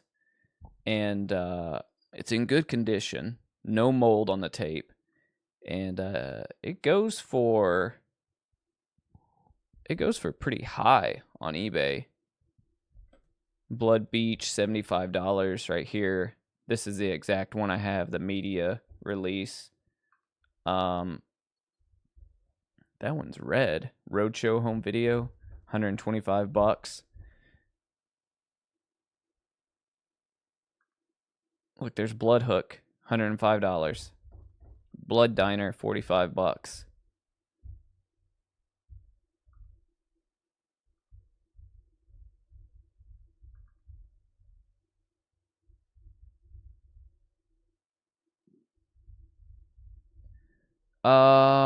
Wrestling. I do have a wrestling VHS somewhere. I only have one though, because you know, I found it at a thrift store, and it's one of those weird VHS that I just picked up. Like I have, like I've told you guys before, I have weird VHS where it's like cops, you know, like Hot Pursuit VHSs, or I have like those weird church VHS movies. Or I have like all those like country, like instructional, like line dancing VHSs. So like if I see something weird, again, like a wrestling VHS, I'll just pick it up just to have. So there is a lot of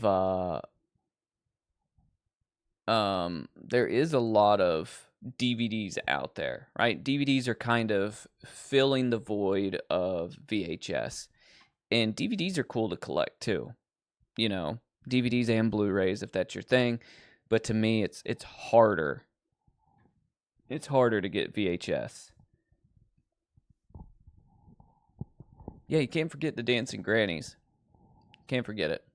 I got that one too. In a race-saving move. You know, I get it. I get why people get rid of that stuff, you know. But, you know, I wouldn't regret... Oh, space-saving move. I wouldn't regret getting rid of, like, a bunch of shit. You know what I mean? But I would not get rid of, like, my horror VHS. Right? Like, if I'm just, like, downsizing, I'm getting rid of, like, you know, Kingpin and my comedy VHS and maybe even some of my action adventure one and stuff like that. But I couldn't get rid of any of my horror VHS. You know, I have a lot of comedy. I have, like, all the Jackie Chan movies on VHS, all the John Wayne movies on VHS, just a bunch of random shit, too. Ginger Fox, what is up? Welcome in. Welcome to Hail Cinema to the Creep. king, baby. If you're new here, this is the Friday Night Creep Show. So we play horror movies, we talk horror. Right now, I think we've watched 2-3 movies tonight. So now we're talking about horror movie posters. And, you know, I collect original vintage horror movie posters. So we're kind of just checking out eBay to see what's out there right now. And we're talking about the movie Bloodhook, if you've never seen it. So Bloodhook is from 1986. And it's this movie here. I watched it for the first time like a night ago. I think it was Thursday night. And it's fun. It's a whole lot of fun. If you like movies like Sleepaway Camp, if you like The Mutilator, Intruder, movies like that, then this will be right up your alley. Again, the synopsis here is: during a local fishing contest, people are being violently dragged into the lake and killed by a giant fish hook. And it's a trauma movie, so if that tells you anything. All the characters are fun. The acting is, you know, it's what you would get in a trauma movie, but, you know, it's not in a bad way. Not in a bad way. So I'm looking for Bloodhook posters on eBay, and I happen to find one for $69. So, yep, that's where we at in the stream as of now. What other VHS do I have that are just funny? So I would have to look, to be honest with you, because I have a crap load of them. I would have to look, honestly. Like, I have VHS all back here that you could see, all back here across this. I have a bookshelf against the wall over here, a stand here, and then in my study, like in the main part of my house, I've got like a couple hundred more probably. So I would really have to look. I have one from it's a church VHS that was put out by churches, right? And I think this was in the early 90s, and it's called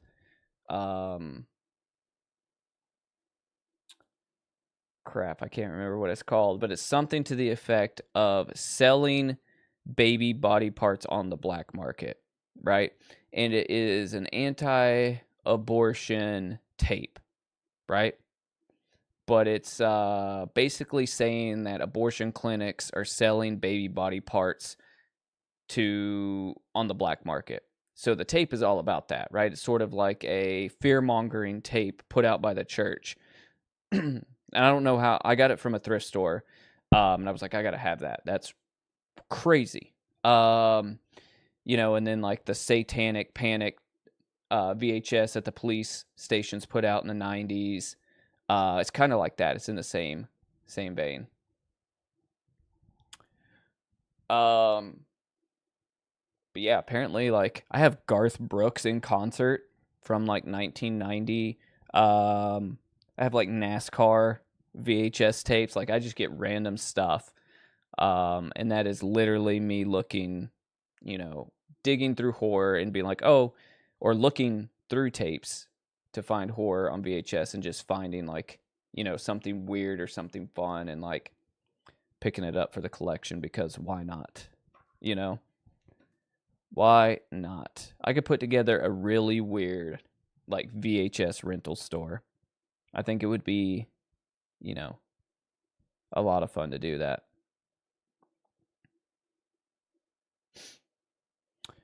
So let's watch another short film. What time is it? We've been streaming for 4 hours and 33 minutes. Let's watch a short. And then after that, we will figure out what our Cinema Creep Film Club of the Movie Week is for this coming week. And then we'll start wrapping it up. Here is a... Let me see here. Give me a second here, creeps. I'm looking. I'm scrolling through to see what we want to watch.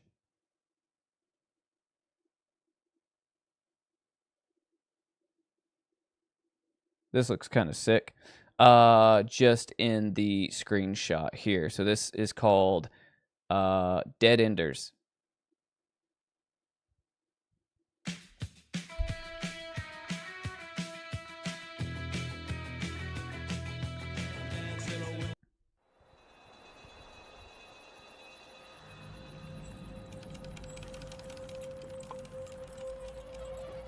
This is 12 minutes long. Hey, G. You seen anything strange on the monitors? I'm getting a bad feeling down here. I've been hearing a lot of weird sounds. Oh, Donnie, come on, man. This is the fifth night you told me this same bullshit story. If you don't want to work, then fucking quit. It ain't that, Jim. I think we're drilling too deep. It sounds like we hit something down there. Damn quakes. Hey, you're sounding like a goddamn EPA rep, Donnie. Boss said drill, so that's what we're gonna do. Donnie?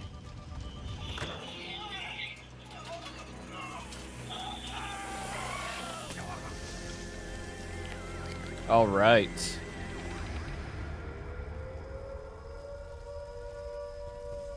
Got the Cinema Creep green going.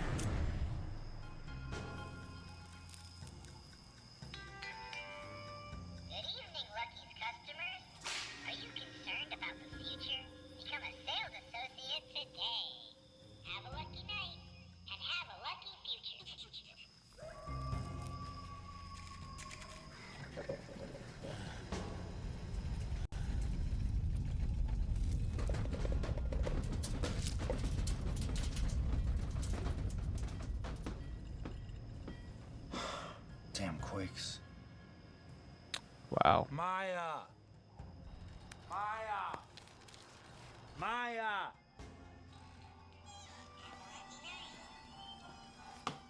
Sup? Clean up an aisle right fucking here. And please don't smoke by the door. I have asthma. Walt, you're rolling a joint right now. It's for my carpal tunnel. Sorry, boss. Won't happen again. Listen, Maya, I'm only giving you shit because I don't want to see you stuck here like me. Weren't you gonna go to art school with your friends or something? I'm not stuck. What more could I want in life? I like taking smoke breaks. I like mopping spills. And after work, I love taking my case of employee discount beer to Kyle Belyansky's basement, where I have friends that are waiting to rage, unlike you. I'm never quitting. Curtis, Anna Larry, don't you all do motivational talks at the high school for kids like this? Shit. Too late for Maya. She's all washed up. She should be a cop. People kiss your ass, Give you free shit. Don't gotta pay taxes. Plus, you get a gun. Sig Sauer P226. It's more accurate than the 19. Harder to conceal, but it's badass. Get the fuck out of my gas station. We ought to bust your ass for rolling grass right in front of our faces. Curtis, sold it to me, jackass. This isn't your gas station, Walt. You're just the manager. Let's see who you call when the barbarians are at the gates. Narc.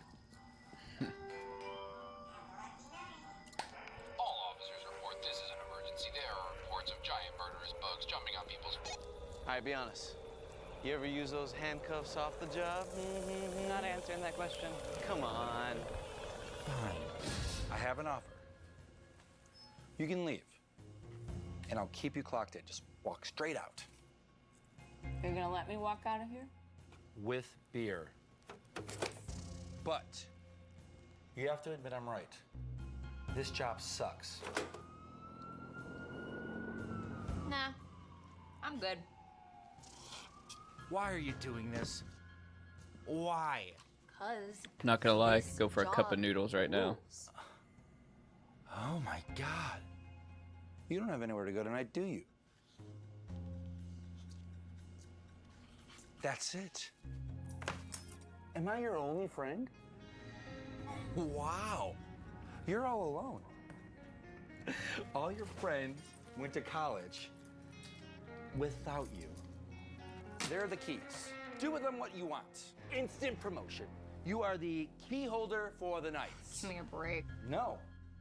No break for the job lover, okay? Now I'm gonna go roast this bone in the basement. Have a lucky night.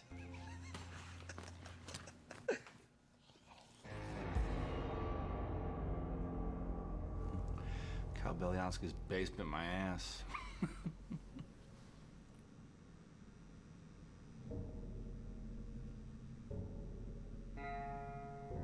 That was mean. Shit. Maya! Maya, I'm sorry, it was a goof.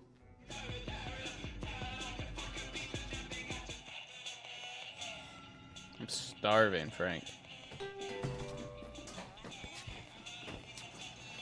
Ma'am? Ma'am? It's like COVID times. Do you need assistance? What are you still doing here? You gotta get the fuck out of here! Have a lucky night. Walt! Think we just got robbed. Walt!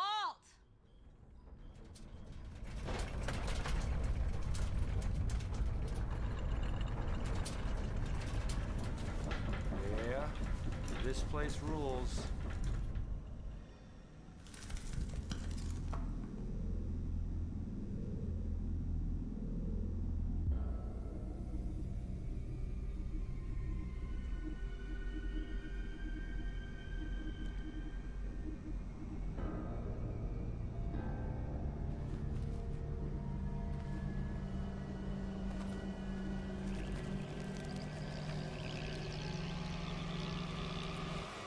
What kind of shit is this? I'm not playing this game, I'm not you. We're very different people. You are definitely not me. But if you could try to be me, would you hit that? I'd fuck your mom in your wife's body. You would? Holy shit. Your mom's hot. My mom's, wait. She's strong. My mom's hotter than my wife? Yeah. That's fucked up. Walt!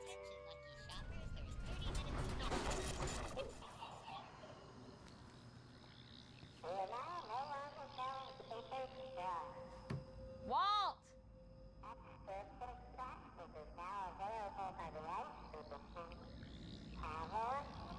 I don't care if you're jacking off down there. I'm locking up. Carpal tunnel my ass. What the fuck? Huh?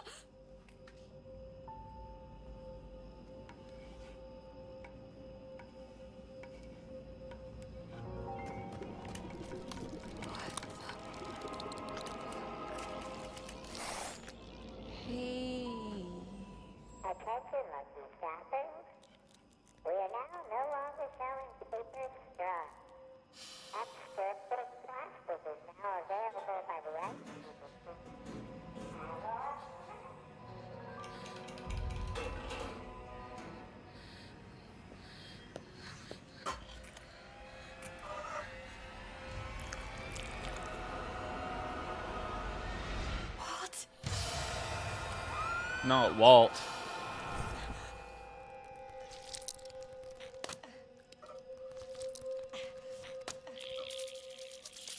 Walt? Yeah, Nick, get the hammer. Walt, help me!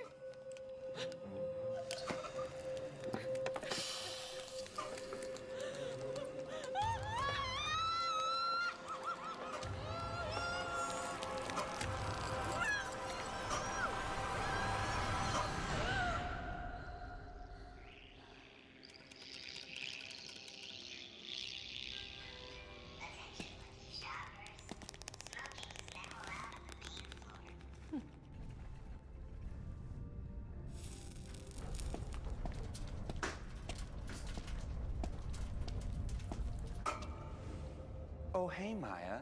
Want to help me stack these? What's with the bug? Hey, how's it going, skinbag? New management. What's their deal? Well, the way they pitched it, first it was fish, then reptiles. The mammal age is coming to an end. Now, it's bug time. Welcome aboard. Oh. Jet and Frank are like, did you stomp it? Did you hammer that thing? I feel like he caught it, put it outside. Nope, I was I was wrong. Holy shit. 10 times. I don't know, Walt. I've been thinking about what you said, and I think I should do my own thing. But we're Wow. giving you everything you've ever wanted. No. Smoke breaks, mopping. No! A case of beer at the end of the night. Everything you ever wanted.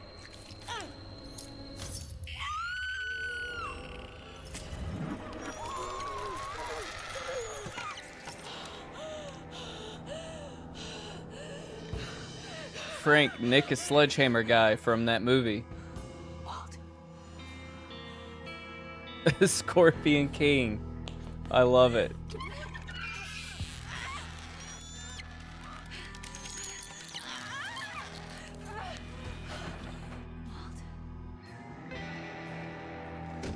He will lead us into battle against the scorpions.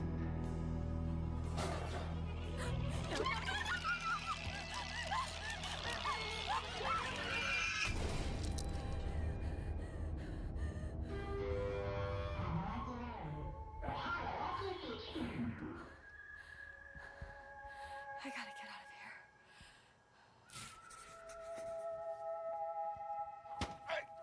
Maya! Little help! This thing's trying to fuck my face! I don't really think you're that pathetic.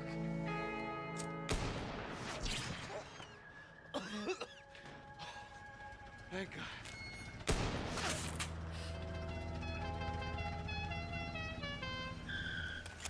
Yo, you guys open? You wanna come party? We got another shotgun in here. Nah, I think I'm gonna go home. Gotta figure some stuff out. See you around.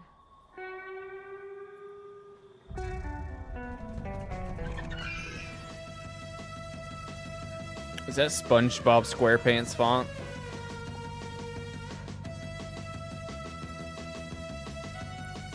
Hey, Silverbat, welcome back. Get up fast. How many scorpions? Wow. I mean, I guess it's the desert, right? It's Vegas. You're just smashing them left and right. For the ones who know safety isn't That's a catchphrase, it's a culture. That's crazy. So how many scorpions do you think you kill in like a week's time frame, Nick? Would you say like more than 2?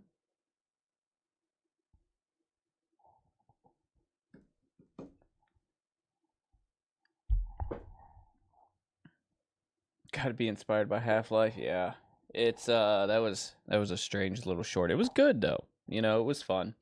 I appreciate the low budget special effects work there.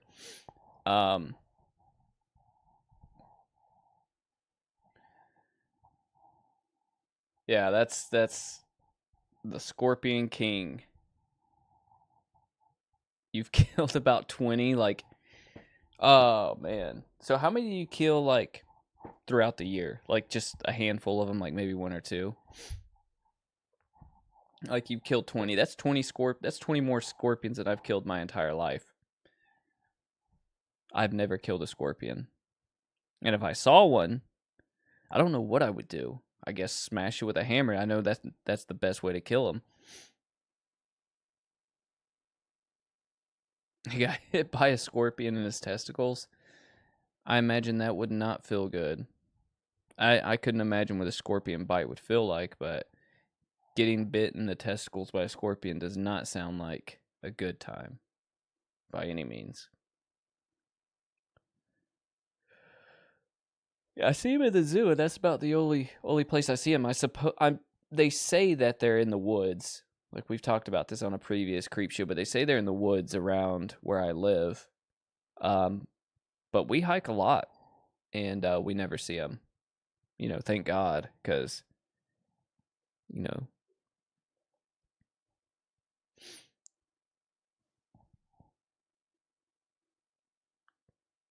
killing scorpions saves jewels. It's true, Nick. You're doing the Lord's work out here, killing scorpions. You know, saving possibly bitten testicles.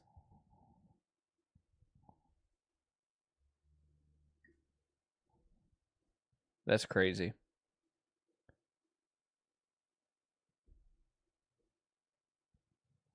You live near a hill. That's why there's, yeah, being an island in the UK, pretty much nothing dangerous. Things got to swim to get to you.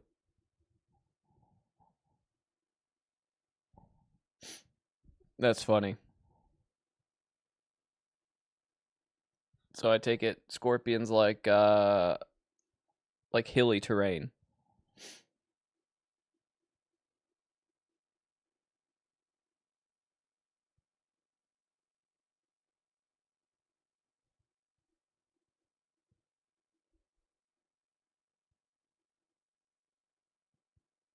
Man, now I'm thinking about that combo poster listing.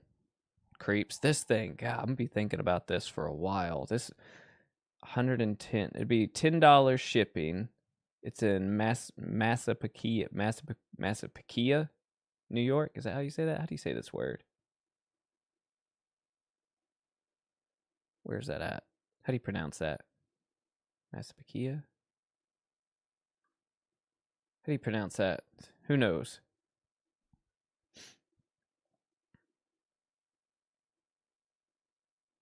Oh, I don't want to practice. Massapequa. Massapequa. Wow, I really fancy that up. Massapequa. 10 taps them. That is crazy. Wolves 200 years ago. So yeah, so now all the wolves are domesticated.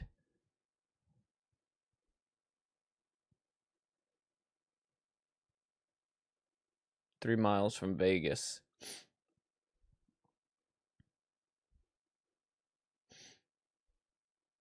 So, Creeps. Let's talk about what our Cinema Creep Film Club of the Week movie is going to be for this coming week. So, I am going to tell you guys that we are going to stream on Tuesday, Gruesome Game Night. But I don't know if we're going to have a Friday night creep show next week because I've got some channel stuff that I need to work on. So I think we're going to take 1 week off from the Friday night creep show. We are going to stream on Tuesday night, Gruesome Game Night. But like I said, it'll be, a bye week. We won't have the Friday night creep show next week. So that is so I can catch up on some of these, hopefully catch up on some of the videos that I need to upload on this channel. So what I want to do is I want to find a good Friday night Film Club of the Week. I need to name this better. Cinema Creep Film Club of the Week. I don't know. I'm going to come up with a name for it. But the movie that we're going to watch. Let's find something. Does anybody have any ideas? Anybody have a movie they want to throw out for us to watch? What you guys got?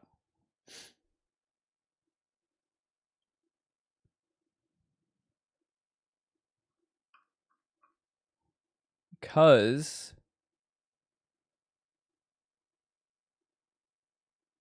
we can watch something new, we can watch something old, whatever it is that you guys want to watch.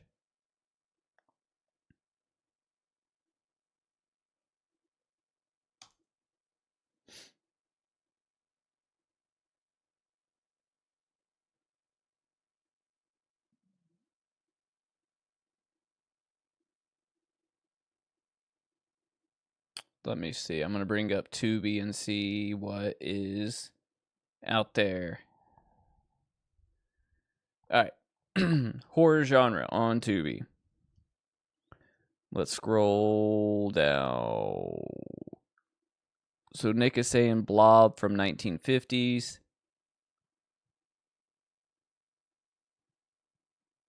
We might even could watch the Blob on a Friday night creep show. Mr. Lindop says The House That Dripped Blood. Remember, that's a good one. There's the new Street Trash. Thanks, Frank, for pointing that out, that's on streaming now. So if anybody wants to watch the new Street Trash movie, it's on Tubi for free. I think, Jet, you may have been talking about Hell House movies the other night. Hell House LLC. If you guys haven't seen that, these are pretty solid movies. That's streaming here on Tubi.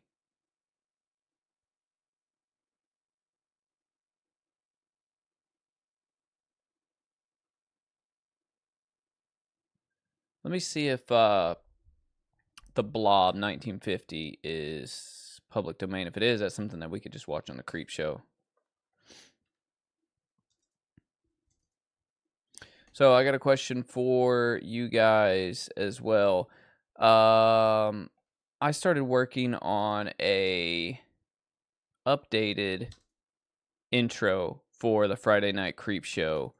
Are you guys die hard on the one we got? Do you really like the one that we have? Or do you think that the Friday Night Creep Show could benefit from a updated intro?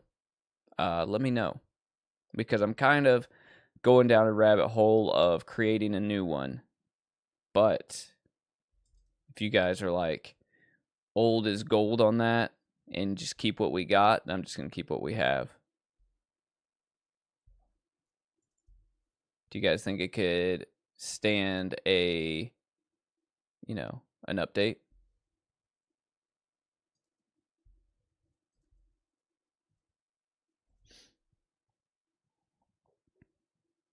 Oh yeah, the Blob is not in public domain. Despite it being 1958.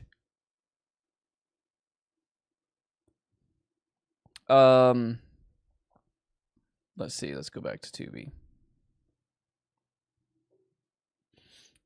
So Silverbat, you like the one that we got? Which I've got no problem keeping it. I just want to keep things, interesting around this place. But if you guys are cool with what we got, I'll just keep what we have.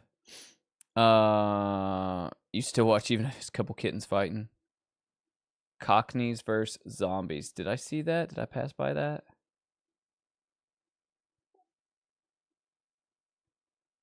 Nick, you like the one now? Okay. So that's all I need. We'll just keep the one that we got now then. Let me see. Cockneys versus zombies.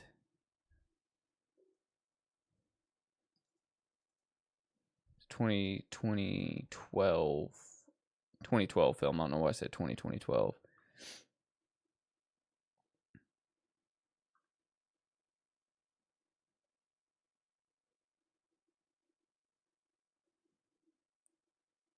Okay, let's look it up.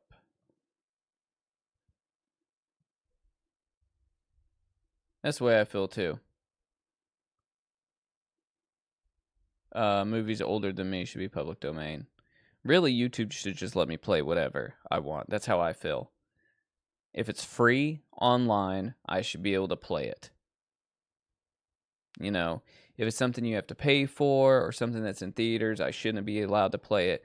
But if it's something that I can find free on Tubi, free on YouTube, free on a free service, I should be able to play it. Like, I get why I shouldn't be allowed to play something that is on a subscription service like Netflix, right?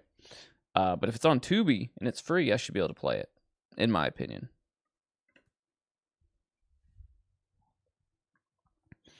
All right, here we go. Cockneys versus zombies. A gang of bank robbers fight their way out of a zombie-infested London. Dark comedy, zombie horror, action, comedy, horror, thriller.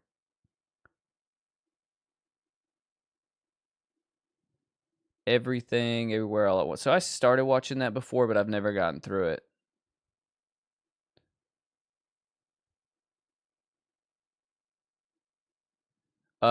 So yeah, Tubi movies are free.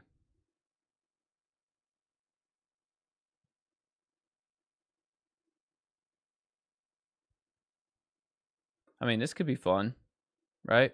This is kind of Shaun of the Dead-esque.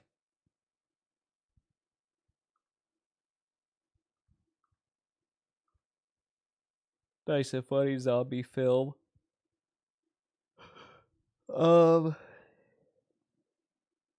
So it really comes down to, you guys want to watch something newer or do you want to watch something older?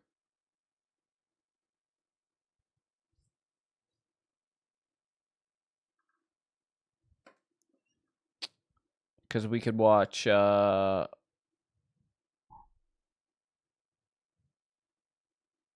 either or. All right, so here is our choices. It looks like Shaun of the Dead, but less funny. Here we go. Poll time. You guys gave 3 ideas. That's pretty funny. Jet. All right, so we can go Cockneys versus Zombies. We're gonna go with The Blob, 1958, and then The House That Dripped Blood.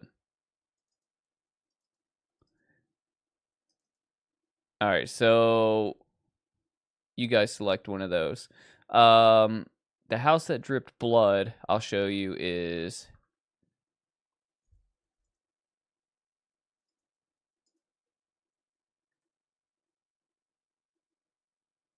come on. There it is, 1971. So The House That Dripped Blood, an anthology of 4 horror stories revolving around a mysterious rental house in the UK. 1971. It's drama, fantasy, horror, mystery, and thriller. Terror waits for you in every room in the house that dripped blood. I don't know if I've seen this. I feel like I have, but maybe not. Some pictures of it.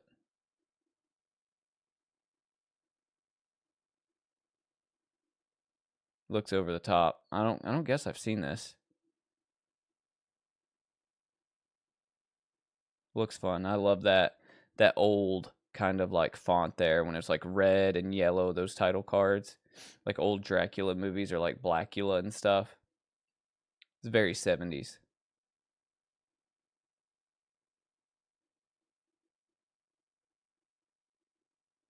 That's a crazy face there. All right, so we got 4 votes in right now. Looks like so far The House That Dripped Blood is winning. So if you're out there and you want to vote in the poll, don't be shy. Even if you're not going to hang around and watch any of these movies, go ahead and vote. Click on one of those things. Help us decide what we're going to watch. So what we're trying to decide now is, are we going to watch one of these 3 movies for our Cinema Creep Film Club of the Week? And what that is we watch a movie every week and we come back and discuss it on our next Friday night creep show.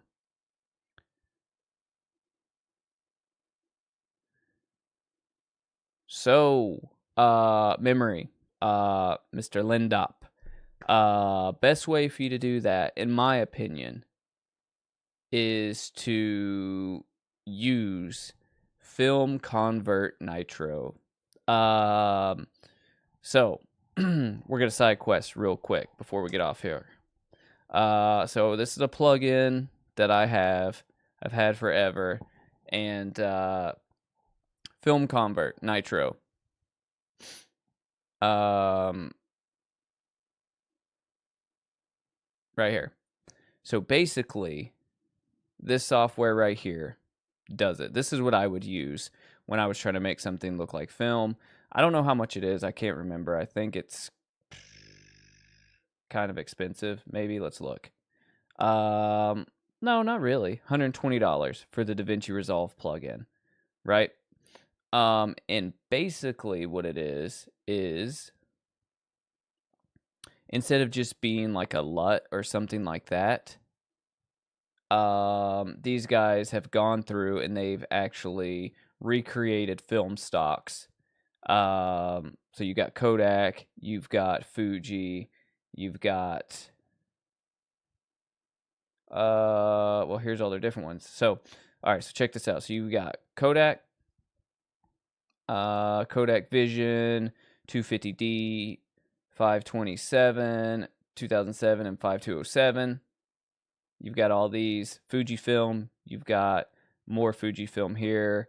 H160, Super X, P400, Polaroid 600. Looks like this. Let me enlarge this so you can see it better.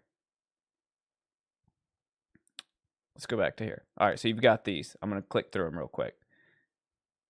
All right, so here's your Vision 3, 5207. Here's your 5213. Here's your Fuji FD. Here's your Fuji ET here. Your Eterna. And then you've got your Polaroid ones here. Polaroid 600. And then you've got your Fuji Neo, your Ilford, which is this like high contrast black and whites. And then you've got your Fuji Chrome Astia, Provia, and Velvia right here. I know it's probably kind of hard to see on stream the difference. But once you put it on your footage, this is it right here. Like I've used this for a long time.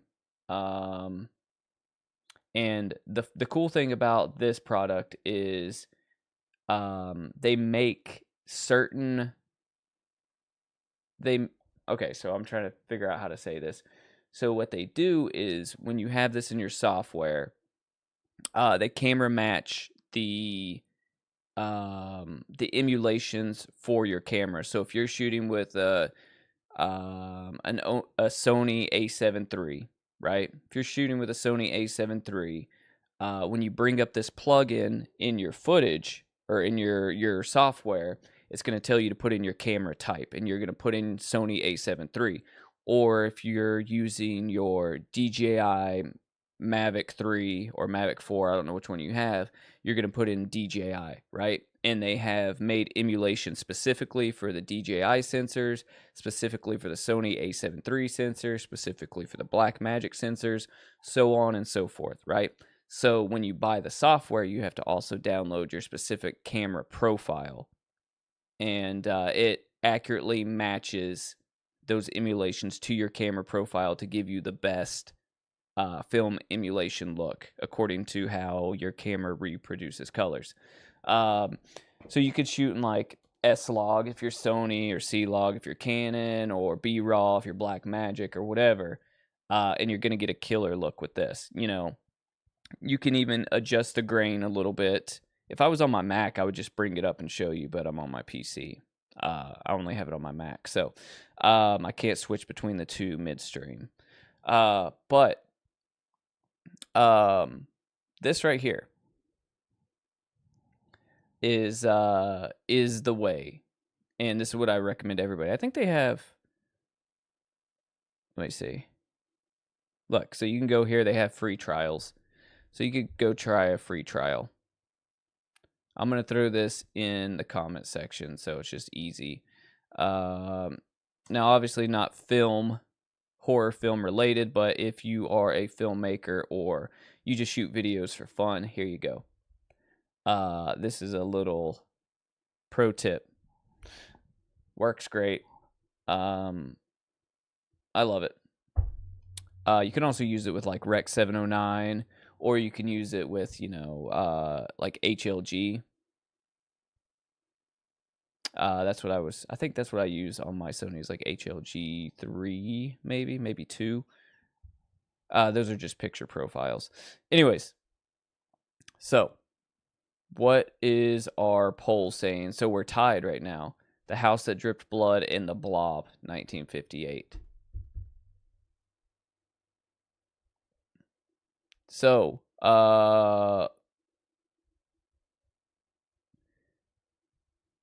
yeah, so now we're just waiting. We're waiting to see if another vote comes in. If not, then I guess I will be the deciding factor here. So with all that aside, yeah, get to making movies. I need to make another film. I think about it constantly. I talked about this on one of the past Creep shows. Jet is writing a story, right? Jet, what are you writing? Are you writing? I can't remember if you said it's a novel, a short story, or a script. But Jet's currently writing something. We had somebody else on stream not long ago that was writing something too. I can't remember who it was. There was somebody else that was writing. I just got to find time. The time to write, the time to do everything that I do is like, it's hard. All right, so I am going to select The House That Dripped Blood. So The House That Dripped Blood, guys, let's watch that one. For the simple fact, I think The House That Dripped Blood will be fun because it's an anthology. And it'll be fun for us to pick what our favorite anthology or favorite portion of that anthology is when we come back and we talk about it.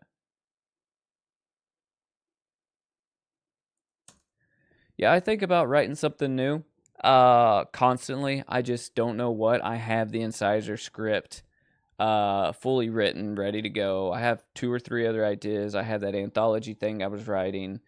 And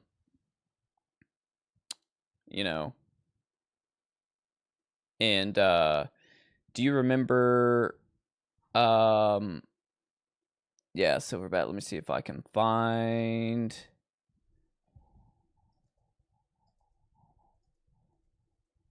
something. Hang on, let me see if I can find you a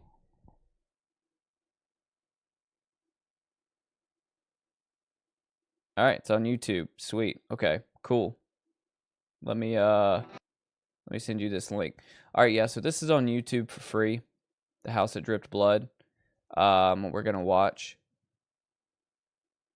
So that YouTube link that I put, I'm going to spam it a couple times in there. That is our Cinema Creep Film Club of the Week movie. So watch that. And pick what your favorite portion of the anthology is. Write down a rating. That way you come prepared. So like I said, we're probably not, most likely not going to have a Friday Night Creep Show next week. Like I was saying, I'm going to take a week and try to catch up on some newer movies, put some, regular videos out on the channel because I think a small percentage of the people that view the channel actually watch the lives. Not many people watch the lives, so the channel's not growing because I'm not putting out regular videos. So I got to put a little bit of love into the other side of the channel, which isn't live streams, next week. So we are going to live stream on Monday. Or not Monday, on Tuesday night, though. Gruesome game night, because I've already I've already got up with Boom Squad to buy a game to stream with me on Tuesday. So if it wasn't for that, I just wouldn't live stream at all next week. But since I'm already kind of like 1 foot in on that, I got to follow through. So we are going to play a fun one on Tuesday night. So make sure you're there Tuesday night for a gruesome game night. We're going to play a fun game. Dead End, I don't know if you're still out there in chat, but if you are, you need to hit me up via email, or I need your email, for the simple fact of we got a collab on some videos or on some streams. We gotta do it. So or if you got an email, drop it to me. Because if you want to get in on gruesome game night on Tuesday, it would be fun to have you. But Creeps, anybody have any parting words for anything they want to talk about before we hop off stream for the night? It is 4:30 a.m. We've been going for 5 hours and 14 minutes. 7:30 to watch in the car. Yeah, it'll be a fun one on Tuesday.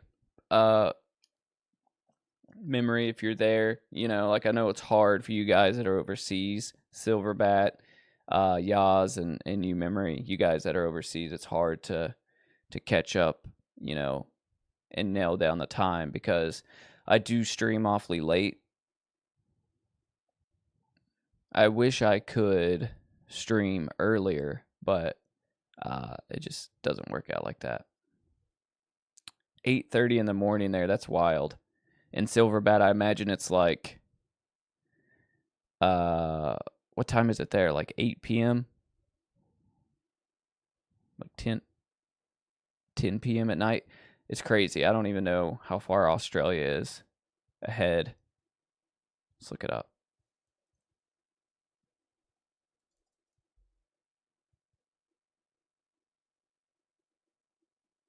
Well, I appreciate that, Silverbat. We have a good time here, you know, and half of that is because you guys show up every week and hang out. You know, y'all make it fun. 7:30 p.m. Yeah, I just looked it up. So that's crazy. It is crazy that you're so far ahead in the future. It's insane.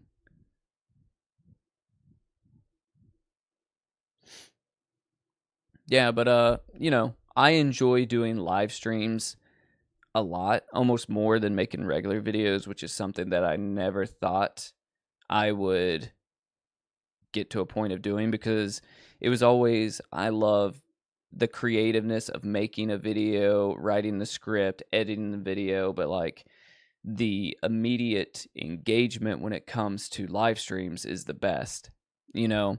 So it's live streaming, hands down, is my favorite way to create content, because I feel like it's just immediate gratification for both of us, or like it's immediate. I don't know. You guys tell me what you want from me, and I tell you what I want from you guys, and we just have a conversation.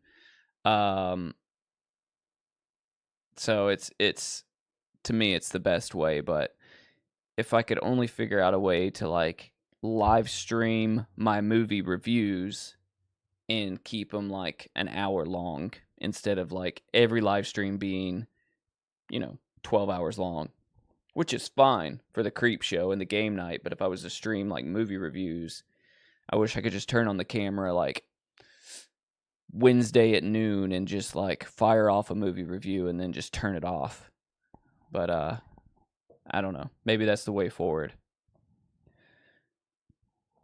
So Silverbat, it's not really the Friday night Creepshow for you. It's more like the Saturday night Creepshow for you when we do this. Or the Saturday evening Creepshow. That's crazy to think about, Creeps. Did you ever think about that? Like, for people overseas, like in Australia, it's not really the Friday night Creepshow. It's like the Saturday night Creepshow. Wow. That's changed my entire approach Interesting. Saturday afternoon Creepshow. Insane to think about.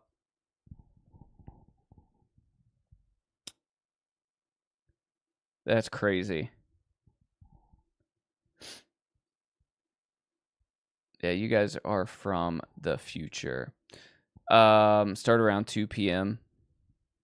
I don't know why it's telling you you're posting links. I don't know. I need to take that off because anytime somebody puts like, if you were to write like doctor or something like that, it would think that you're putting like a link, or if you did put a period in between two letters, it thinks that you're posting a link. I can turn that setting off because that goes off more often than it doesn't anymore. I don't know why. Yeah, you're in timeout now.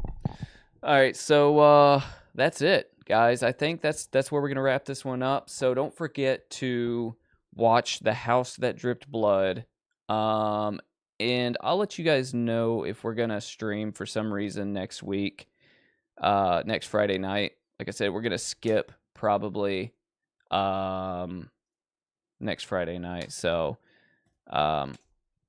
but if for some reason I change that, I'll let you guys know beforehand. You'll see me post a stream.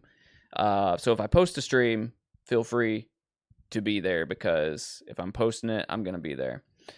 But as of right now, I don't think so. So The House of Drip Blood, and if you guys get time, watch Blood Hook. I'm going to send that over in the stream as well. Well, hang on. Let me bring it up.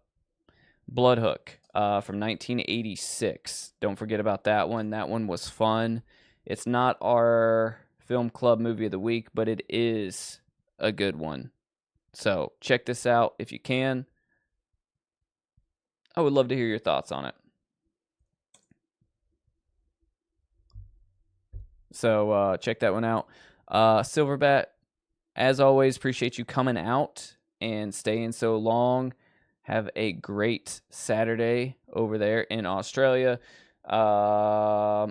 Memory, you have a good day over there in the UK. It's weird that, you know, the time difference is so vast between us all. Nick, watch out for those scorpions, and Jet and Frank and anybody else out there. Appreciate you guys coming and hanging out. And as always, stay creative.